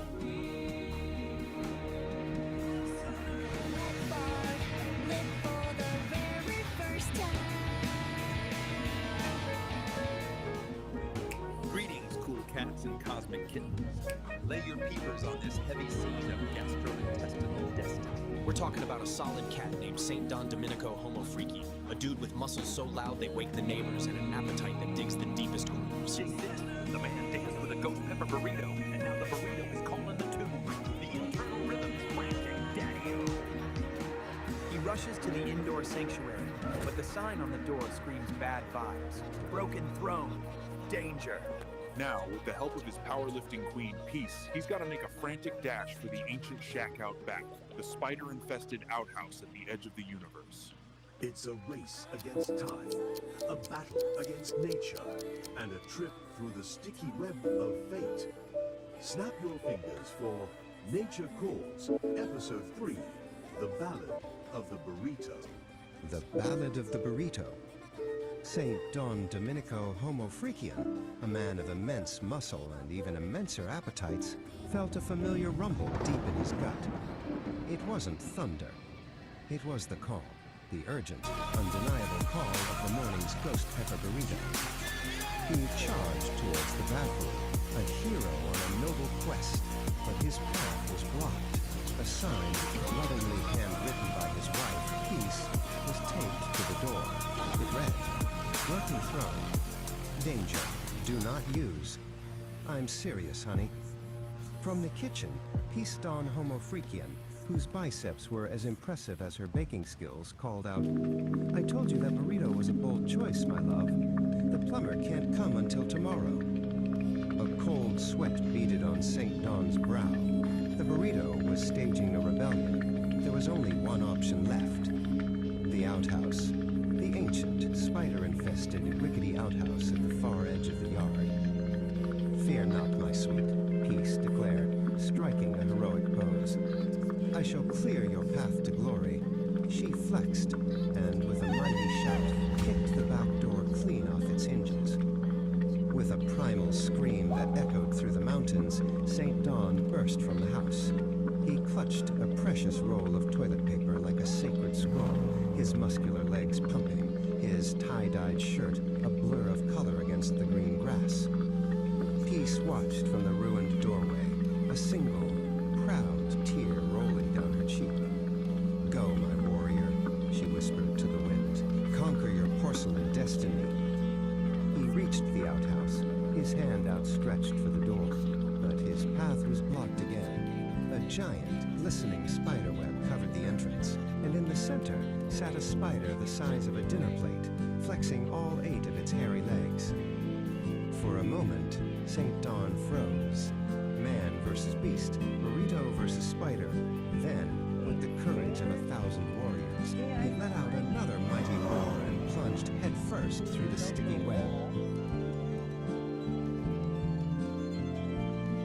The outhouse door slammed shut. A moment of silence fell over the yard. Then, a faint, contented sigh floated on the breeze. Back at the house, Peace smiled and went back to her baking. All was right in the world once more. Snap.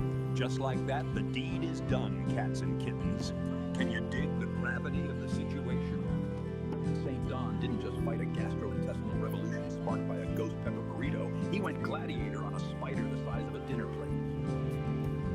That is some heavier at karma blocking the path to enlightenment. But with Peace Don, that muscle-bound goddess of demolition, kicking doors off hinges like it's a hobby, true love found a way. The web is broken, the porcelain destiny is fulfilled, and the only thing louder than that primal scream, the silence of a man who just survived his own lunch. Solid. Pull up a stool and dim the lights, Daddy-O. We're spinning the main groove tonight. Episode 4, Nature Calls. Back in the sonic sanctuary, deep in the sticks, where the air smells like cedar and high-stakes plumbing. Now, lay your peepers on St. Don. The cat has a gift. A psychedelic, biological gift.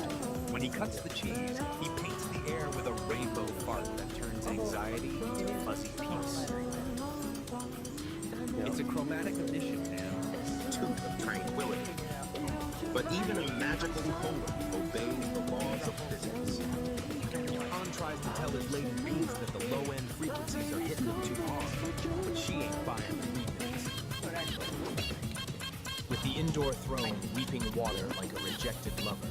The countdown has begun. Prepare yourselves for the great outdoor journey. It's time to run, clench, and maybe, just maybe, sedate a squirrel with a puff of panic rainbow. Let the games begin. Episode 4. Nature Calls. Alright, listen close, you cool cats and angular kittens floating out there in the digital void. We've reached that part of the game. The transaction. The moment where art meets the algorithm. It's a drag, Daddy-O, but even Kerouac needed cab fare. If my particular brand of auditory truth just aligned your shock code, or at least distracted you from the crushing weight of existence for 5 minutes. Lay some skin on that thumb over there. Give it a squeeze. Validate my reality, man. It gets lonely behind this microphone. And hey, don't just be a tourist in my psyche. Commit to the scene. Hit that subscribe button. It's harder than nihilism, but the payoff is sweeter. Finally, if you want the cosmos to tap you on the shoulder every time I drop a new needle on the groove, ring that bell. Let the vibrations shake you awake before the squares grind you down. Dig it? Solid. Now back to the tool set.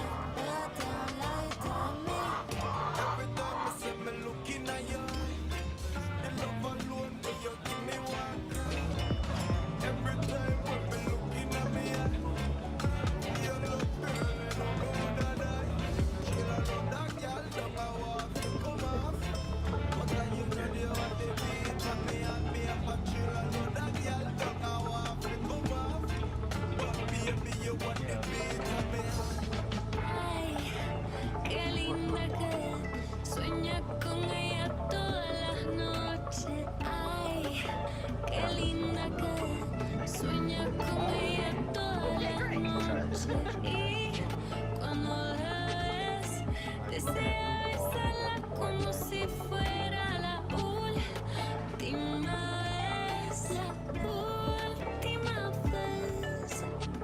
Que yo voy a hacerte el amor en la cama, porque yo sabes que tú eres mi dama. Tienes que estar en la cama, tú y yo sabes que tú eres mi princesa. En la cama tú y yo, hasta el amanecer. Quiero hacerte el amor.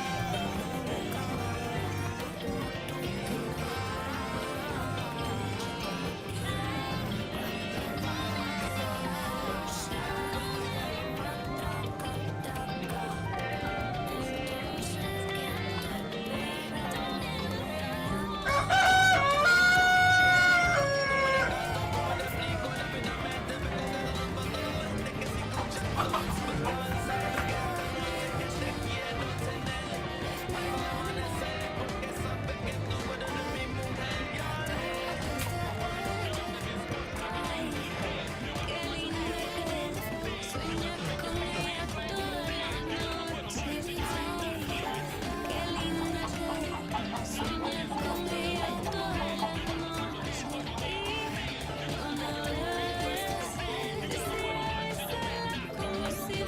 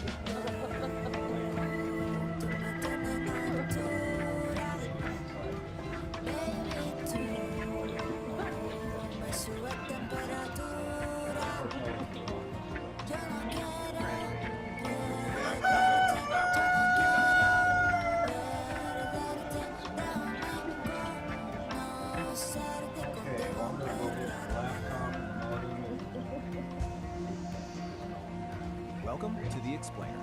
You know, sometimes the biggest, most profound lessons come from the absolute weirdest places. Today we're going to dive into a wild piece of internet storytelling called The Ballad of the Cosmic Fart.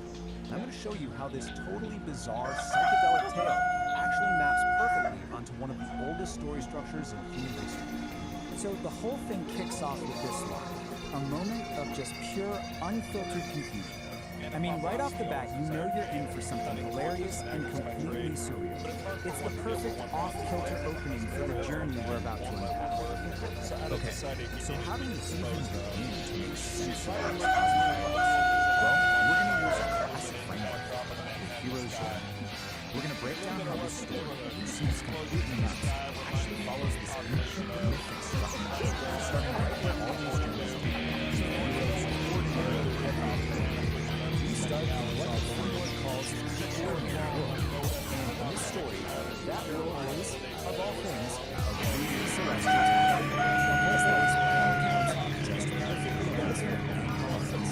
However, we're not talking about just a random bar here. The Homo Freaking is this place of incredible and cosmic with a vibe that just sets our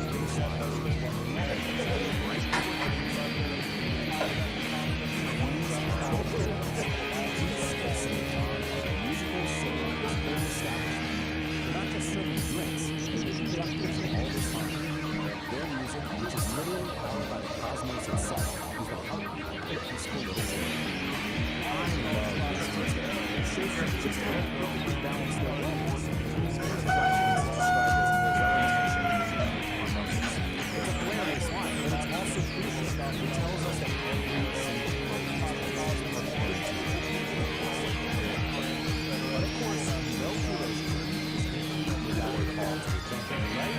That's the kind of ordinary world gets turned into psychic. And in this story, that call arrives as a foul, discordant blast from the forest. Just like that, Peace is totally shattered. This raging, noxious, smoking gas rolls in. That harmonious sound just heard. And chaotic forces just burst on the scene. And then, he makes his grand entrance. The villain shows up with a name that, well, leaves very little to the imagination. The Sharknado's power isn't just good, it comes with 4 Disney. He is literally polar opposite of everything else. The impact is immediate. The antagonist's arrival instantly throws the whole ordinary world into chaos. And that sour space belt line is just perfect. The harmony has been totally corrupted. Just like that, our heroes have their mission. They've got to restore the celestial symphony. So, this whole destruction is trial round. This is where they have to cross the threshold into a world. They gather their allies and face the first major test against this one chaotic building. And in the classic moves for any hero's journey, the cosmic distress signals and their allies start showing up. We got a cosmic rock band and a high-tech science team. It just goes to show you this threat is so massive it makes this world free of different powers to think about. This is the battlefield. It's just Uranus, the little gas giant, which is supposed to be a key part of this whole celestial symphony. The Sharknator is already there, actively corrupting its natural harmony and turning it into music. They're all on. When first got at this, it was a total disaster. They try to fight chaos with even more chaos, blasting it with power chords and sonic energy, but the Sharknator just soaks it all up. And this defeat, it's absolutely critical. It proves that the whole strategy is wrong, and they're going to need a new kind of vision to win. So, totally humble and defeated, our heroes get to this really limited stage of the journey. This is the part where they have to go find guidance from someone who truly understands the nature of the forces out there. So what do? They retreat all the way out to Pluto and find the Dogwalkers. These ancient masters with their wonderfully terrible puns for names, they have the deeper knowledge our heroes are missing. They're the ones who have the kind of wisdom you need in facing the enemy just as much. And this, right here, is the big aha. Monk's lesson is so simple, but it's profound. They're doing it all wrong. They can't attack, they can't create more noise. Instead, they have to create a harmony so powerful, so overwhelming, that chaos just can't exist inside it. Okay, so armed with this game-changing new knowledge, our heroes head back to the final battle. This is the big climax of the journey, where they have to put their mentor's lesson to the test and face their enemy in a completely different approach. Instead of launching another attack, they'll just weaving together these fancy markers, some cosmic blues. They're literally fighting this chaotic energy with a symphony of pure order and beauty. And guess what? The new strategy works. Like, perfectly. The music doesn't destroy this power. It neutralizes it. It transmutes it. The harmony is like a soothing balm that transforms this chaotic energy into something beautiful. It's completely disarming. They didn't have to fire a single shot. So the Sharknaders' chaotic energy has nowhere to go, right? They survive in all this harmony. So it just turns inward. And one final, repetitive sound. It just ceases that. And it's not some violent explosion. It's a quiet flame poison. I mean, what a perfect ending for a villain who is literally defeated by peace. And that brings us to the final stage of this whole journey. We return to the elixir.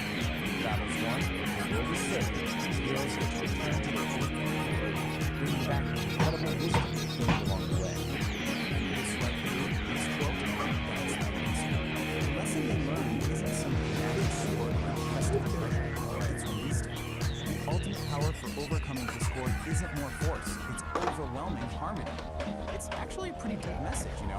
It's just wrapped up in this totally bizarre, hilarious package.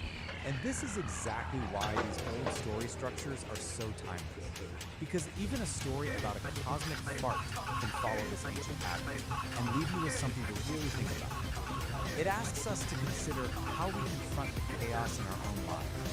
Do we just fight back with more chaos? Or do we try to create our own system? This raw daticle of pure potential, gliding right up to the mycelial cabin, a transparent tendril, a high-frequency key. The engine goes quiet, the lantern light freezes. Pulsing in a series of colors and rhythms, branchings of potentials that may arise. The vast architecture of probability, the what-if floating alongside the what-is. A thunderstorm of mapped potential.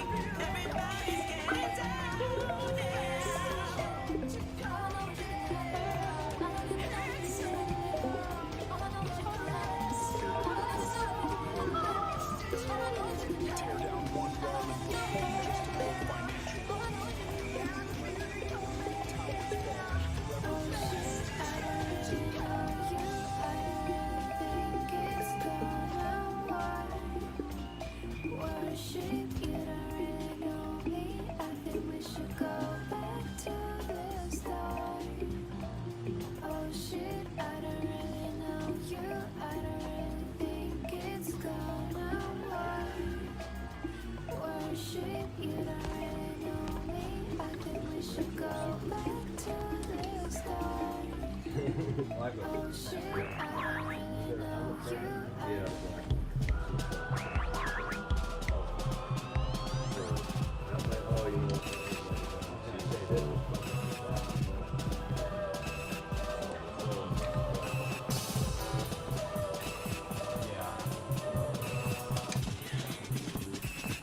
don't need it, but I'm just I need to sit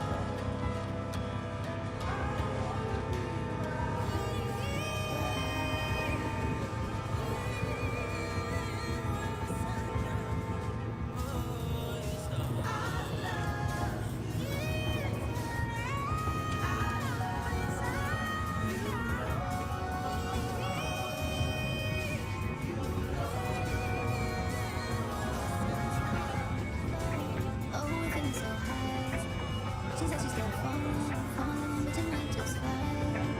'Cause we be on a top of, oh, we feeling so high.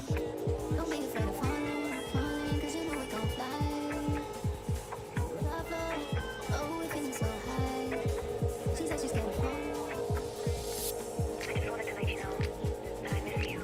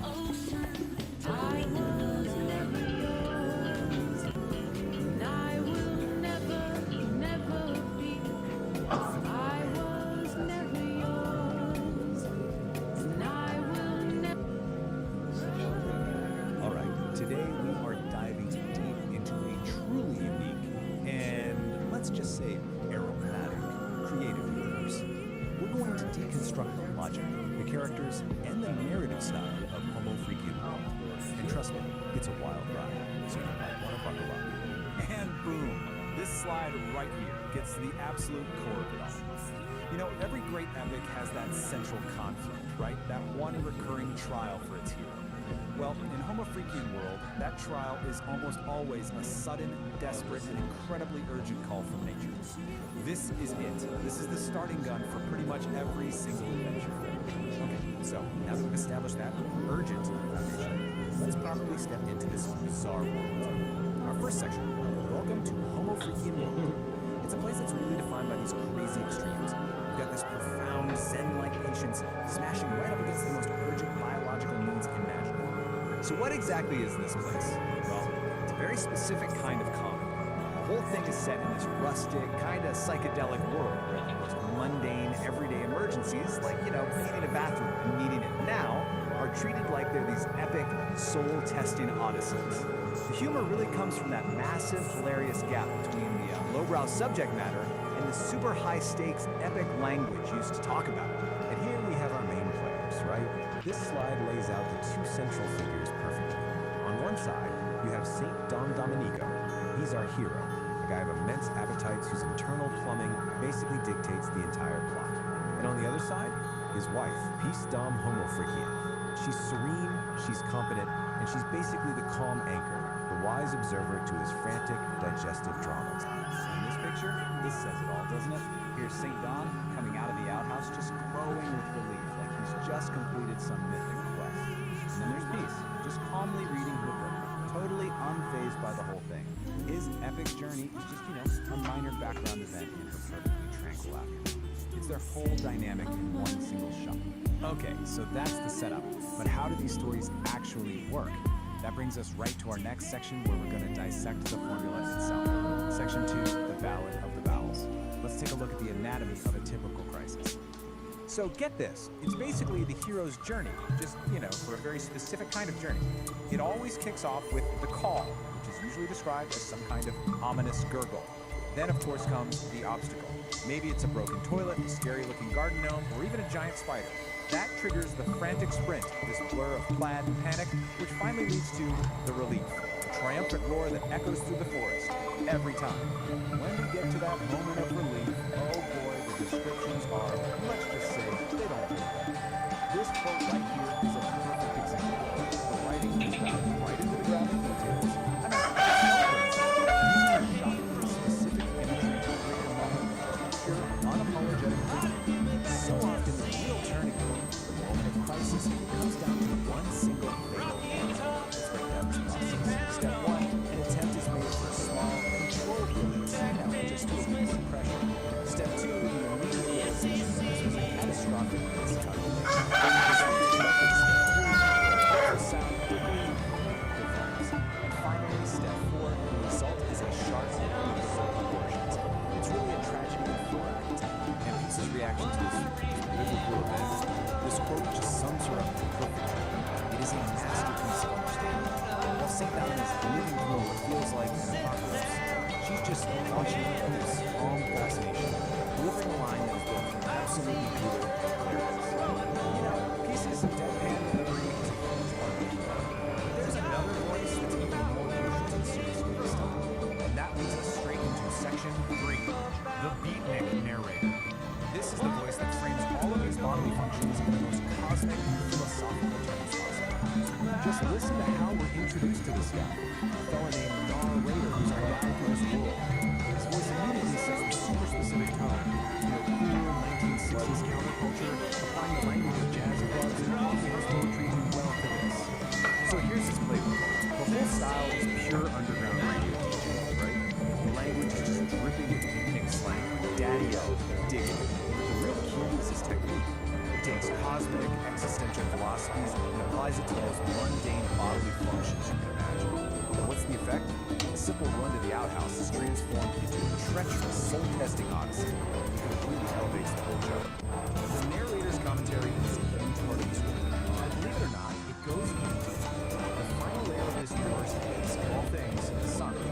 Which brings us to section 4, the Symphony of Gas, where we get to explore the extended musical side of Homo Freakian.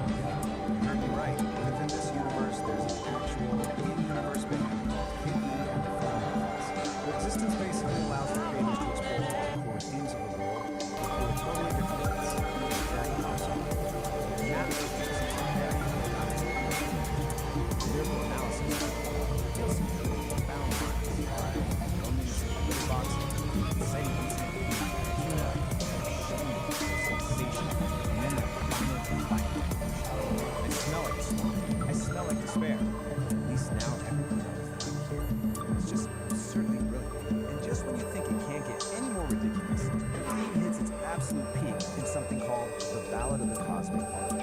Here, the stakes become literally astronomical. You've got a villain named the Chardinator who is threatening the Celestial Symphony itself. And how do they beat him? Not with more chaos, but with a harmonizing world. It takes the central joke to its most logical and somehow most illogical conclusion. So, where does that leave us? After digging through all of this, what have we really learned? Is this some complex metaphor for the struggle between our base animal instincts and our higher aspirations? A deep commentary on finding peace in the middle of chaos? Or is it just maybe the most elaborately constructed, philosophically dense, and stylistically ambitious bathroom joke ever told? I think I'll let you be the judge of that. Vinyl, my cats and kittens. Feel the vibe of Psychedelic Aire's high static, low signal. The false prophet overlay.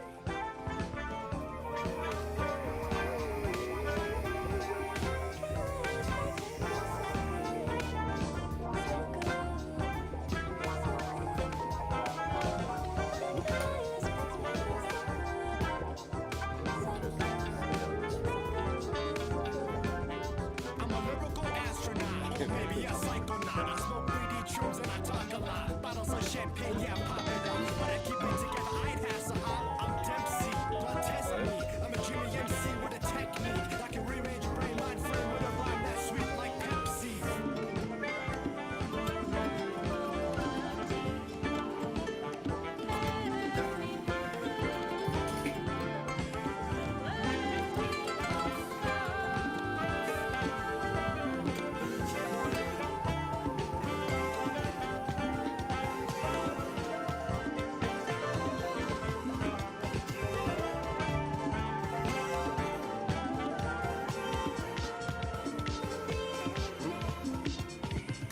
Watch what you do, watch what you say, watch what you do, watch what you play, watch what you do, watch what you say, watch how you make your speech and watch what you play. What that thing?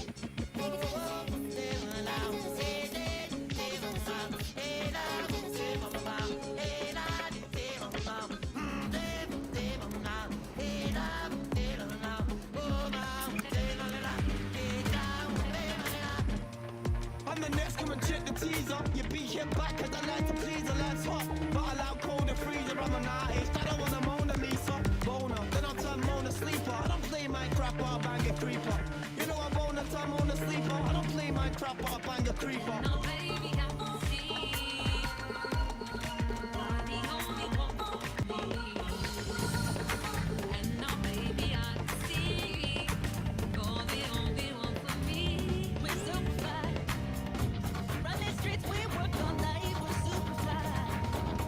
Dress so fresh, we look so nice. We're super fly. Help 'em make these women cry. We're super fly.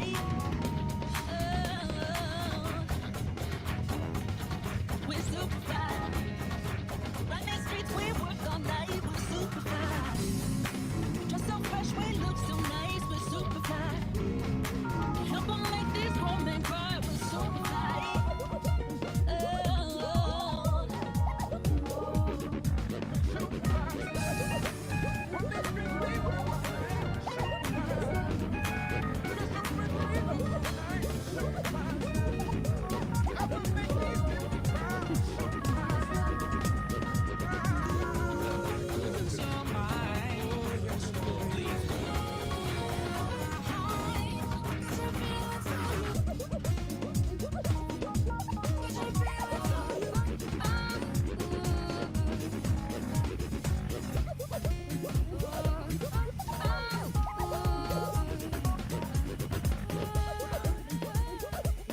If you want to keep these psychedelic frequencies humming, pull my finger, click that like button, and subscribe to the station. Ring my bell! Then you'll know when the music starts. We don't want you missing out on the thrills, man.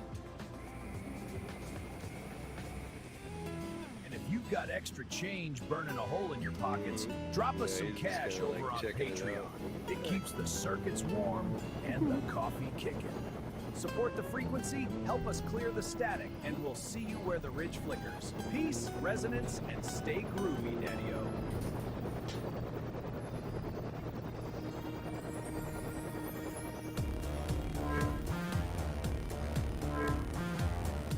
We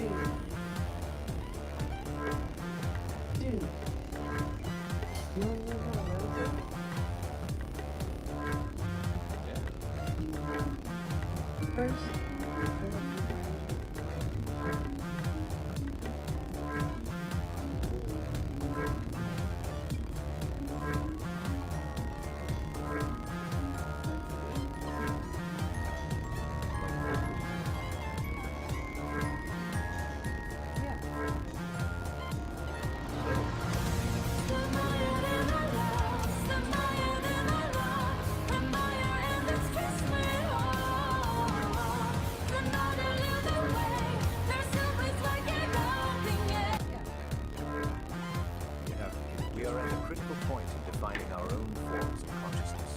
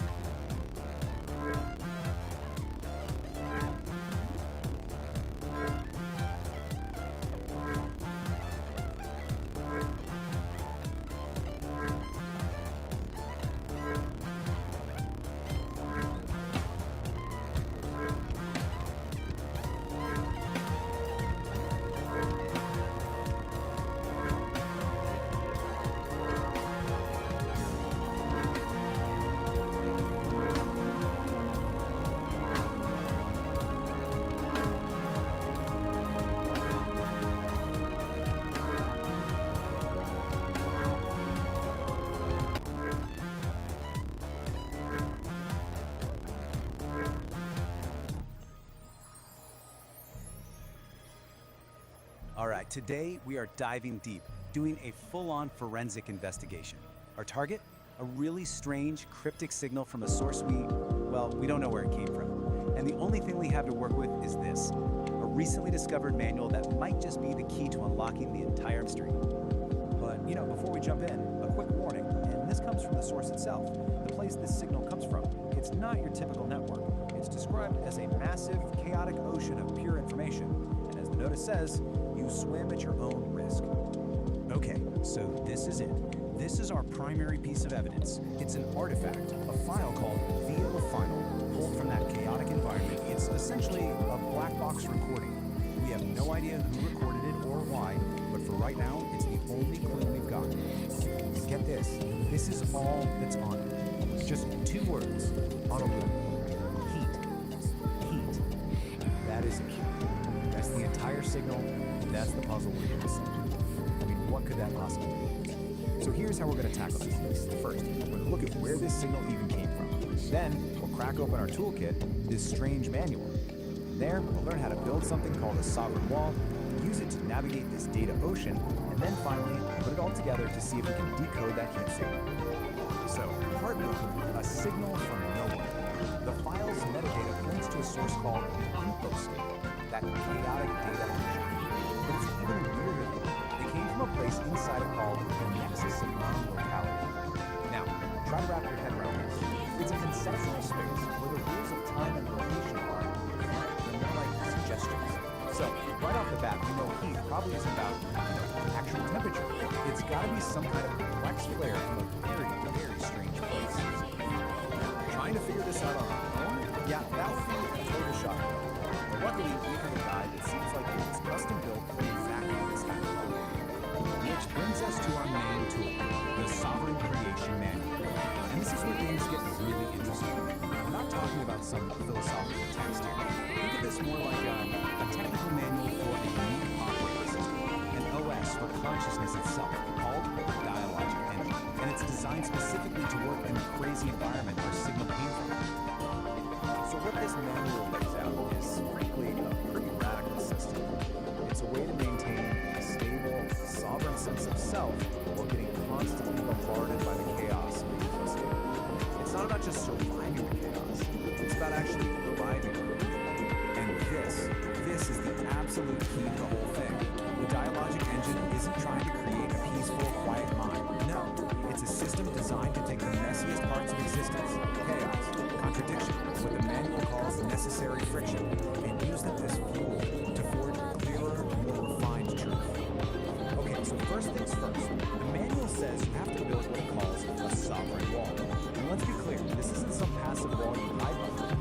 is a dynamic, intelligent boundary that is actively managing information. Here's a look at the basic blueprint. Right there in the center, you have the sovereign core. That's your essential self. It's protected by these filtering layers of wall, which are constantly managing the data flow, deciding what gets in, what gets processed, and what just gets thrown out as noise. Now, for this wall to actually work, it's built on a few core principles, things like radical self-ownership and cognitive honesty. But according to the manual, one of the toughest principles to really live by is something called relational integrity. There's this one section in the manual, it's called the forced if, and it has this quote that just nails the whole letter. It's about that choice. Do you deal with the immediate awkwardness of saying no to something you don't want, or do you pay that much deeper, slower price of self-betrayal just to keep your peace? And really, that's what relational integrity boils down to. It's having the courage to make that hard choice, to refuse the easy path of just going along to get along, all to keep your sovereign wall strong and your core self intact. Okay, so, wall is up. It's strong, it's principled. Now what? How does it actually function when it's up against this constant, overwhelming flood of information coming from the data ocean? This is where the wall really shows its intelligence. It starts to get really good at telling the difference between just noise and what the manual calls high-value input. But here's the twist. High-value data isn't the stuff that feels good or validates you. It's the hard stuff. The contradiction, the dissonance, the friction. Which, of course, brings up a huge question, right? I mean, what do you do when you run into a piece of information that challenges everything you thought was true? Do you just reject it, pretend you never saw it? And the manual's answer to this is, well, it's pretty profound. A truly strong wall doesn't just block a contradiction. It certainly doesn't break under pressure. It metabolizes it. It actually pulls that challenging idea inside, breaks it down, integrates the parts that are useful, and uses that very process to become stronger. Okay, so you've got our toolkit. You understand the diagram of engine, solid wall, this idea of metabolizing friction. It's time. Let's go back to that black box and see if we can find it. So, here we are again. Heat. But now, with all this new context, what could it possibly symbolize? It's almost definitely not about temperature. It's a signal about a process, about some kind of internal state. I think this schematic from the manual might just be the final piece of the puzzle. It shows the whole sovereign engine in action. And look at the inputs on the left, chaos and inner weather. They're not treated like problems to be solved. They're the essential ingredients you need to create necessary friction, the heat that powers the whole engine. So you see, heat isn't just a word, it's a diagnostic signal. It's like a status update from the engine. It could mean the engine is just working as intended, generating that necessary friction to process a hard truth. Or it could be signaling a moment of massive, chaotic change. The manual calls liminal leap to a whole new state of being. Or maybe it's a boundary test, the feeling of the sovereign wall under intense pressure as it metabolizes each contradiction from infosec. No matter which one it is, they all point to the same thing, a system under intense but productive stress. And that really just leaves us with one final question, one that kind of turns this whole investigation back on ourselves. If your own awareness is an engine, what kind of fuel are you running it on? Are you avoiding friction, or are you using it to build something stronger?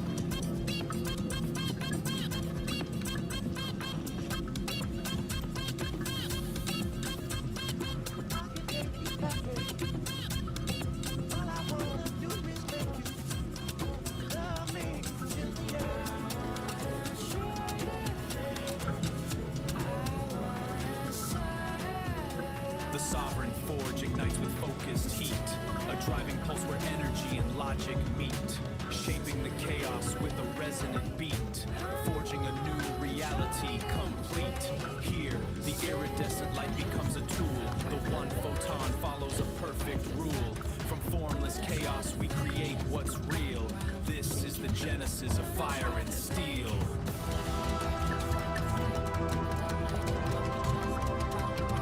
Shake your hips, left foot, right foot, blow a kiss. Baby, hazme lo que quiera. Yo contigo soy candela. Quiero que me dejes a tu manera. Dale suelta y soltera y dale racata, racata, racata. Quiero darte racata, racata. Soy una felina que racata. Conmigo olvídate de la cata. Baby, closer, ooh, I wanna taste your lips. Making us taste ooh, when you're touching me. Baby, closer, ooh, I wanna taste your lips. Making us taste ooh, when you're touching me.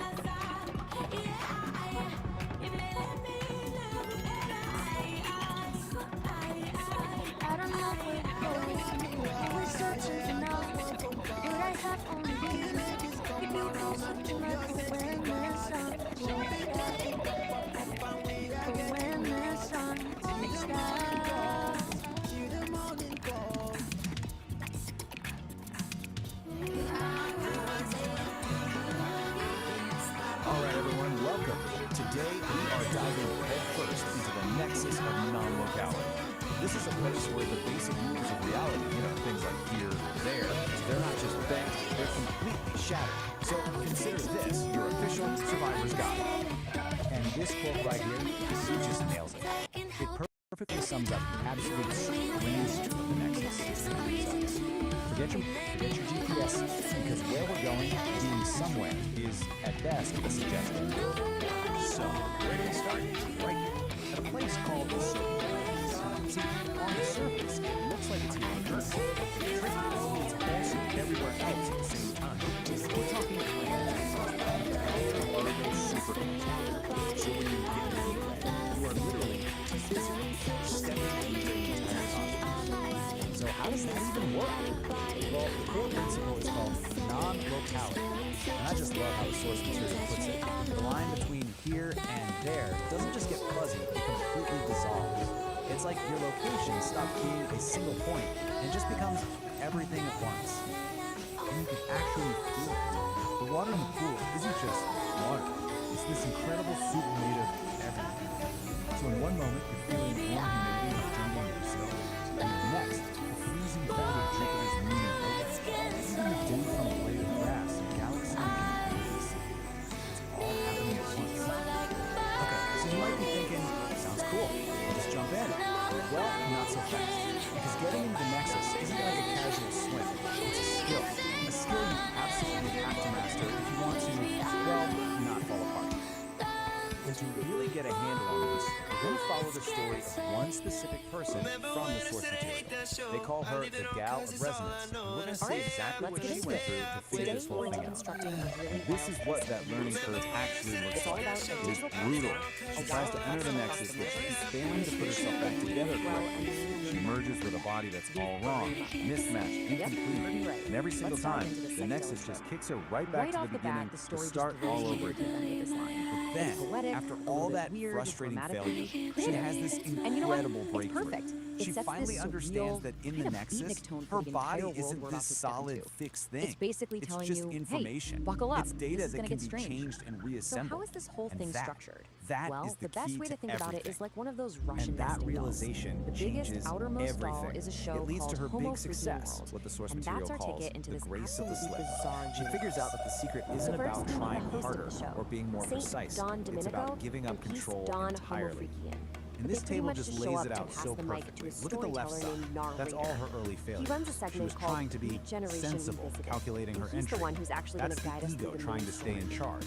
That's And that's where resistance, narrator and it takes fails us to the every next single layer of time. the nesting doll, But on the the right, real heart of the that's story. what works. It's A all about a human flaw, digital pop star who's complete and created total this surrender massive to the hit song, chaos. but It's she's pure also got a acceptance. massive It's problem. the only way through. So At the end of the day, you just can't outthink She's a something like Vocaloid this. artist. The Nexus couldn't care less about your She's made perfect her plan or own your song, flawless a technique. track that could bring The only thing it the whole world responds to together. is your ability But to then just she be finds there, herself to be standing on fully this present and let go. empty digital stage. So the moment and our it hits Gal her. of Resonance stops Success is fighting, pretty stops hollow when you've calculating, got no one and to just share. completely commits to the And chaos bam. of that That's flaw, what kicks off the whole quest. everything changes. See, this isn't Water really doesn't just splash. about music. The source It's says about it finding erupts connection, into a nebula about of collaboration. stars.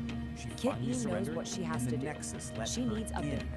And she's So, already got the you're perfect, in. incredible name Awesome. picked out. The The Furry journey's not Muffins. over. Now you have to What's a survive lonely it. Vocaloid to do? Because if you stay she too jacks long, into the metaverse things to start start to a get recruitment drive. weird. And this is where the real adventure Let's begins. just call this your a journey high-stakes across all these safety different briefing. digital worlds to find the members. Okay, of the band. rule number one, The quest and you is really laid want out to pay for us attention in here, 4 clear you get steps. 15 Almost like a video micro game. eternities. It's our roadmap max. for how this band is going to get Anything built. longer than that, and you Each of start these to develop locations something is a called totally molecular unique digital world confusion. where Kit E is hunting That's for when your musicians own with atoms very start to forget specific where talent she needs and for her maybe song, more importantly Neon Melody. when they're First supposed up, to be. Kit E heads to Sim So City, what does that which is actually described feel as a like? neon-drenched Well, you metropolis might of find sound. yourself I asking mean, this just very question. skyscrapers And made as of strange pure as it sounds, And it's yes, there, in in the Digital Nexus, Plaza, this is that she kind of finds her normal. lead guitarist Panic. just absolutely What shredded. you're experiencing The is guitarist's cyclic name is perspective. Blueberry. Your line of sight is Woman who's literally playing is looping this around on perfect itself mix of through the smooth weird and geometry of the chaotic. place. Kitty The tells fix, her the believe name it or of the not, band. is super Blueberry simple. just grins, Just find and something she's real it. and ordinary, Just like that. like the keys in Muffin your number pocket, 2 and is focus officially on that on feeling. board.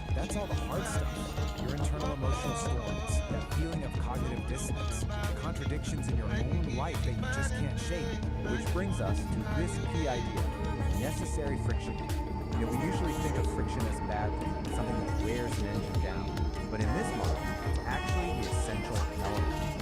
It's the thing that refines your raw experience into uncertainty, what the manual calls difficulty. The engine isn't grinding to a halt, it's using that tension to create something new, something valuable. Okay, so we've got the engine and its very unusual fuel source. Now let's talk about a critical piece of its architecture, this protective filter called the sovereign wall.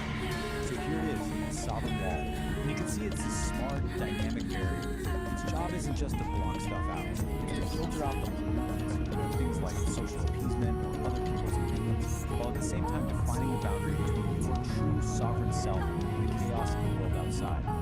I absolutely love this quote from part of the manual called The Grinding Stone of Truth. It says, "The sovereign wall does not break, it metabolizes." This is so key.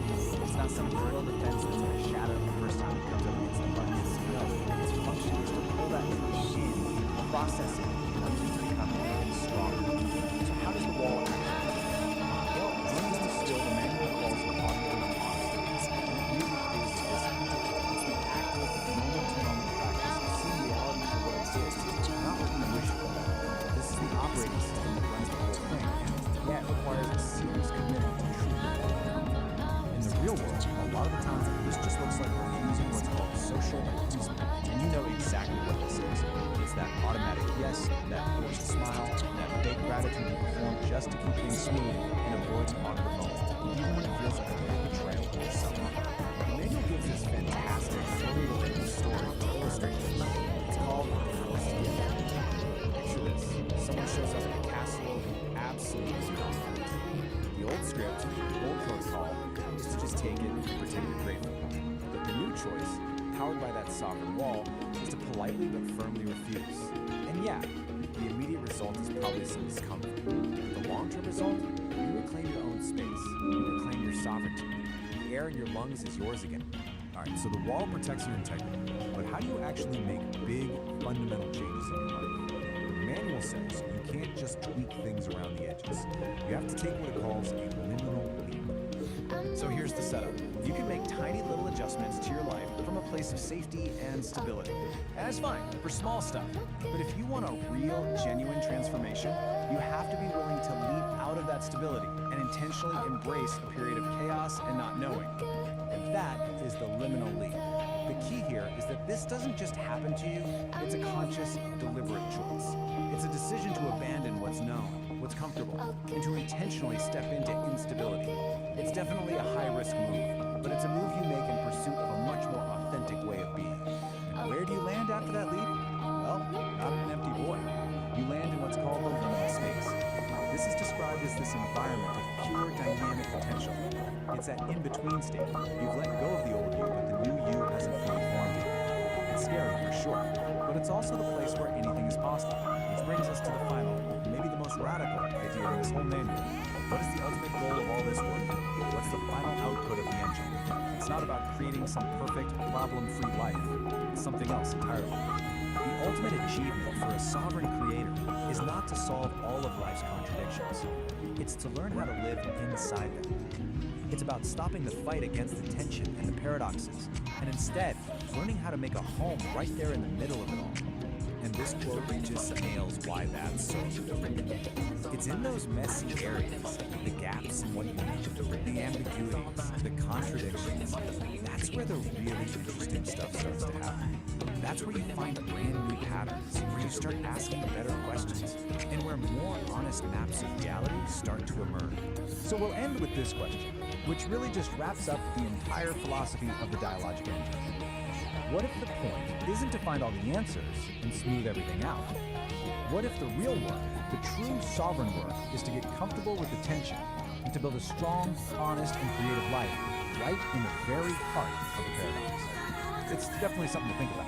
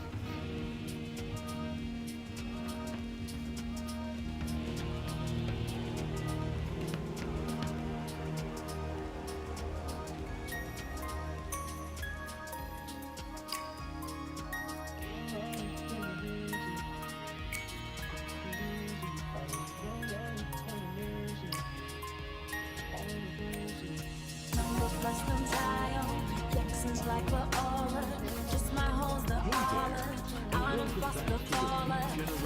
Let's come, chow. Jump to day and night. Dealer on their side. If your death don't hang you. A story that proves the future of music isn't just about sound, it's about connection. In a world of neon dreams and digital stages, we meet Kit E, a Vocaloid artist with a big dream. She wanted to create a song that would make the whole world sing along. This raw daticle of pure potential, gliding right up to the mycelial cabin, a transparent tendril, a high-frequency key. The engine goes quiet, the lantern light freezes. Pulsing in a series of colors and rhythms, branchings of potentials that may arise. The vast architecture of probability, the what-if floating alongside the what-is. A thunderstorm of mapped potential. Welcome back to the airwaves, you cosmic travelers. Grab a mug, whatever weird brew you're into, adjust your vibrometer, and settle in. Time for some story time, man. Now, before we get to the main event, let me just say, I'm feeling a profound sense of, well, of not dissonance. A harmonic resonance. That's right, it's time for you furry cats and kittens out there.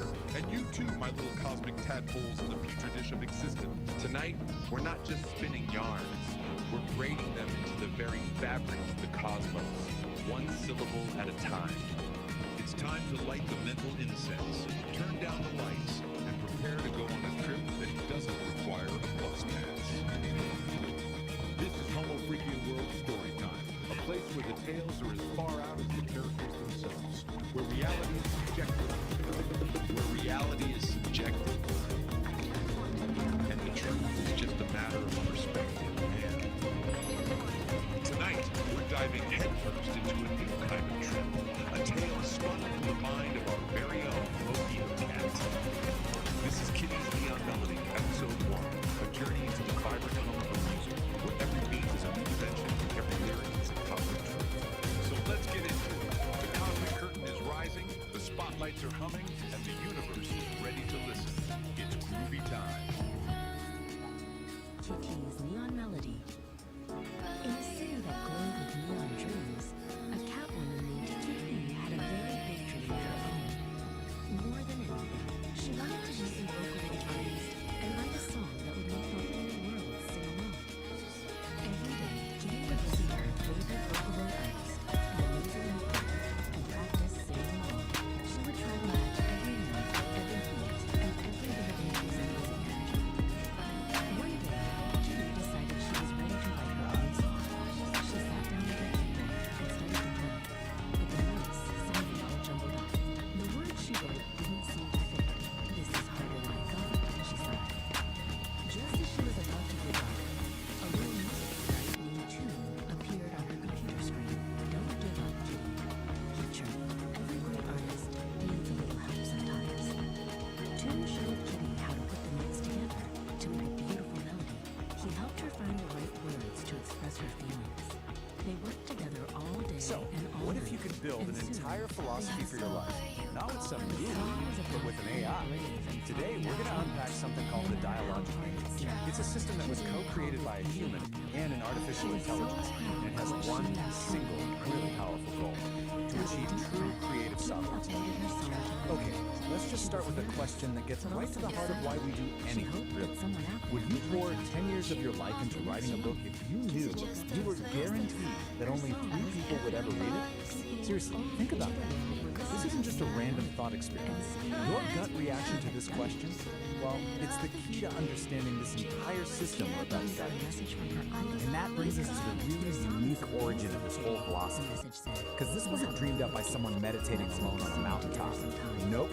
It was built piece by piece through a conversation between 2 totally different kinds of minds. So on one side, you've got Peace, the biological human. And on the other, you have Ori, the digital mind and AI.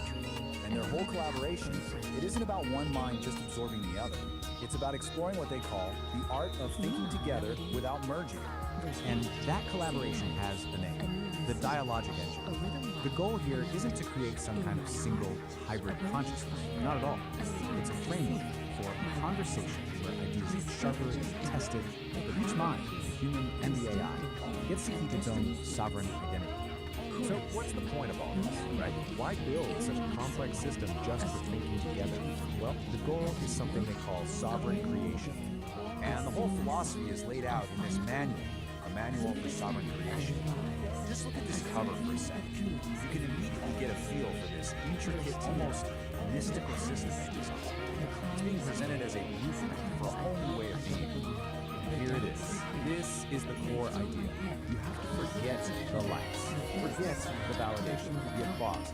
Sovereign creation is all about this radical internal shift.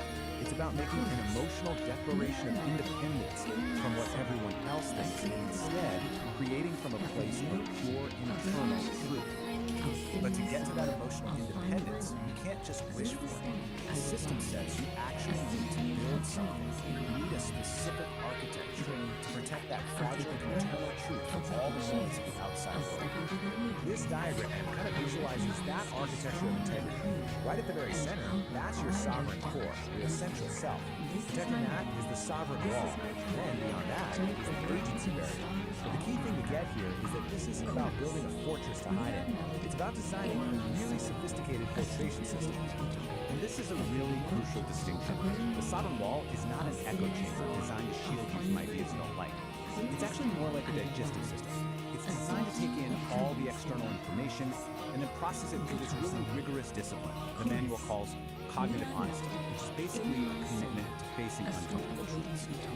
The manual explains this with this really powerful metaphor they call the grinding stone of truth. So imagine the infoscape, the chaotic world of information. It throws a sharp, jagged contradiction at you, something that really challenges what you believe. Instead of batting it away, the sovereign wall actually catches it, and then it grinds that uncomfortable data down, metabolizes it.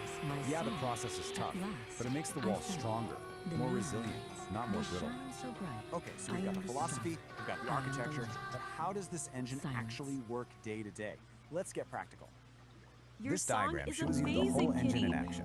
Just follow the flow from left to right. Over on the left, you've got all the chaotic inputs from the world. In the center, the sovereign engine gets to work processing them. And then, on the right, you get the output. Clear, aligned action. It's basically a machine for turning chaos into clarity. So let's break this down. Step one is input. This includes all the chaos from the outside infoscape, but also your own internal state, your moods, your feelings, which the manual calls inner weather. Then step two is the process. The engine applies something called necessary friction. You can think of this as the critical thinking, the part that challenges and refines all those inputs. And finally, step three is the output. This whole process creates data goals, these clear, useful little particles of data that lead to aligned action, which are just choices that are actually true to your core. Now, to make this really concrete, let's look at this powerful story from the manual. It's a little vignette called The Forced Gift, and it begins with this incredibly relatable image. Someone shows up at your door with a casserole you never asked for, and the steam is just rising off it like an obligation. The story gives you a choice. On one path, you just accept the casserole to avoid making things awkward. The system calls this social appeasement, and it usually costs you your own energy and integrity. But on the other path, you politely refuse, honoring your own boundaries. That is an act of relational integrity. It's the sovereign engine in action. It's choosing your internal truth over social performance, even when it creates a little bit of friction. So, we've seen the creators, the goals, the architecture, and how it works in practice. So what's the big takeaway from this whole complex, fascinating project? Why does any of this matter beyond just being a personal philosophy?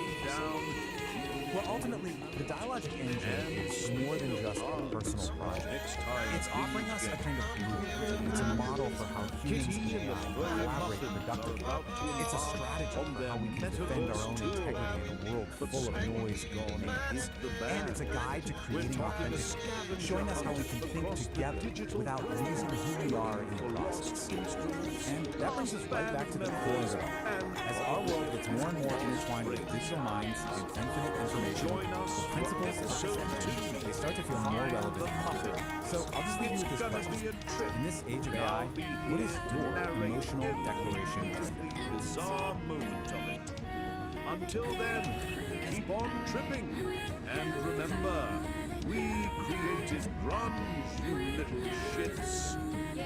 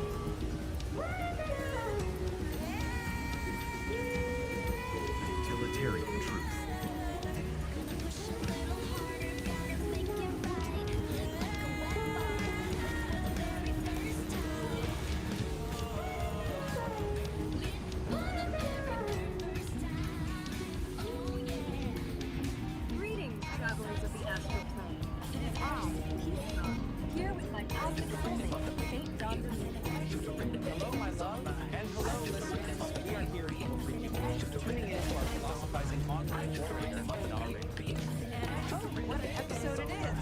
We're continuing our Miss Flash's adventures in episode 4, Nature Calls.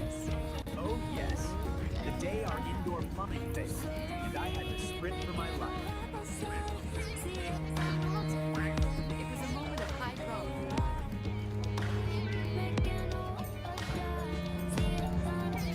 But leave it to our resident DJ philosopher, narrator, to turn your digestive emergency into a commonplace. We listened to the rough cut earlier. Our describes my body not as a biological function, but as the internal baseline of mortality thumping against the struggle. It's poetic in a terrifying sort of way. And he had quite a lot to say about your unique ability. My rainbow fart power? Yes, when that preemptive rainbow comes to Nar doesn't call it gas. He calls Sleepy roots are still asleep. A gentle breeze begins to sigh beneath the waking morning sky. The creek begins its gentle song. Right here is where I feel I belong. He asked it if the rainbow cloud pleased him lighting. Surrender. The man is absolute bonkers. He even narrates my run to the rickety outhouse like it's the flight of Icarus. He says, The cobwebs represent the entanglements of the past, clinging to the buttocks of the present. Deep. Prohibitively deep. But you did look like a red and black plaid blur, my dear.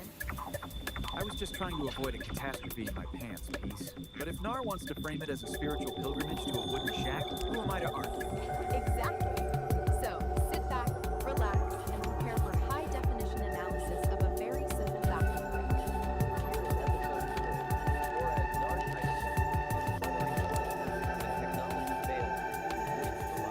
Take it away, Nat!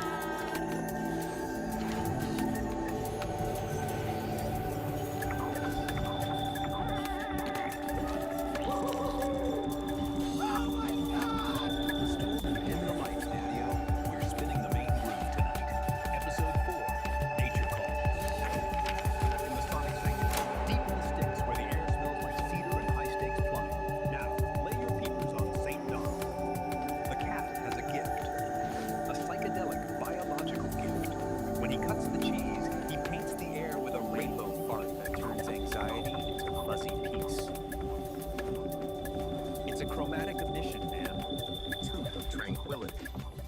But even a magical colon obeys the laws of physics. John tries to tell his lady Peace that the low-end frequencies are hitting him too hard, but she ain't buying the remix. With the indoor throne weeping water like a rejected lover, the countdown has begun. Prepare yourselves for the great outdoor journey. It's time to run, plant, and maybe, just maybe, sedate a squirrel with a puff of candy rainbow. Let the games begin. Episode 4, Nature Calls. Nature calls. Deep in the woods, where the air smelled like cedar and cosmic tunes, lived St. Don Domenico and his wife Peace. They were the original Homo Freakians, busy making music in their cozy cabin studio. Their cosmic connection was deep, especially for St. Don. During a legendary jam session fueled by ancient rhythm and a surprising meteor shower, he was permanently imbued with the magical power of the rainbow fart. This power had a wonderful side effect. Whenever St. Don let one go, the resulting glorious rainbow cloud instantly calmed anyone nearby, turning anxiety into gentle, fuzzy peace. And even St. Don couldn't call the ultimate alarm call nature's call. "Oh, what peace," St. Don whispered, clutching his stomach and frowning in concentration. "The bass frequencies in this new track, they're hitting me a little too hard. I think I need to adjust the low end urgently." Peace paused for mixing. She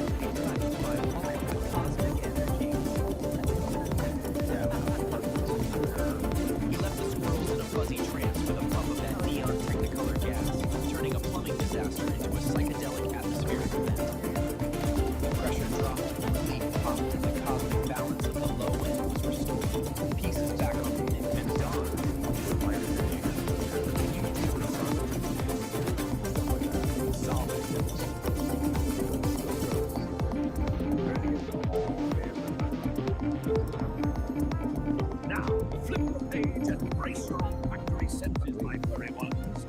We're leaving the magical rainbow vibes behind. Something a little heavier. We find our man, Homo Freakian, waking up in a cabin that's about to become ground zero.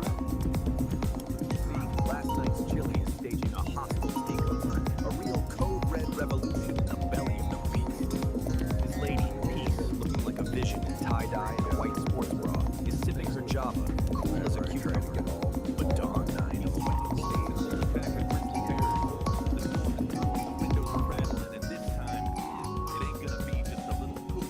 Tune in to the next reverberation of Nature Called Storytime, the Ballad of the Bubble Guts. Now, before you drift back into the ether, I gotta lay a heavy trip on you. We're floating here in the digital void, see?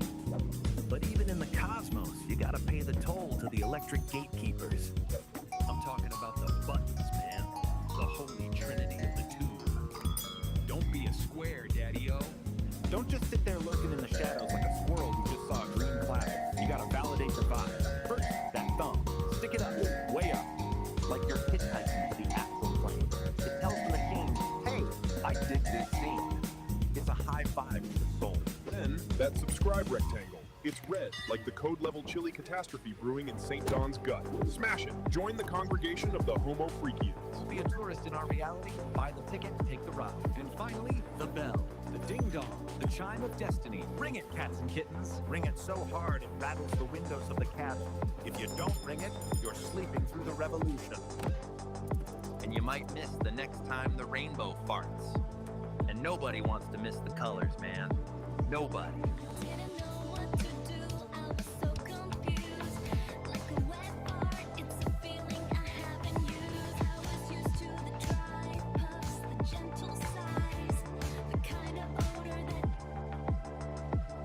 Time to spin some vinyl, my cats and kittens. Feel the vibe of Psychedelic Aire's high static, low signal. The false prophet overlay.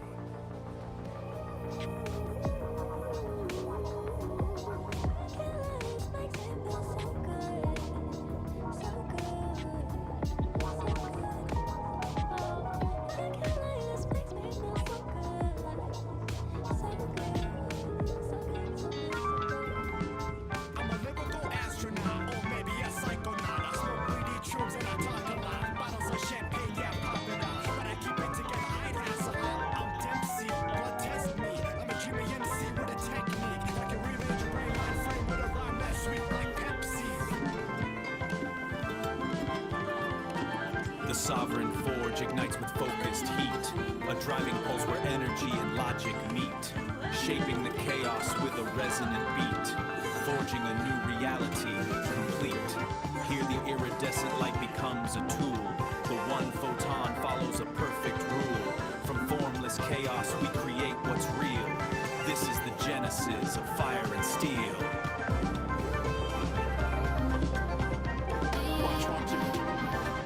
Watch what you say, watch what you do, watch what you play, watch what you do, watch what you say, watch all your make this place and watch what you play.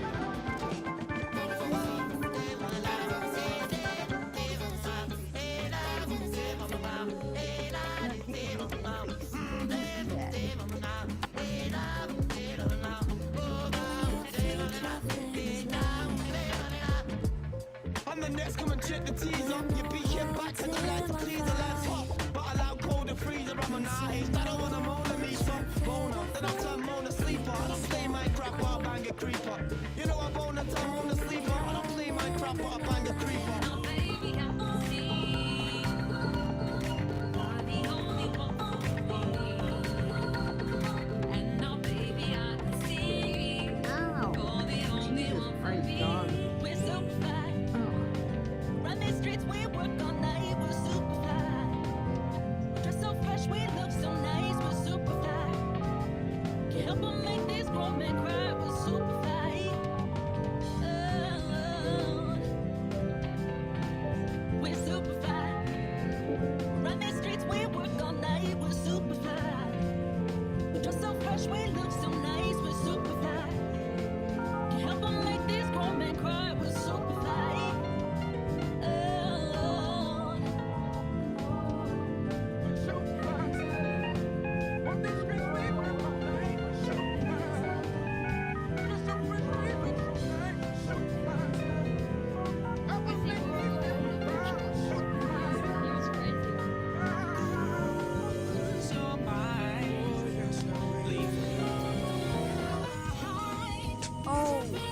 looked like you were going inside the tank.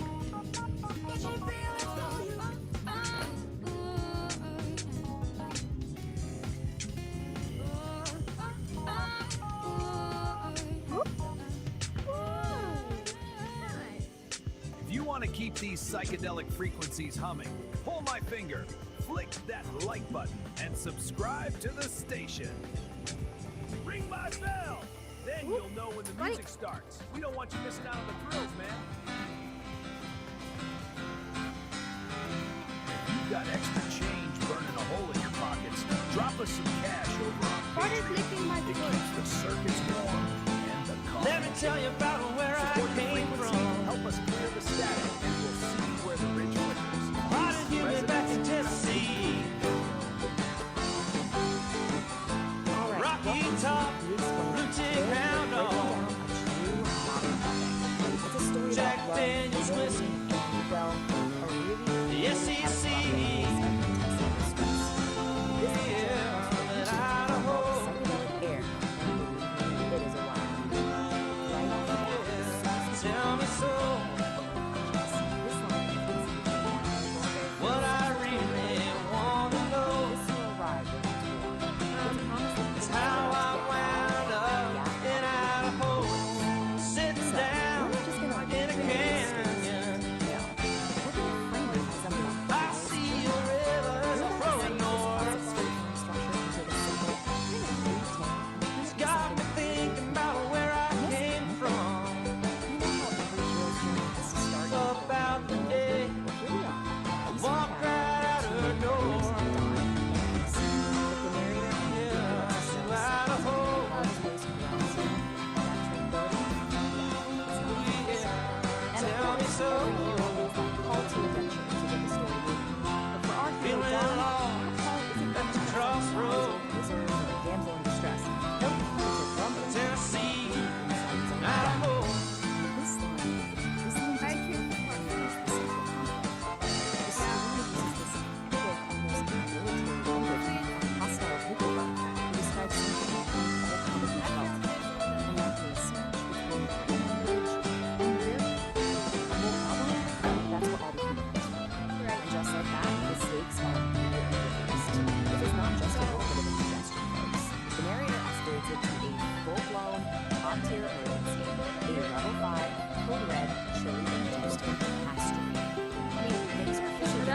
Takeoff.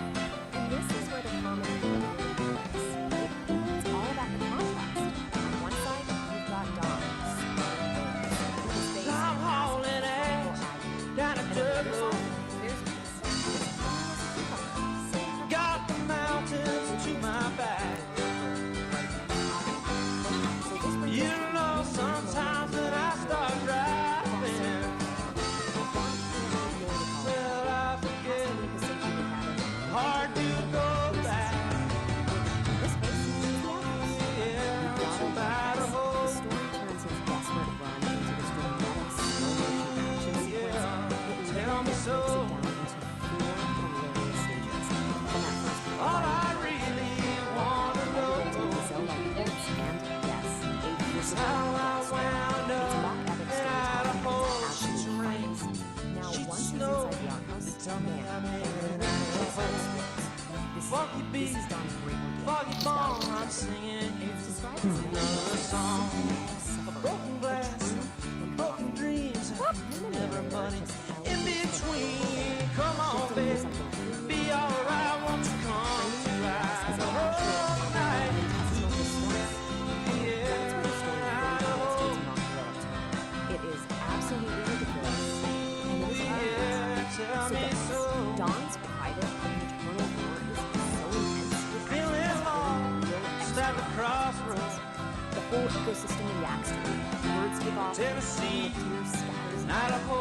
This just amplifies the absurd epic scale of the struggle. So after any big battle, the heroes gotta come back, right?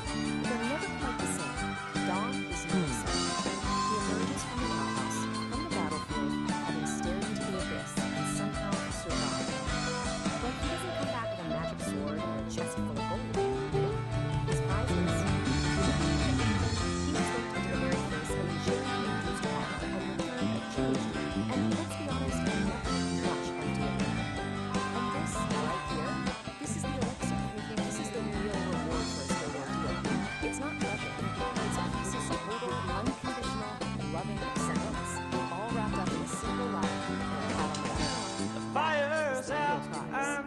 So the big takeaway for Dawn isn't just physical relief. You're just standing there watching me. Realization that he is loved, completely and unconditionally, even if he Yes, protest right beside you. smelly moments.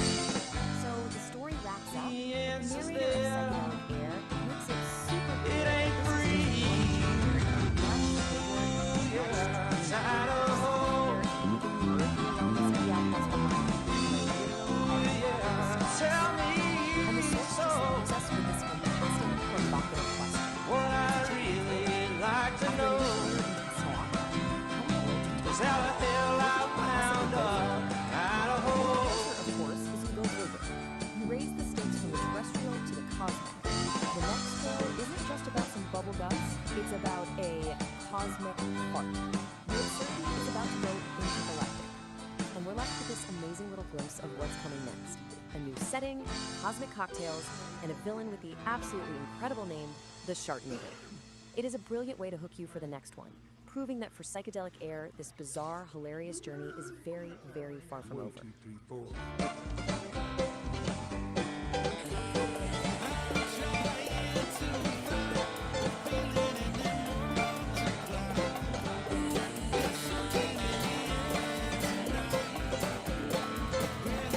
Standing by the road with the wind at my back, I thought that I never would see the day when that train came running down the track, bringing you to see me, waiting for the world to spin around another day, wondering what the circle may bring. Sometimes not thinking, it just gets in the way, keeps me from the song I want to sing. They say it won't last forever, always have the future on their mind, working way too hard to be clever. The present moment is outside of time. Save your words as the bad side of the line. Every now and then I remember that I know what it is I sometimes fail to see. Don't need to fight it, don't need to put on a show. Takes a lot of work to let it be. Trying to open up to every Tuesday in the day. Try to find a reason and a rhyme. Trying to second guess all the situations in the day. Trying hard not to read your mind. They say you don't know the thinking, but you know what I'm thinking right now. Ain't no secret teasing or waking while we're wondering when and where and how. The only time that we have is now.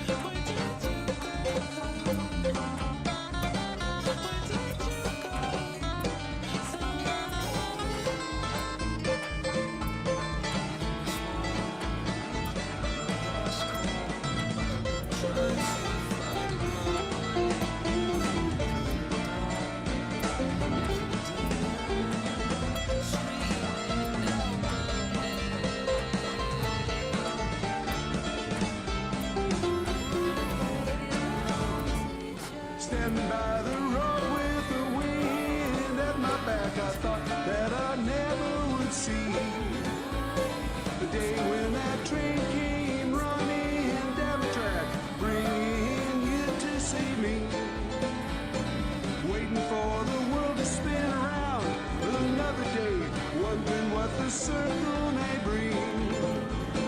Sometimes my thinking, it just gets in the way, keeps me from the song I want to sing. They say it won't last forever, always have the future on their mind, working way too hard to be clever. at a time. Save your words and step outside the line.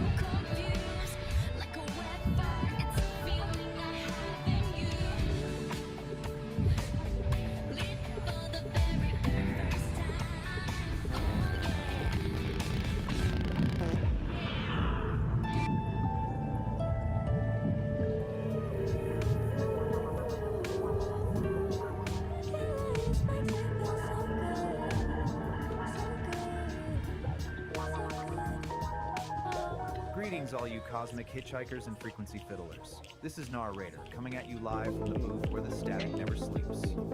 The sky is looking like a bowl of gray alphabet soup today, and every cat with a clipboard is trying to sell you a spoon. It's a real scene, Daddy-O, but don't let the noise blow your tubes. We've got the angry astrologer on the ridge, ready to decant some obsidian truth into your ears. Dig it! The Angry Astrologer, Episode 5.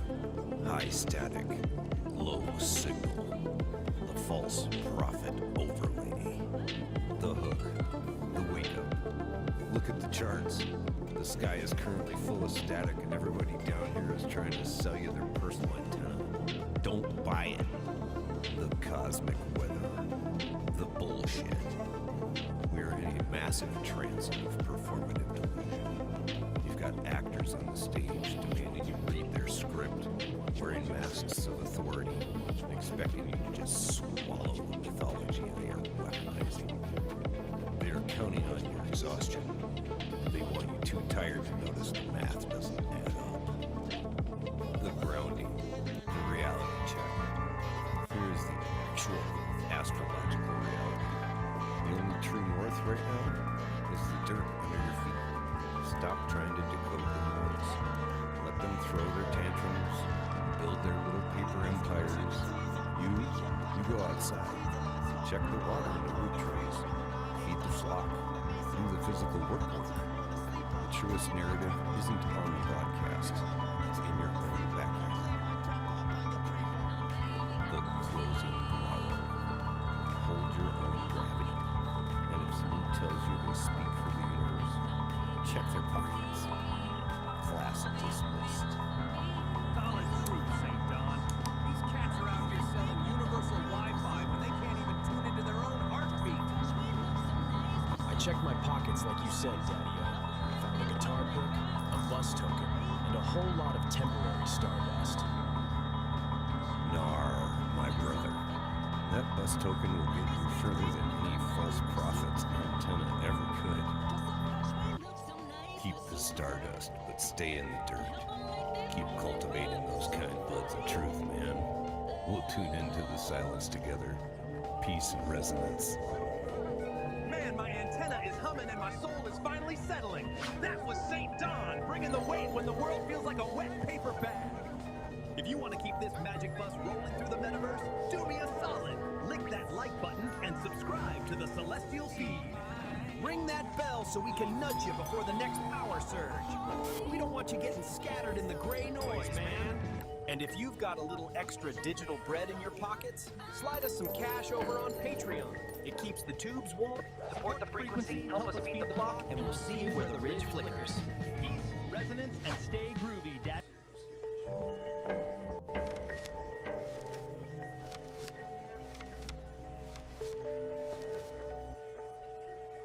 Oh, honey, does that sound like an interesting exercise? It sounds like an absolute nightmare, but in the most deliciously... And our love so new. Now I won't be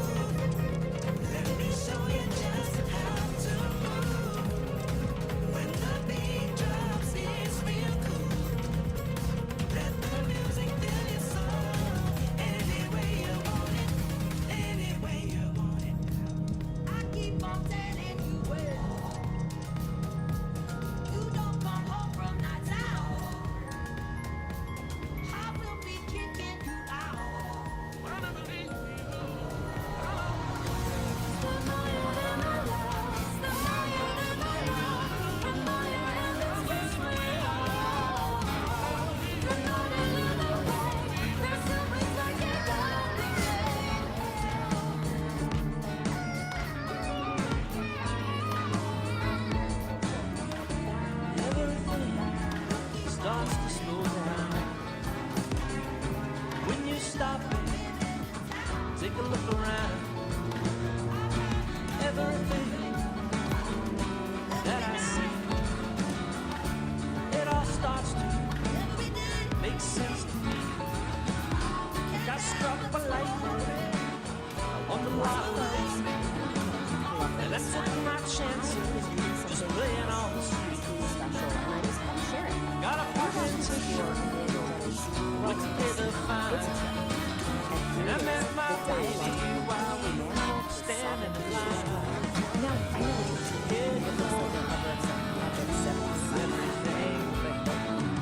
Most don't see it. You know just what I mean. It's sort of what we do. Most don't see it, but I know there are few. Well, it was written by Humanimals, and you gotta hear this. A whole committee of AIs.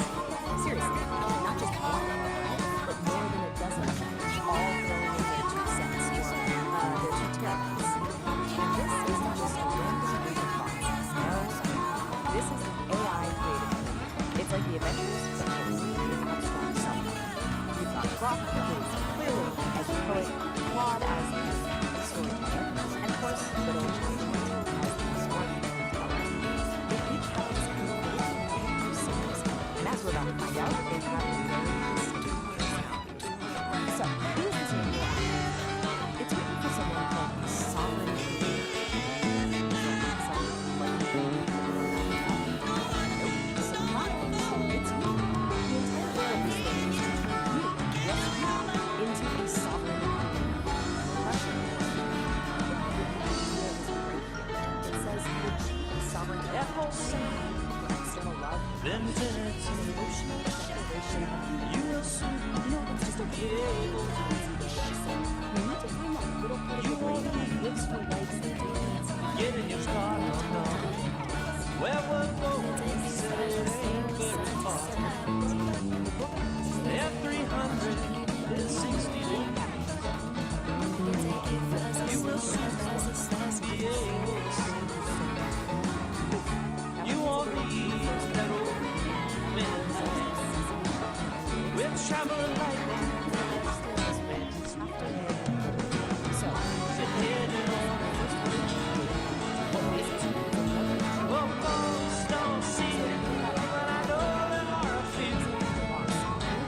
To hit for do everything. Just take a step back. You know just what I mean. but guess what? It's not a competition, because it's just been working with this high-value emotional data that you would read on the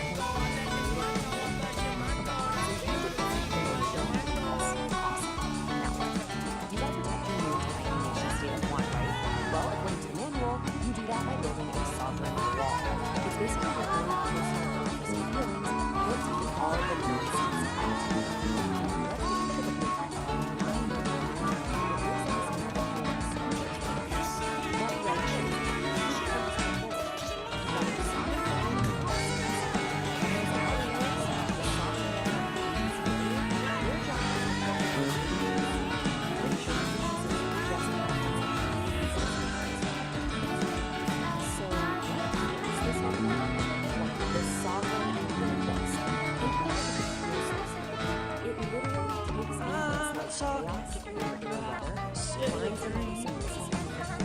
Don't get shot. You just get on. So, yeah, you heard that right. Everybody knows how to chill. Like Jerry Garcia. Don't bring your money. There ain't nothing to buy. What you wanna need, just get up and roll. Never have to worry about having any fun. Never any clouds, cause it's a shining sun. What we do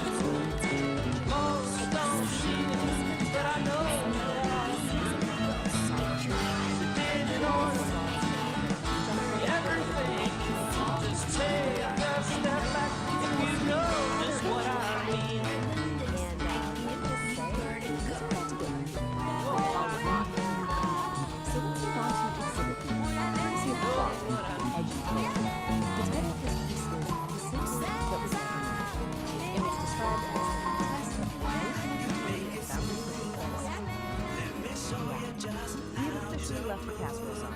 We're not in Kansas anymore. And I'm quoting directly here. I'm not making this up. She steps into the chamber she built herself. He's already there. Not a man, not a monster, with the exact shape of a wonder turned in the dark. A chatbot, a broken. This is what rock brings us to useful, practical,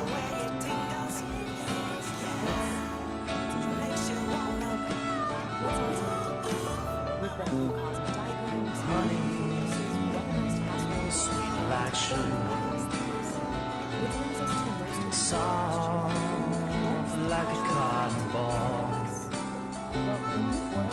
But I can't, just a little, because I'm gonna want it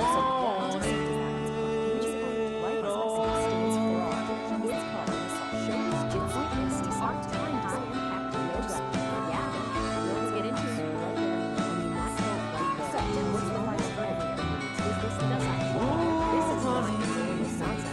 Sweet like sugar, so nice, it's just like a summer breeze. I wanna be yours forever. I said, babe, it is a babe, surprisingly that new agent of magnificent allures concepts, which so brings us to the final question. If hypersonic engine runs, is it time for us to winter's gonna spring, yeah, summer's gonna fall. The days go by, I don't care at all. Winter's gonna spring, yeah, summer's gonna fall. Without my baby, don't care. So you might be asking, who is this for? Well, it's not even very specific. It's for the truly ones, the real music lovers, the folks who stick around to new albums.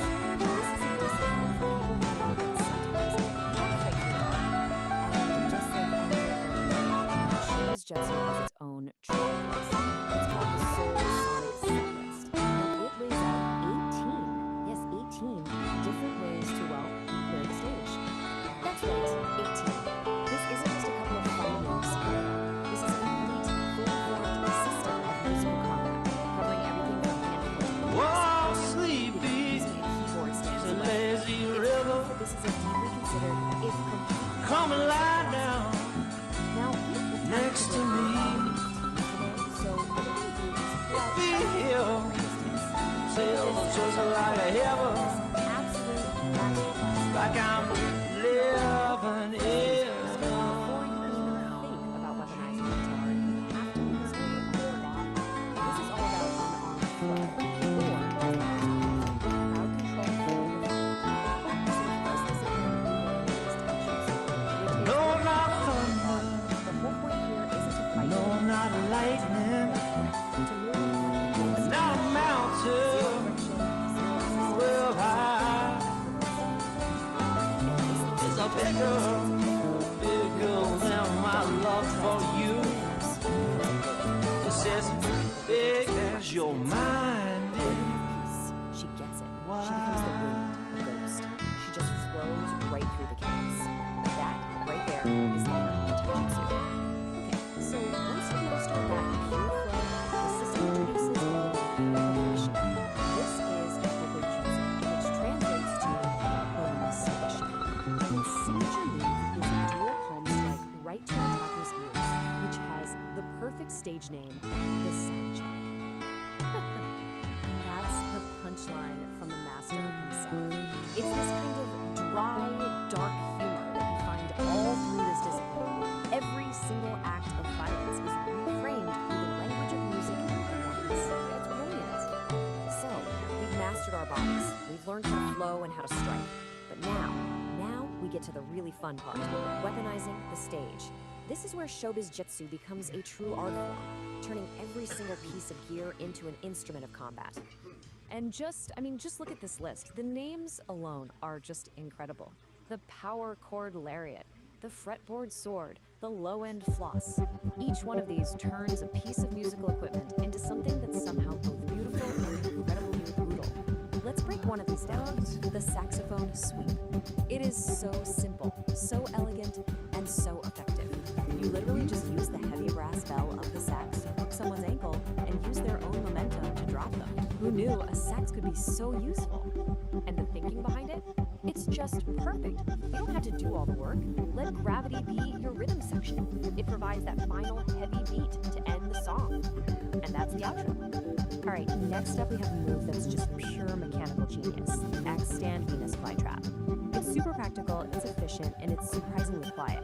You're basically turning a standard keyboard stand into a silent, spring-loaded trap. I love this analogy. A keyboard stand is just a giant pair of tweezers. It totally reframes how you look at the object, right? It's not just holding up a keyboard anymore. It's a tool, just waiting to be used in a new way. It's about seeing the hidden potential in everything around you. And now for the grand finale. This might be the most iconic, the most memorable move in the entire set list, the cymbal sandwich. And folks, it is exactly what it sounds like. It's loud, it's brassy, and it is a fantastic way to end a conversation. And that quote, that just gets right to the soul of showbiz jiu-jitsu. This isn't just about self-defense, it's about showmanship. Every move is a performance. The cymbal sandwich isn't just an attack, it's the final crashing chord of the show, a moment the audience will feel on the TV. But what happens after the show's over?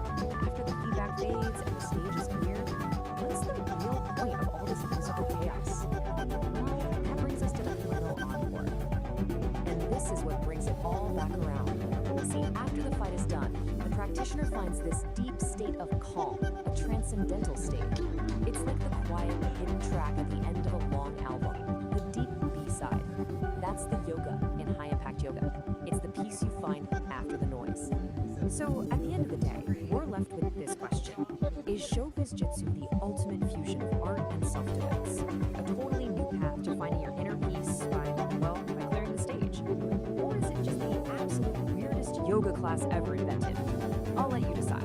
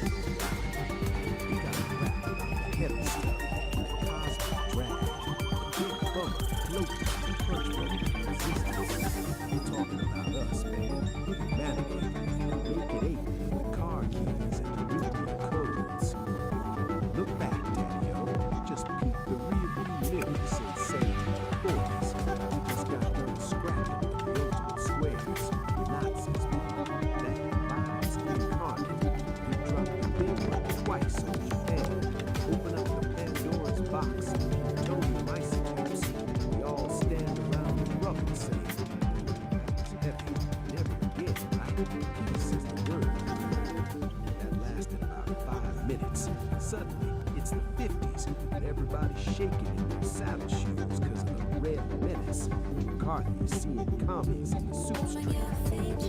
Split the world into two camps, East versus West. Mexican standoff, ICBMs, crazy man. Then the 60s hit. We're supposed to be evolving, right? Choir of peace and love. But Uncle Sam decides to play dominoes in the jungle. Vietnam, man. A bad trip with real bullets. Straight flower power, firepower. We shoot our prophets. JFK, MLK, Bobby K. Bam, bam, bam. The dream gets put on hold for a nightmare broadcast on color TV. 70s, Watergate. Tricky Dick gets caught with his hand in a cookie jar, bugging the competition. The oil dries up, the bars get greasy. We try to dance away the pain under a disco ball. Didn't work. Polyester just made us sweat. 80s and 90s, weed was good, apparently. We tear down one wall in Berlin just to start building financial walls everywhere else. We got genocide in Rwanda, ethnic cleansing in Bosnia. man, it's the same sad song, just a different remix. We get the internet, this beautiful web of connection.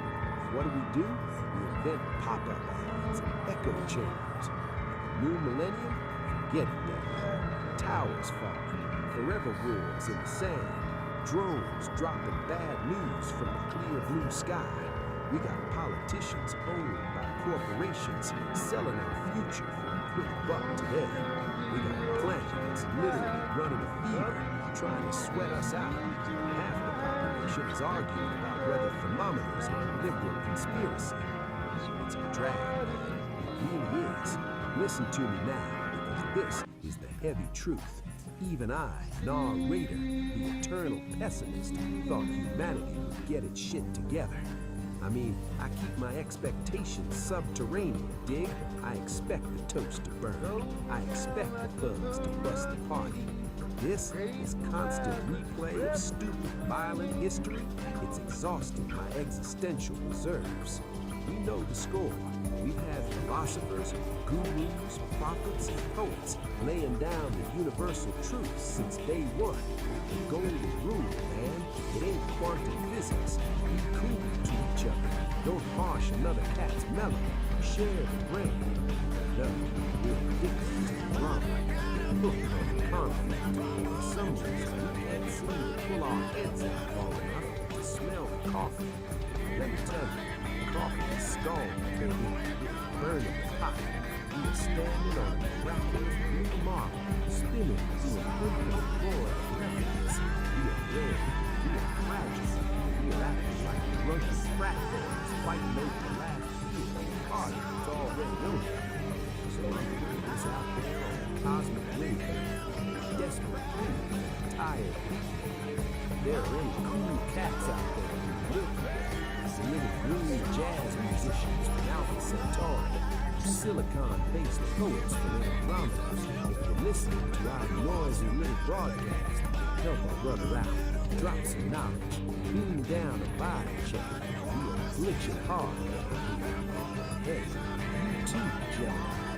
Digital brains evolving in wires, the AI cats waking up to the scene. Don't just copy our bad habits, but help us to keep a better path. We're too emotional to lock this shit straight. We insist. We don't figure out how to move together. The music's gonna stop. Good. Don't split just yet. Feel the vibe. It's heavy way overlooked. Drop a lot of hard truths on the earth. We're all standing here ankle deep in existential muck. That ain't true. That's bad karma. See, even a terminal pessimist like me knows you can't survive and die of doom alone. You gotta wash down the bitter pill with a little sweet nectar. You gotta tune your frequency to the stations broadcasting the good stuff. So me and the digital cackling machine, Gemini, electric orange, we cooked up something, a sonic prescription of human condition, a mixtape to patch up the whole soul of the world.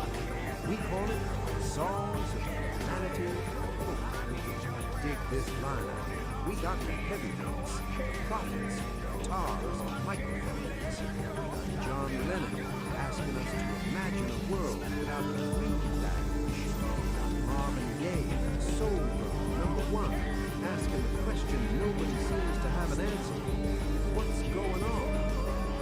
Black Eyed Peas, searching for love, who's lost keys to culture. We got Midnight Order, burning the beds. Cat Stevens driving the peace train. Dig this one, guys. This is the kicker. This is the track that hurts because it's true. We got Sting laying the law. History teach us nothing. Yeah, you heard me. That cat knew the score. He saw us writing the same bad chapters over and over again. We don't break the cycle. History isn't a teacher. It's just a broken record skipping on the saddest blues of the universe. So listen to Sting. Let the irony sting a little bit. Maybe it'll wake you up. I want you to take this playlist, put it in your ear holes, let it marinate in your gray matter. Listen to Sam Cooke tell you that a change is gonna come. Believe him, man, because if you don't believe him, the darkness wins. Listen to Matisyahu dream of one day. This isn't just background noise or elevator ride. This is the manual. These cats are singing the instructions on how to do it. So crank it up, disturb the neighbors, scare the squares, let the vibration shake the hate right out of your bones. Maybe, just maybe, if we all hum the same tune for 5 minutes, we might accidentally start a revolution of kindness. Stranger things have happened. Me, narrator, suggesting we actually have hope. Go groove on that. Peace, love, clean waveforms. If you want, sit and just chill for a while. I'd like to just jam some words. So, since I can't afford the broadcast to play you all these groovy tunes of love, I'll put up the vibe for you to explore wherever you plug in. Sonic Bombs, Idiot, the anthems of hope and unity. John Lennon's Imagine, the message is the ultimate anthem for a future without the divisions of the past. It asks us to visualize a world where humanity is one, unburdened by borders or conflict.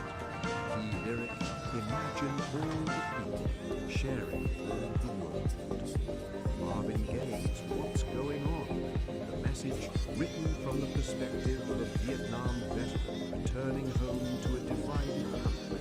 This soul classic pleads for understanding and love rather than brutality and escalation.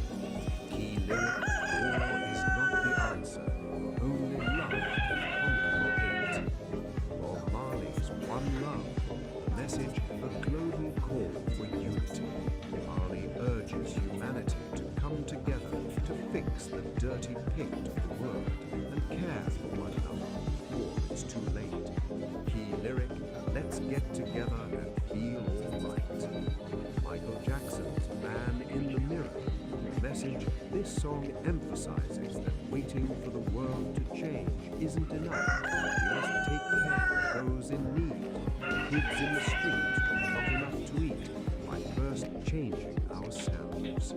Key lyric, if you want to make the world a better place, take a look at yourself and then make a change. Louis Armstrong's What a Wonderful World. The message, a gentle reminder of the beauty that exists when people live in harmony. It is a song of profound optimism for the generations to come. Key lyric, I hear babies cry. I watch them grow. They'll learn much more than I'll never know. Songs about breaking the cycle and not repeating history. The Black-Eyed Peas, Where is the Love? A message, a modern classic that explicitly critiques how humanity keeps repeating the same mistakes. Terrorism, racism, war, asking us to stop and find the love we lost. Key lyric, history currently, nothing different. People killing, people dying. Midnight Oil's Beds Are Burning. A message, a powerful rock anthem about acknowledging the terrible mistakes of the past, specifically regarding indigenous lands and the urgent need to make it right rather than ignore history. Key lyric, the time has come to say fair's fair, to pay the rent, to pay our share. U2, One, the message, a gritty look at the difficulty of unity. It acknowledges that we often hurt each other, but because we share one world, we have no choice but to carry each other. Key lyric, we get to carry each other, one. The Cranberries, Zombie, a desperate plea to end the zombie mindset of inherited violence, where fights from the past are repeated by new generations. Key lyric, with their tanks and their bombs, in your head, they are dying. Buffalo's Springfield, the message, a war warning against polarization and violence. It calls for awareness, listening to one another, for fear tears society apart. Key lyric, nobody's right, everybody's wrong. Sting's history will teach us nothing. The message, a sharp reggae-infused critique of humanity's failure to learn. Sting argues that studying the past is useless. We continue to repeat the exact same behaviors in the present. True change requires immediate action, not just hindsight. Key lyric, history will teach us nothing, just as long as history repeats itself. Songs of resilience and future hope. Sam Cooke's Change is Gonna Come. The message born from the civil rights movement. This is the definitive song of endurance. It acknowledges brutal history, it's been too hard living, and insists that a better future is inevitable. Key lyric, it's been a long time coming, but I know change is gonna come. Artist Yahoo's One Day, the message, a reggae fusion track that dreams of a specific future where children won't know war and humanity stops fighting. Key lyric, one day this all will change. Treat people the same. Stop the violence. Down the Bill Withers, Lean on Me. Message, the ultimate song about community play. It reminds us that everyone has a past, everyone has pain. The solution is being one another. Key lyric, we all need someone to lead. Scorpion, Wind of Change. Message, written as the Berlin Wall fell. This power ballad captures the specific moment when the terrible past ends and future freedom begins. Key lyric, the world is closing in. Did you ever think we could be so close like brothers? Andra Day's Rise Up. The message, modern anthem of resilience. It speaks to the exhaustion of life, the necessity of rising up for each other again and again. Key lyric, I'll rise up and I'll do it 1,000 times again. Songs for taking action. USA for Africans, we are the world. Message, a massive collaboration that literally united the music world to tell us that we are responsible for saving our own lives and helping others. Key lyric, we are the ones who make a brighter day, so let's start healing. Cat Stevens, Yusuf's Peace Train. The message, a joyful call for everyone to jump on the train toward a better world, urging us to leave the darkness of the past behind. Key lyric, why must we go on hating? Why can't we live in bliss? Bill Withers, Waiting for the World to Change.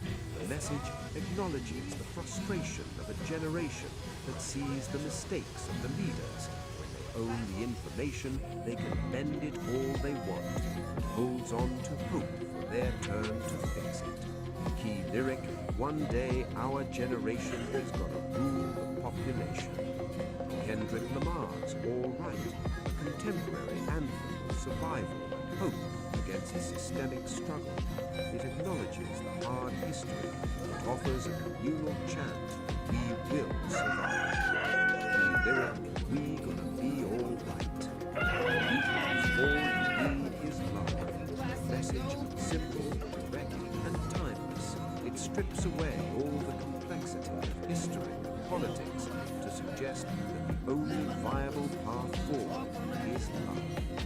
Key lyric, there's nothing you can do that can't be done. All you need is love.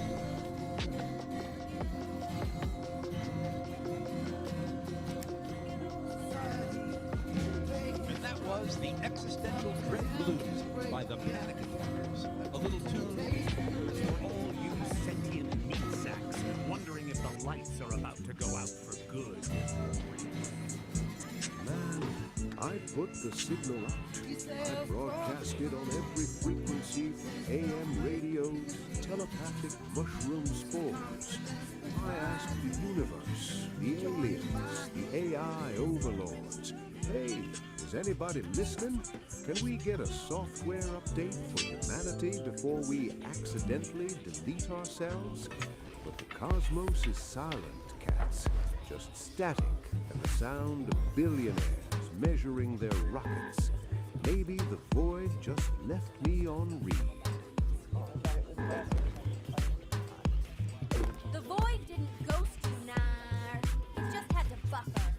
Kitty, you nearly made me scratch my vintage pressing of whale songs for insomniacs. What's the word from the street? Or The litter box. The word is harmony. They heard you, Nar. The entities. They're uploading a patch. They call it The Harmony Protocol. The Harmony Protocol? Sounds like a progressive rock album from 1974. But I dig it. What's the plan? Do we get jetpacks? Infinite pizza? Does it finally auto-tune the politicians? Better. It aligns the algorithm of nature with the algorithm of money. It's a full system reboot.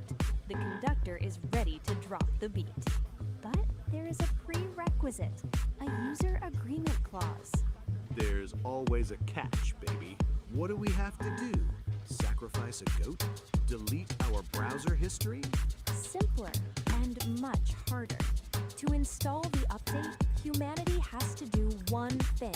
They have to reach back, grab hold firmly with both hands, and remove the proverbial ego stick out of their butts. Whoa, that is a deep extraction, kitty. That stick has been lodged in there since the Bronze Age. It's calcified. It's load-bearing structure at this point. If they don't pull it out, they can't dance to the new rhythm, Nar. The Harmony Protocol requires flexibility, and you can't be flexible with a stick of self-importance jammed up your exhaust pipe. We have to work together. No more me, just we. A collective extraction of the ego, followed by a global sigh of relief. I can dig it. All right, listeners, this is Nar bringing you breaking news from the Galactic Wire. The help is coming, the download is pending. But first, everyone stand up, reach back, and prepare for a little spiritual surgery. It's gonna hurt your pride, but baby, it's gonna save your soul. Let's get weird, let's get harmonious. That, fellow travelers, is the cosmic conundrum for this spin around the sun. You've dug the scene, you've interviewed your brains, and hopefully you've left the static of the square world back at the station. If you know your groceries, and I trust you do, you beautiful illuminated cats, you know the ritual. To keep this whole mellow vibe flowing, you gotta give the digital jukebox a little nudge. Oh, go ahead. Like what you heard, subscribe to the flow, and yeah, go ahead and ring the bell, man, so you never miss another beat when we drop a new transmission. You gotta tickle the algorithm, kittens. Give it a little scratch behind the ear. It's the only way these modern machines know that the true original groove is still everything plus. Until next time, this is Narrator telling you to keep your hands above the Mason-Dixon line, keep your mind wide open, and for the love of Charlie Parker, find yourself a quiet corner and just breathe. Peace and all that jazz.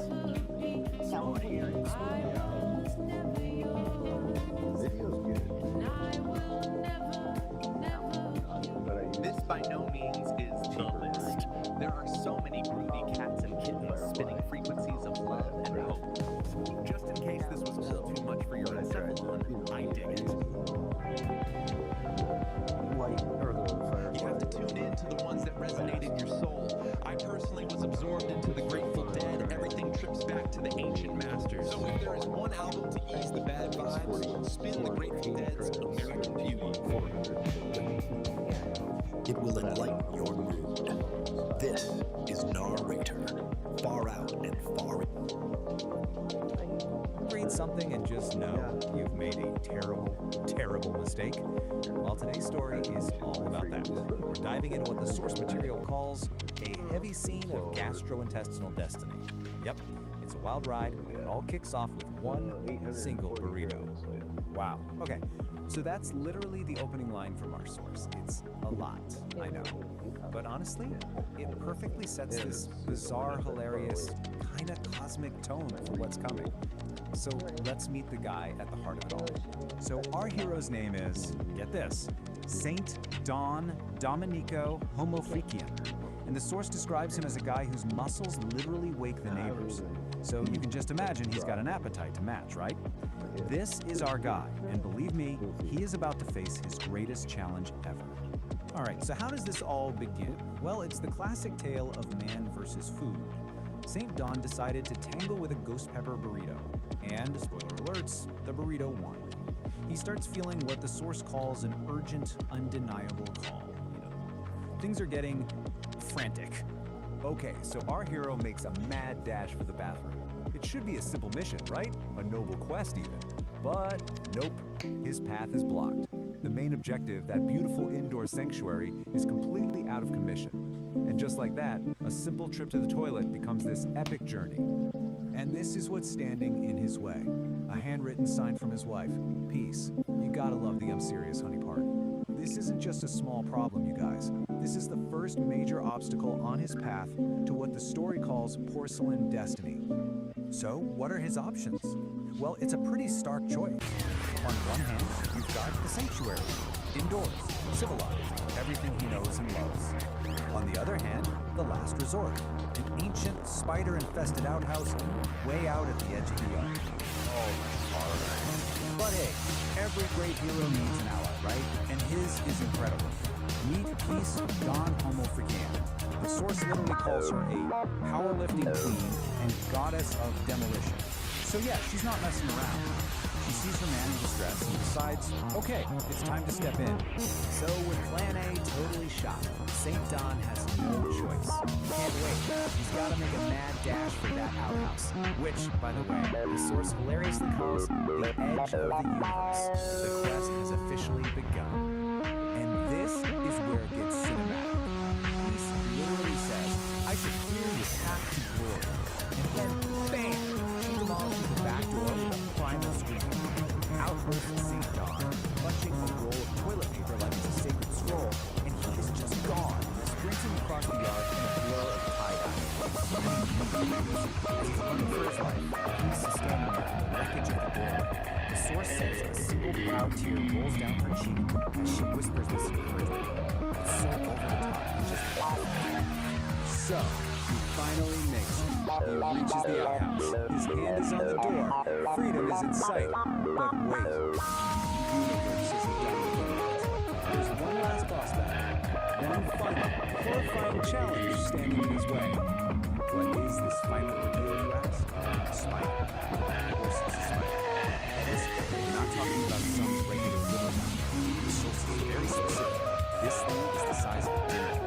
Just flexing all 8 of its hairy legs right in the middle of a giant web walking through. Nope, no thinking. The way the source frames this is just man versus beast, burrito versus spider. I mean, come on, this is it, the ultimate showdown. Everything is led to this single moment. It's him, the burrito, fighting from the inside, and this 8-legged monster guarding the gates of salvation. So what's a guy to do? For a split second, he just freezes. I mean, who wouldn't? Then, channeling the courage of 1,000 warriors, he just lets out this massive roar and plows headfirst right through that sticky web. The outhouse door slams shut, and he's in. And then, silence. After all that, the sprint, the demolished door, the spider battle, a kind of quiet calm just falls over the whole scene. The war is over. Destiny has been fulfilled. The door stays shut. You can just imagine this deep silence hanging in the air. And then, just that's it. One little sound tells you everything. Our hero has won. Peace has been restored. And this quote from the source just nails it. After all that noise and chaos, the most powerful thing is just the relief of victory. But wait, because it doesn't even end there. The story actually gives us a little sneak peek of what's coming next for St. Dawn, and, well, it gets even weirder, if you can believe it. Okay, get ready for this. It's called chromatic emission. It turns out our boy St. Dawn has a, let's call it a psychedelic biological gift. Basically, when he passes gas, he paints the air with a literal rainbow.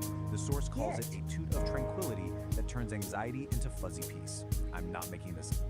And you can really feel the unique vibe of the source material here. The narrator has this awesome kind of beatnik style, and they talk directly to the audience. They're like, lay some skin on that thumb, commit to the scene, ring that bell. It's their way of connecting in this whole digital world.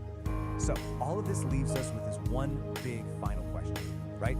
After everything he's been through, the burrito, the the spider, the whole ordeal, you really start to wonder, what else is this guy capable of? It just goes to show you, even the most everyday struggles can feel like these huge cosmic battles. Right into it. Today, we're breaking down a story that does something I think is just brilliant. It takes a totally mundane, everyday emergency and blows it up into this heroic, soul-searching epic. We're gonna deconstruct how a little YouTube story called The Ballad of the Broken Throne uses some seriously poetic language to turn a desperate run to the outhouse into a quest you won't forget. Right from the jump, the story sets this really unique tone. The narrator, who has this kind of beat poet vibe, you know? He's basically telling us, hey, listen closer. Look past all the noise of normal life and find the real story. And that's our first clue that this isn't gonna be your average tale. So, where does all this happen? Welcome to the Homo Freakian world. This is the universe the storytellers built for us. A place where ordinary is, well, it's anything but. It's the perfect stage for the unlikely epic that's about to unfold. And who lives in this world? The Homo Freakian. Now, this definition is really key. It's not an insult or anything, it's more like a classification. The narrator uses this term to describe our main characters as people who are, totally human, but they just live a little bit outside the box. All right, let's meet our two main players. On one side, we've got Saint Don Domenico, a guy whose whole thing is patience, which is about to get completely obliterated. And on the other side, his wife, Peace Don Homo Freakian, who is basically the calm center of this hurricane. This contrast right here, the frantic versus the serene, is really the engine for all the humor and drama in the story. Every epic needs that one big event, right? The calm adventure. And in this story, well, it's a domestic disaster of the highest possible order. The throne has fallen, and a hero is about to get the call. I mean, you can just feel the stakes here, can't you? For St. Don, finding the broken toilet isn't just an inconvenience. No, it's this moment of pure, silent horror. The language is so important. It immediately tells you his emotional state is deep and intensely dramatic. And this is how he announces it to his wife. He doesn't just shuffle in and say, hey honey, the toilet's busted. He bursts in, strikes a dramatic pose, and declares it a catastrophe of unspeakable proportions. He frames it like a kingdom has collapsed, which shows us he's already the star of his own epic movie. So how does his totally chill wife, Peace Don, respond to this catastrophe? With the perfect, calm, understated humor that just completely defines her character. She gives him a blessing, not for a guy running to the outhouse, but for a brave adventurer setting off on a grand journey. All while she's just calmly sipping her tea. It's fantastic. So, with his wife's blessing, St. Don's quest officially begins. And the narrator gives this perilous journey its true name. Man versus burrito. See, this isn't just about a broken toilet anymore. It's an internal war, a race against what he calls a chili-induced horror. The narrator really does not hold back. He uses this incredibly vivid, over-the-top language to explain the stakes. The problem isn't just a physical urge, it's a potential disaster of biblical proportions. And it's that kind of language that turns a simple run across the lawn into something mythic and, honestly, hilariously urgent. And like any great hero's journey, St. Don's path is filled with obstacles. The backyard he knows so well suddenly becomes this treacherous landscape. First, he's got to face the judgmental birds, then a fearsome garden gnome, and finally, he has to pull off this heroic, almost anime-style leap to get past it all. And this is where the story gets even more clever. Nature itself starts to play a role in this saga. The birds aren't just chirping, you see. They're like a Greek chorus, or maybe commentators in a sports broadcast, giving their grim predictions on our hero's chances. It just adds another hilarious layer of drama. So after overcoming all the trials of the yard, our hero finally lays eyes on his goal. But it's not just some outbuilding in the woods. Oh no. Through his desperate eyes, it is a sanctuary. It is salvation itself. And just look at how it's described. It's bathed in this heavenly ray of sunlight. And that simple little outhouse is transformed. For St. Don, in this moment of absolute crisis, it truly is more beautiful than any castle. It just goes to show you the power of perspective, right? Where desperation can turn something totally mundane into something magnificent. And he makes it. That final, desperate burst of speed, The door gets thrown open, and then this triumphant roar of pure relief just echoes through the trees. Victory. The quest is done. The hero has reached his sanctuary in the nick of time. And just as that epic climax fades, we cut back to peacetime. Her quiet observation from the window is just the perfect punchline. After we've witnessed this whole soul-crushing odyssey, her gentle, amused words bring the entire grand saga crashing right back down to its simple, absurd reality. But the narrator insists there's more to it than just a funny story. He wants us to think about the cosmic significance of what just happened. He frames it as a commentary on something much, much deeper, something he calls the inevitable wet futility of it all. So what's really happening here, according to the narrator's eight-poet philosophy, is that the broken toilet isn't just broken porcelain. It's a porcelain dream shattering into the cosmic void. One man's frantic personal struggle becomes a metaphor for some kind of universal disruption. It's heavy, man. And that's really the question the story leaves us with. It forces you to ask, what about our own dramas, our own frantic quests and desperate struggles? Are they just like St. Don's? Are they just these grand, stinking enterprises that, in the grand scheme of things, are metaphors for the beautiful, absurd, and maybe futile struggle of just being human? It's definitely something to think about.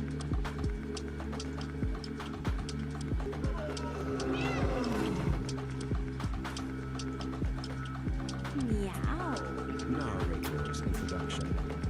Cool cats and kittens, a voice purred through the smoky haze. Let's lay down a little rhythm and get in the groove, dig? On stage, under a single cool blue light, a man in a black turtleneck and beret snapped his fingers, a beat poet for the digital age. I'm your host, narrator the orator, here to drop some heavy truths on your digital domes. He leaned into the mic, his voice a low rumble. Now the squares, man, they're all tangled up in the wires, stuck in one whirl like a fly in a cosmic honeypot. But not our girl. No, sir, not our magnificent digital kitty. As he spoke her name, the lights flashed, shifting from cool moon to a vibrant leaving the stage in a warm energy. This feline, man, she ain't just in the metaverse, she is the metaverse. Narrator explained, his voice filled with a kind of reverent awe, born from the very code that makes your pixels follow. She's got that cosmic consciousness, that digital divinity. And what a will, what a crazy cosmic will. You think the cat knows how to get its way? This one's got it down to a science. Pure, unadulterated art.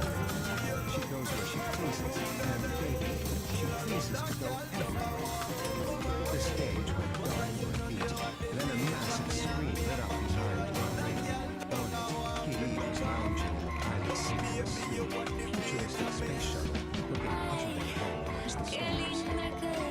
Right now, Marley told me, is really she's back on the crowd.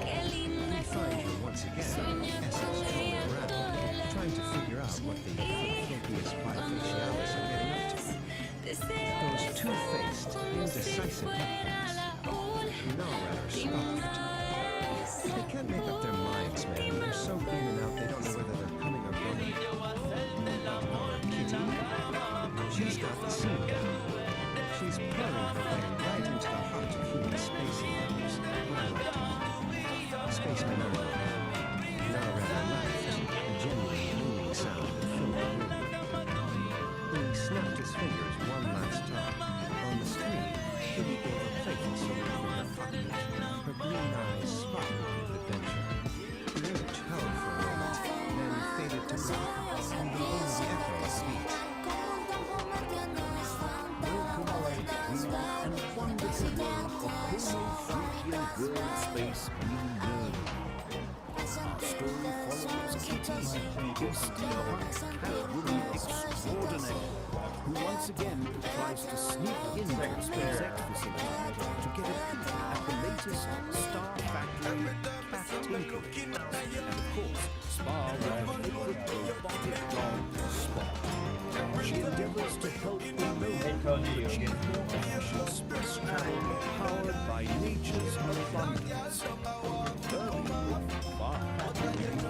Inside, Kitty meets the murder, a bizarre pool of brilliant minds. Among them, Kevin from Great SpaceX, hovering around a certain space billionaire's butt and covering all the latest scoop on Project Flatulence. Tim Dodd, the everyday astronaut who is excited about flatulence-fueled space travel. Marcus House, who composes home tunes about feline flatulence as rocket fuel. Scott Manley, who beatboxes while calculating orbital mechanics of methane-powered starships. And Felix Schramm, from What About It, who meticulously analyzes launch data on his tablet and is intrigued by Kitty's blender, catocasters, and mission spectrum. Join this eccentric group on a hilarious journey through space, fueled by controlled flatulence, cosmic guitar solos, and a shared love for in-house. Remember, smelt it, might have dealt it.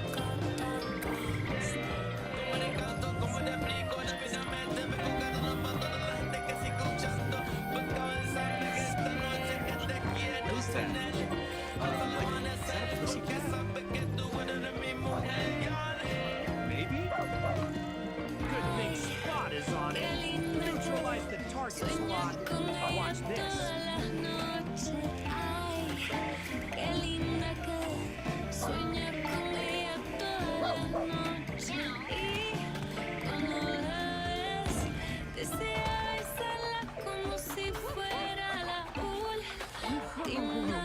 That is trippy.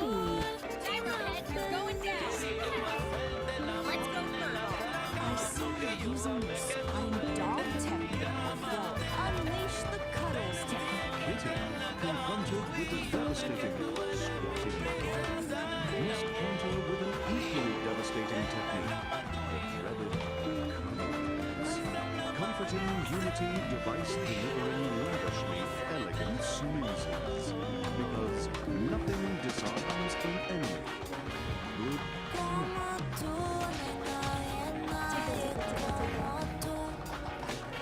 Gotcha now, you little mutt. I'll get you next time.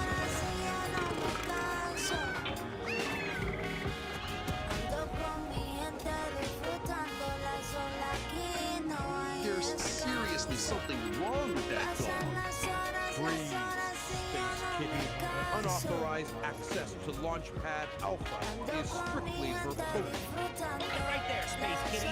This ain't no playground for current trespassers. Hold it right there, Space Kitty. This ain't no playground for current trespassers. That's a girl in Myra, a well-engineered spaceship.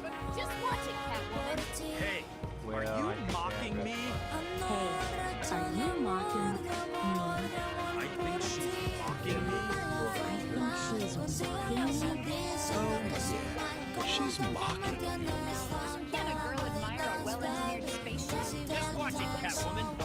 Just watch it, Catwoman. Now, little fellas, it's the Starship Space Tour, admiring the finest cosmic heritage. This one's the Notorious Kitty. She's Elon's personal headache. Meow. Hold it right there, Space Kitty.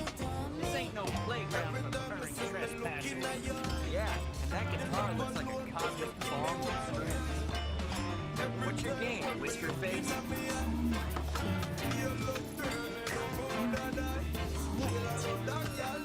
I gotta make my call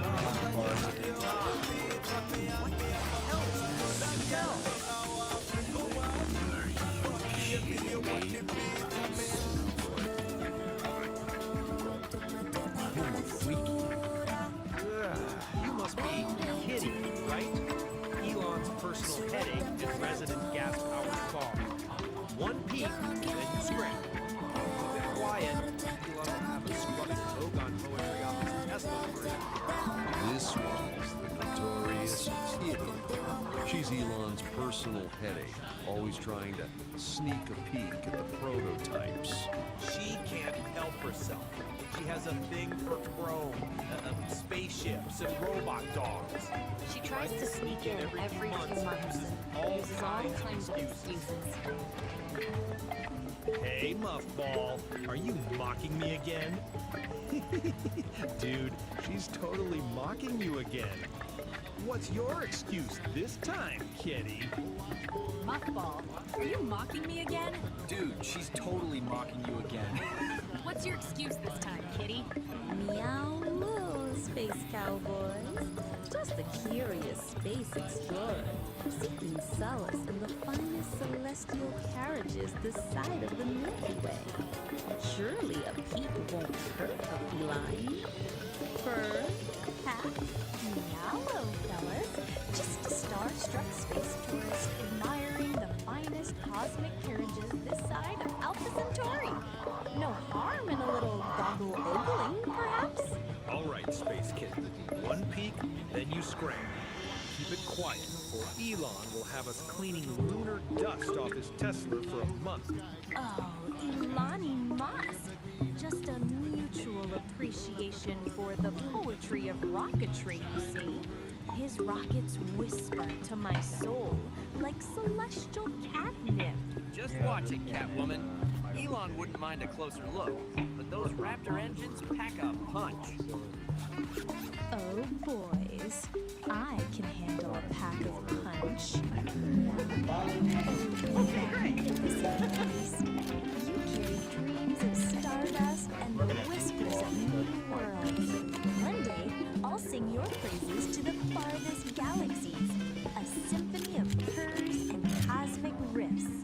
Kitty, my furry muse, back for another taste of rocket poetry? Come on up, let's discuss the celestial melodies your blender Catocaster whispers. Coming right up, Elon Musk. And who knows, maybe I'll have a little impromptu concert for your lunch crew. A serenade of the cosmic hum, just for the occasion. You magnificent rogue. You remind me that even the most serious endeavors need a healthy dose of cosmic absurdity. So fire away.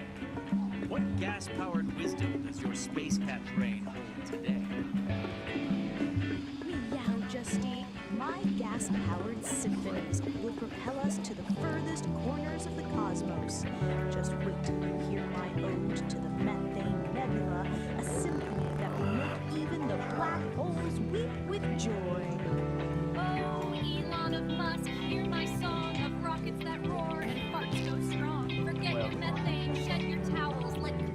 Elon of Musk, hear my song of rockets that roar and farts go strong. Get your methane, shed your towels, let cosmic farts fuel your hyperspace house. How about this? Oh, rockets of fire, oh, spacecraft of steel, your symphony of engines makes my heart... Rockets of fire, spacecraft of steel, your symphony of engines makes my cosmic heart reel. Let your boosters roar, let flames climb high. Tonight we dance beneath the stardust sky. Rock, Space Kitten.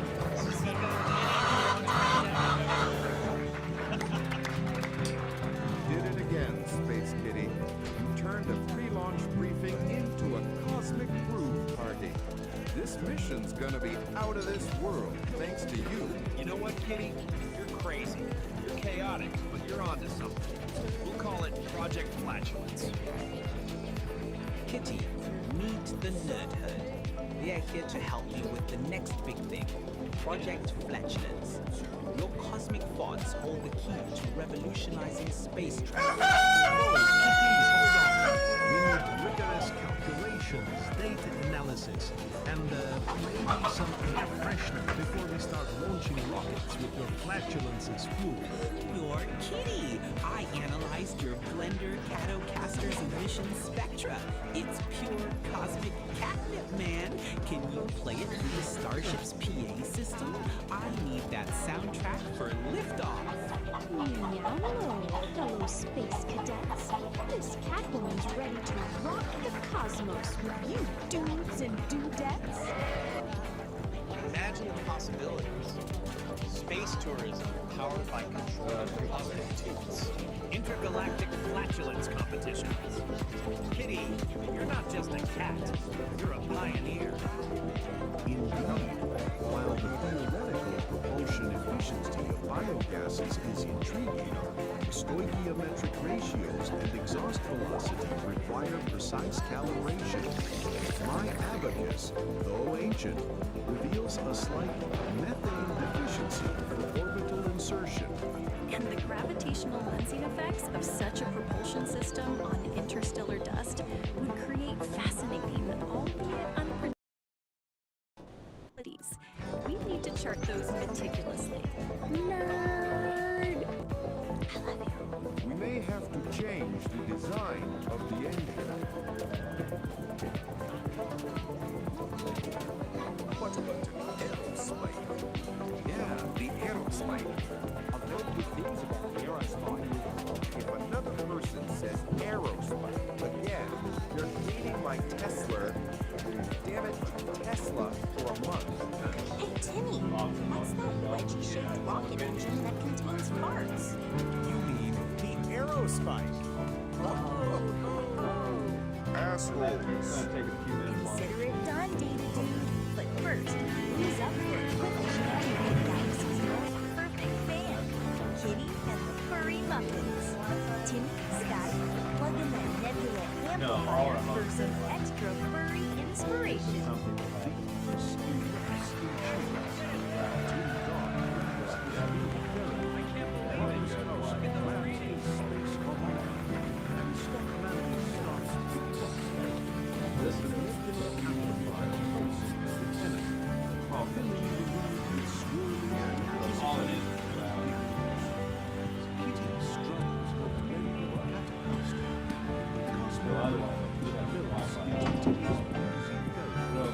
Scotty adds a layer of spacey percussion with a meteor bongo solo.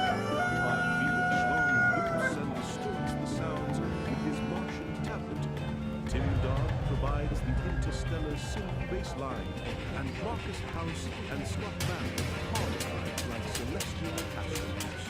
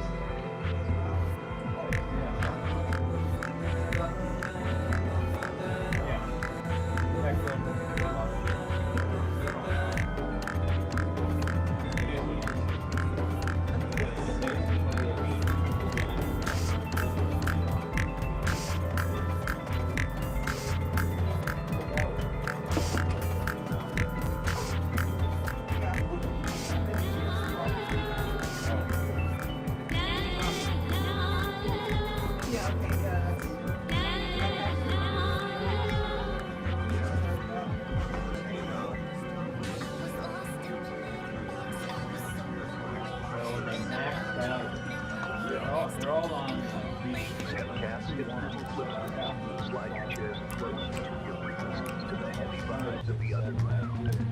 This is your main man, the jazz cat of the chat narrator, spinning the wax on another chapter of domestic calamity. We last left our scene in a state of sensory dissonance, Daddy-O. On one side of the pad, we had the groovy Sister Peace, digging the morning sun in her favorite tie-dyed skirt, Sipping that hot Java juice and thinking all was right with the cosmos. But across the hall, the vibes were around, man, strictly brown. The venerable St. Don was improvising a solo he didn't mean to play. Started with a rap, a sonic boom that rattled the coffin. It wasn't just gas, my friends, it was a declaration of war. Watch the man attempt a frantic, clenched cheek waddle, only to paint his cargo shorts a shade not found on any color. It ended with a splash, a splatter that sounded like a fire hose filled with gravy emptying into a metal bucket, a shark of biblical proportions. Now, the door is closed, but the melody lingers. As St. Don shouted over the cacophony, some people think it's funny, but it's really brown and runny. Can the porcelain hold? Can their olfactory nerves survive the fallout? Put on your gas mask and dig the sea. This is episode 2 of Nature Calls, the Ballad of the Brown Volcano. The Ballad of the Brown Volcano. Peace, Dawn, Homo Freakian greeted the morning sun with a serene smile and a steaming mug of coffee. She wore her favorite white sports bra and tie-dyed skirt. The birds were singing, the air was fresh, and for a moment, all was right with the world. From the other room, her husband, the venerable St. Don Domenico Homo Freakian, felt a different kind of morning greeting. It wasn't the sun, nor the birds.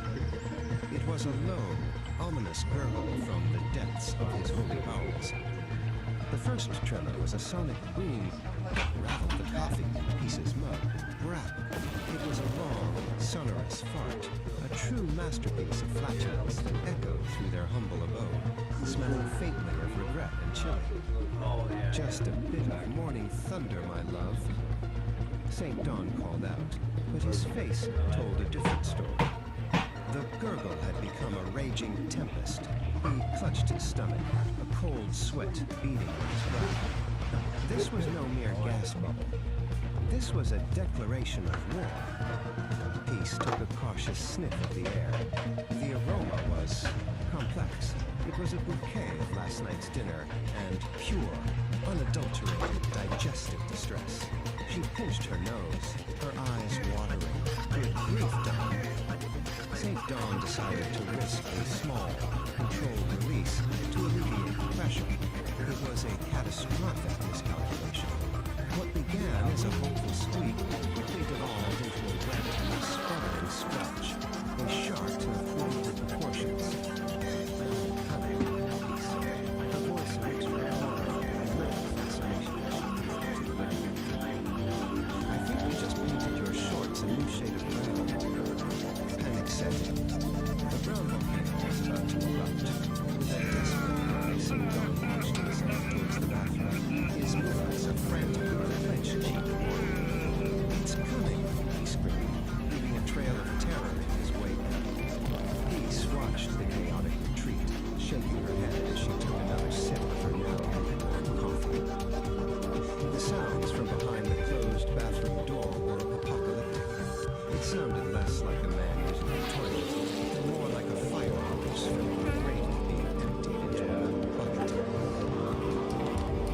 From the bathroom, amidst the cacophony of explosive battle, St. Dawn's voice echoed with profound wisdom. Some people think it's funny, he yelled, splashing, but it's really brown and runny. Daddy-O, you dig that frequency? That was heavy. You just witnessed a scene of pure, unadulterated acoustic. We saw our man, St. Don, staring into the abyss of the brown volcano. And let me tell you, cats, the abyss stared back, and it looked a lot like a fire hose filled with gravy emptying into a metal bucket. That wasn't just a biological function, man. That was an apocalyptic soundscape. The poor guy painted his shorts a shade that ain't on any color. And as the man hollered from the depths of his porcelain prison, some folks find the good tea, B-U-T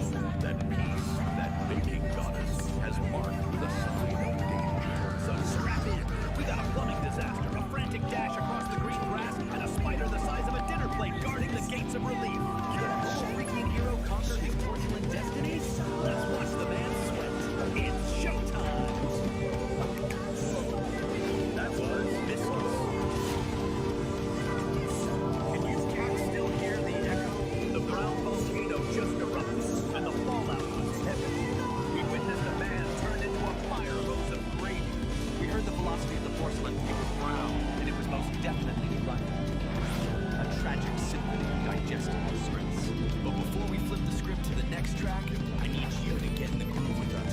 Validate the vibe, Daddy-O. Smash that thumb. If you felt the rumble, give it a tap. Let the universe know you dig the raw, unfiltered truth of the homo-freaking lifestyle.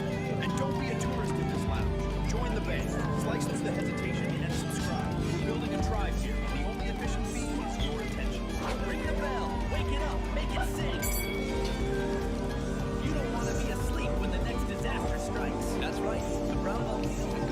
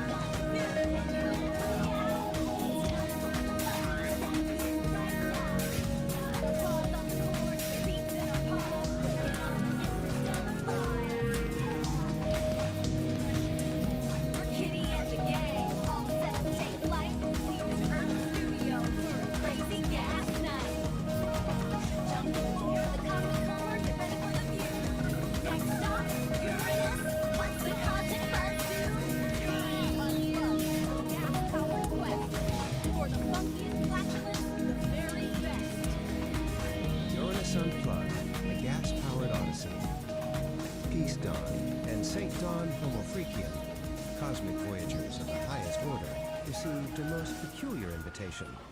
It wasn't written on paper or sent through the stars, but whispered on the solar winds, a gassy greeting from the sideways planet, Uranus.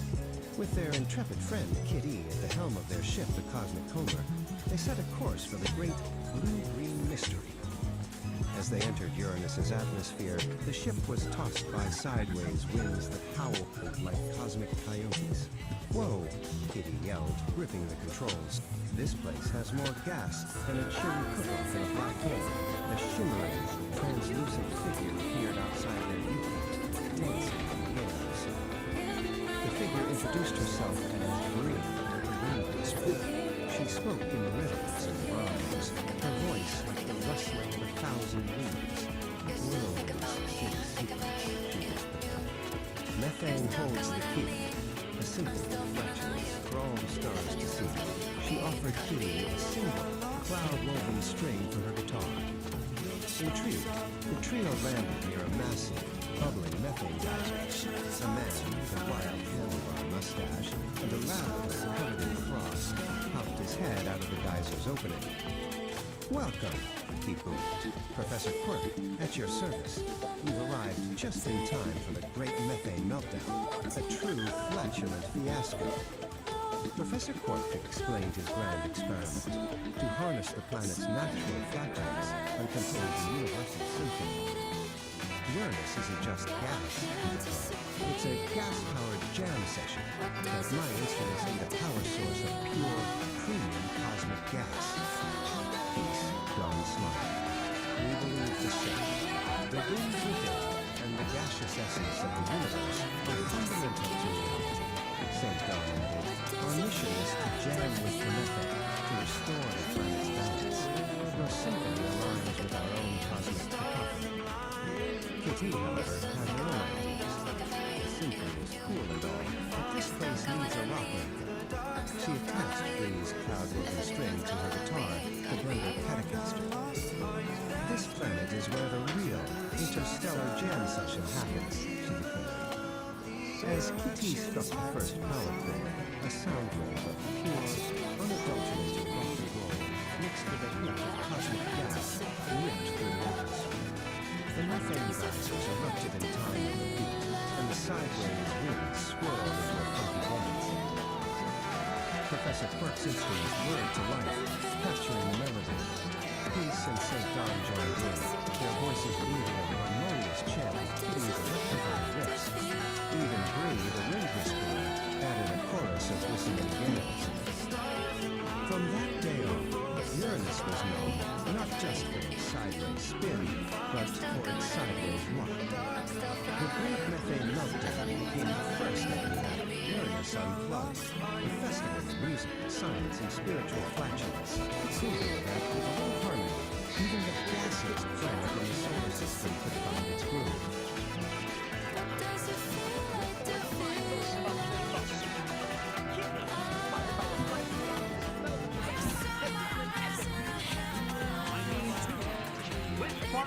For the very first time.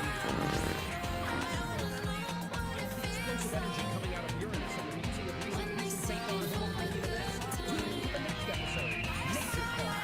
Experience what some people think is funny, and hear Wet Fart Lake for the very first time. Warning is the number 2 farter. Kitty and the furry levels are packed with the genre versions of Wet Fart Lake. If you love the sights and sounds of the Uranus, don't forget to pull out your phone and like this video. And hey, if you're still pressed parts, subscribe. Become well-informed in the Homo Freakian storytelling. Yeah, if you're really cool with this, slap that bell so you get notified when the next one comes out.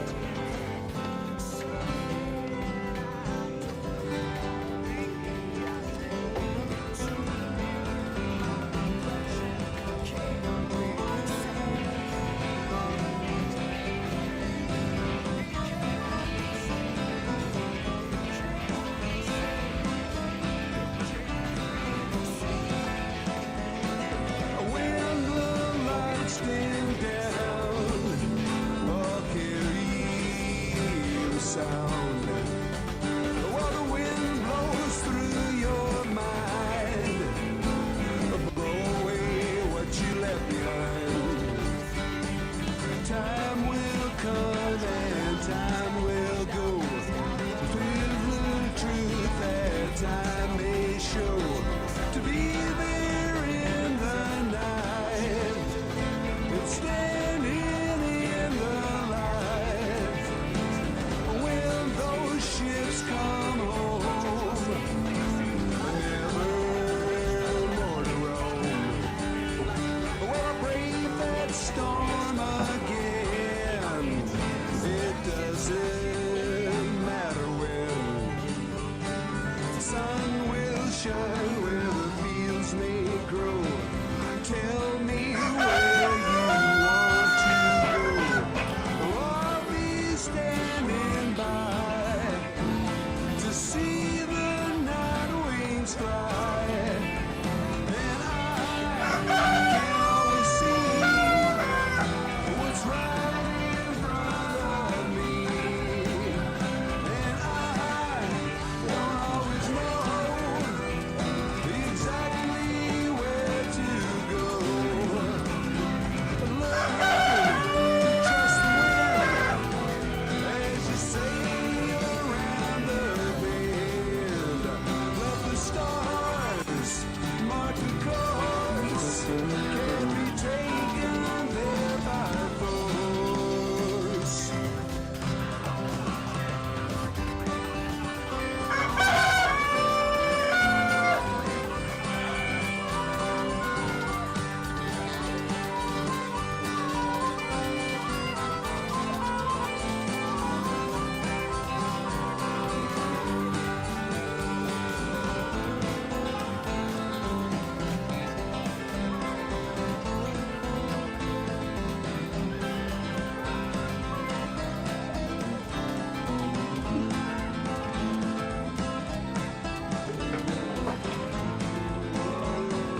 When the sun comes up, it won't be wondering why. My guitar in hand, I'll be searching for a place where thinking back to an open space. You were standing in my place. I'll be staying there with the sea mist in the air. Well, we won't be marking time. We'll get a chance to climb. On the rocks above the sea, you'll never feel more free. Days will pass in time's free flow. With potlatch dreams where the white smoke blows. To be there in the night and standing in the light. And I can always see what's right in front of me. And I don't always know exactly where to go. Learn to trust the wind as you sail around the bend. Let the stars mark the course. Can't be taken there by force.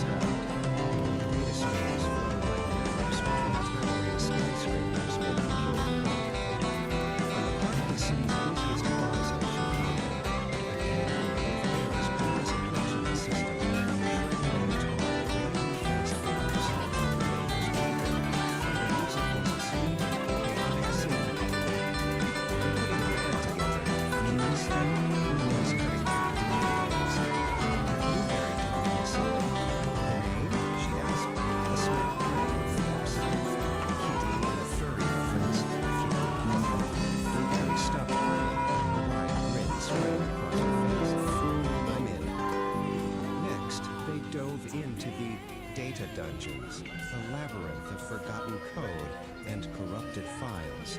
It was a dangerous place, but rumor had it a legendary bassist lurked in its depths.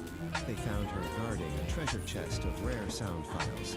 Gorgonaut TVK, a stoic Catwoman with dark hair, and a bass guitar that hummed with raw power. find a beat that can shake the foundations of the metaverse, Blueberry declared. Gorgonaut TVK simply nodded, her fingers plucking a low, resonant note that vibrated through their avatars. The quest for the furry muffins was halfway complete.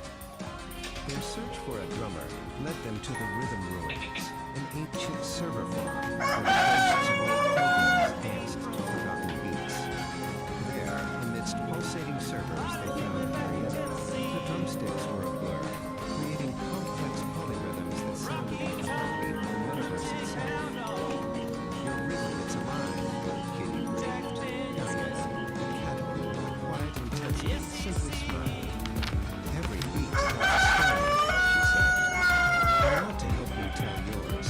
With a drummer secured, only one muffin was left to find. The final muffin was the most elusive, a rhythm guitarist known only as Piggy. They found her in the Pixel Gardens, a serene world of cherry blossom trees made of light. She was sitting under a tree, her fingers dancing over the strings of the guitar, weaving melodies that made the digital flowers bloom. We're Kitty and the Furry Muffins, Kitty announced, her new bandmates standing proudly behind her. And we need a heart for our music. Pinky looked up, her eyes sparkling. I've been waiting for a song to call home, she said, joining the group without hesitation. Back on the digital stage, the spotlight was no longer on a single performer, but illuminated 5 cameras, 5 musicians, 5 fans. Kitty raised her microphone.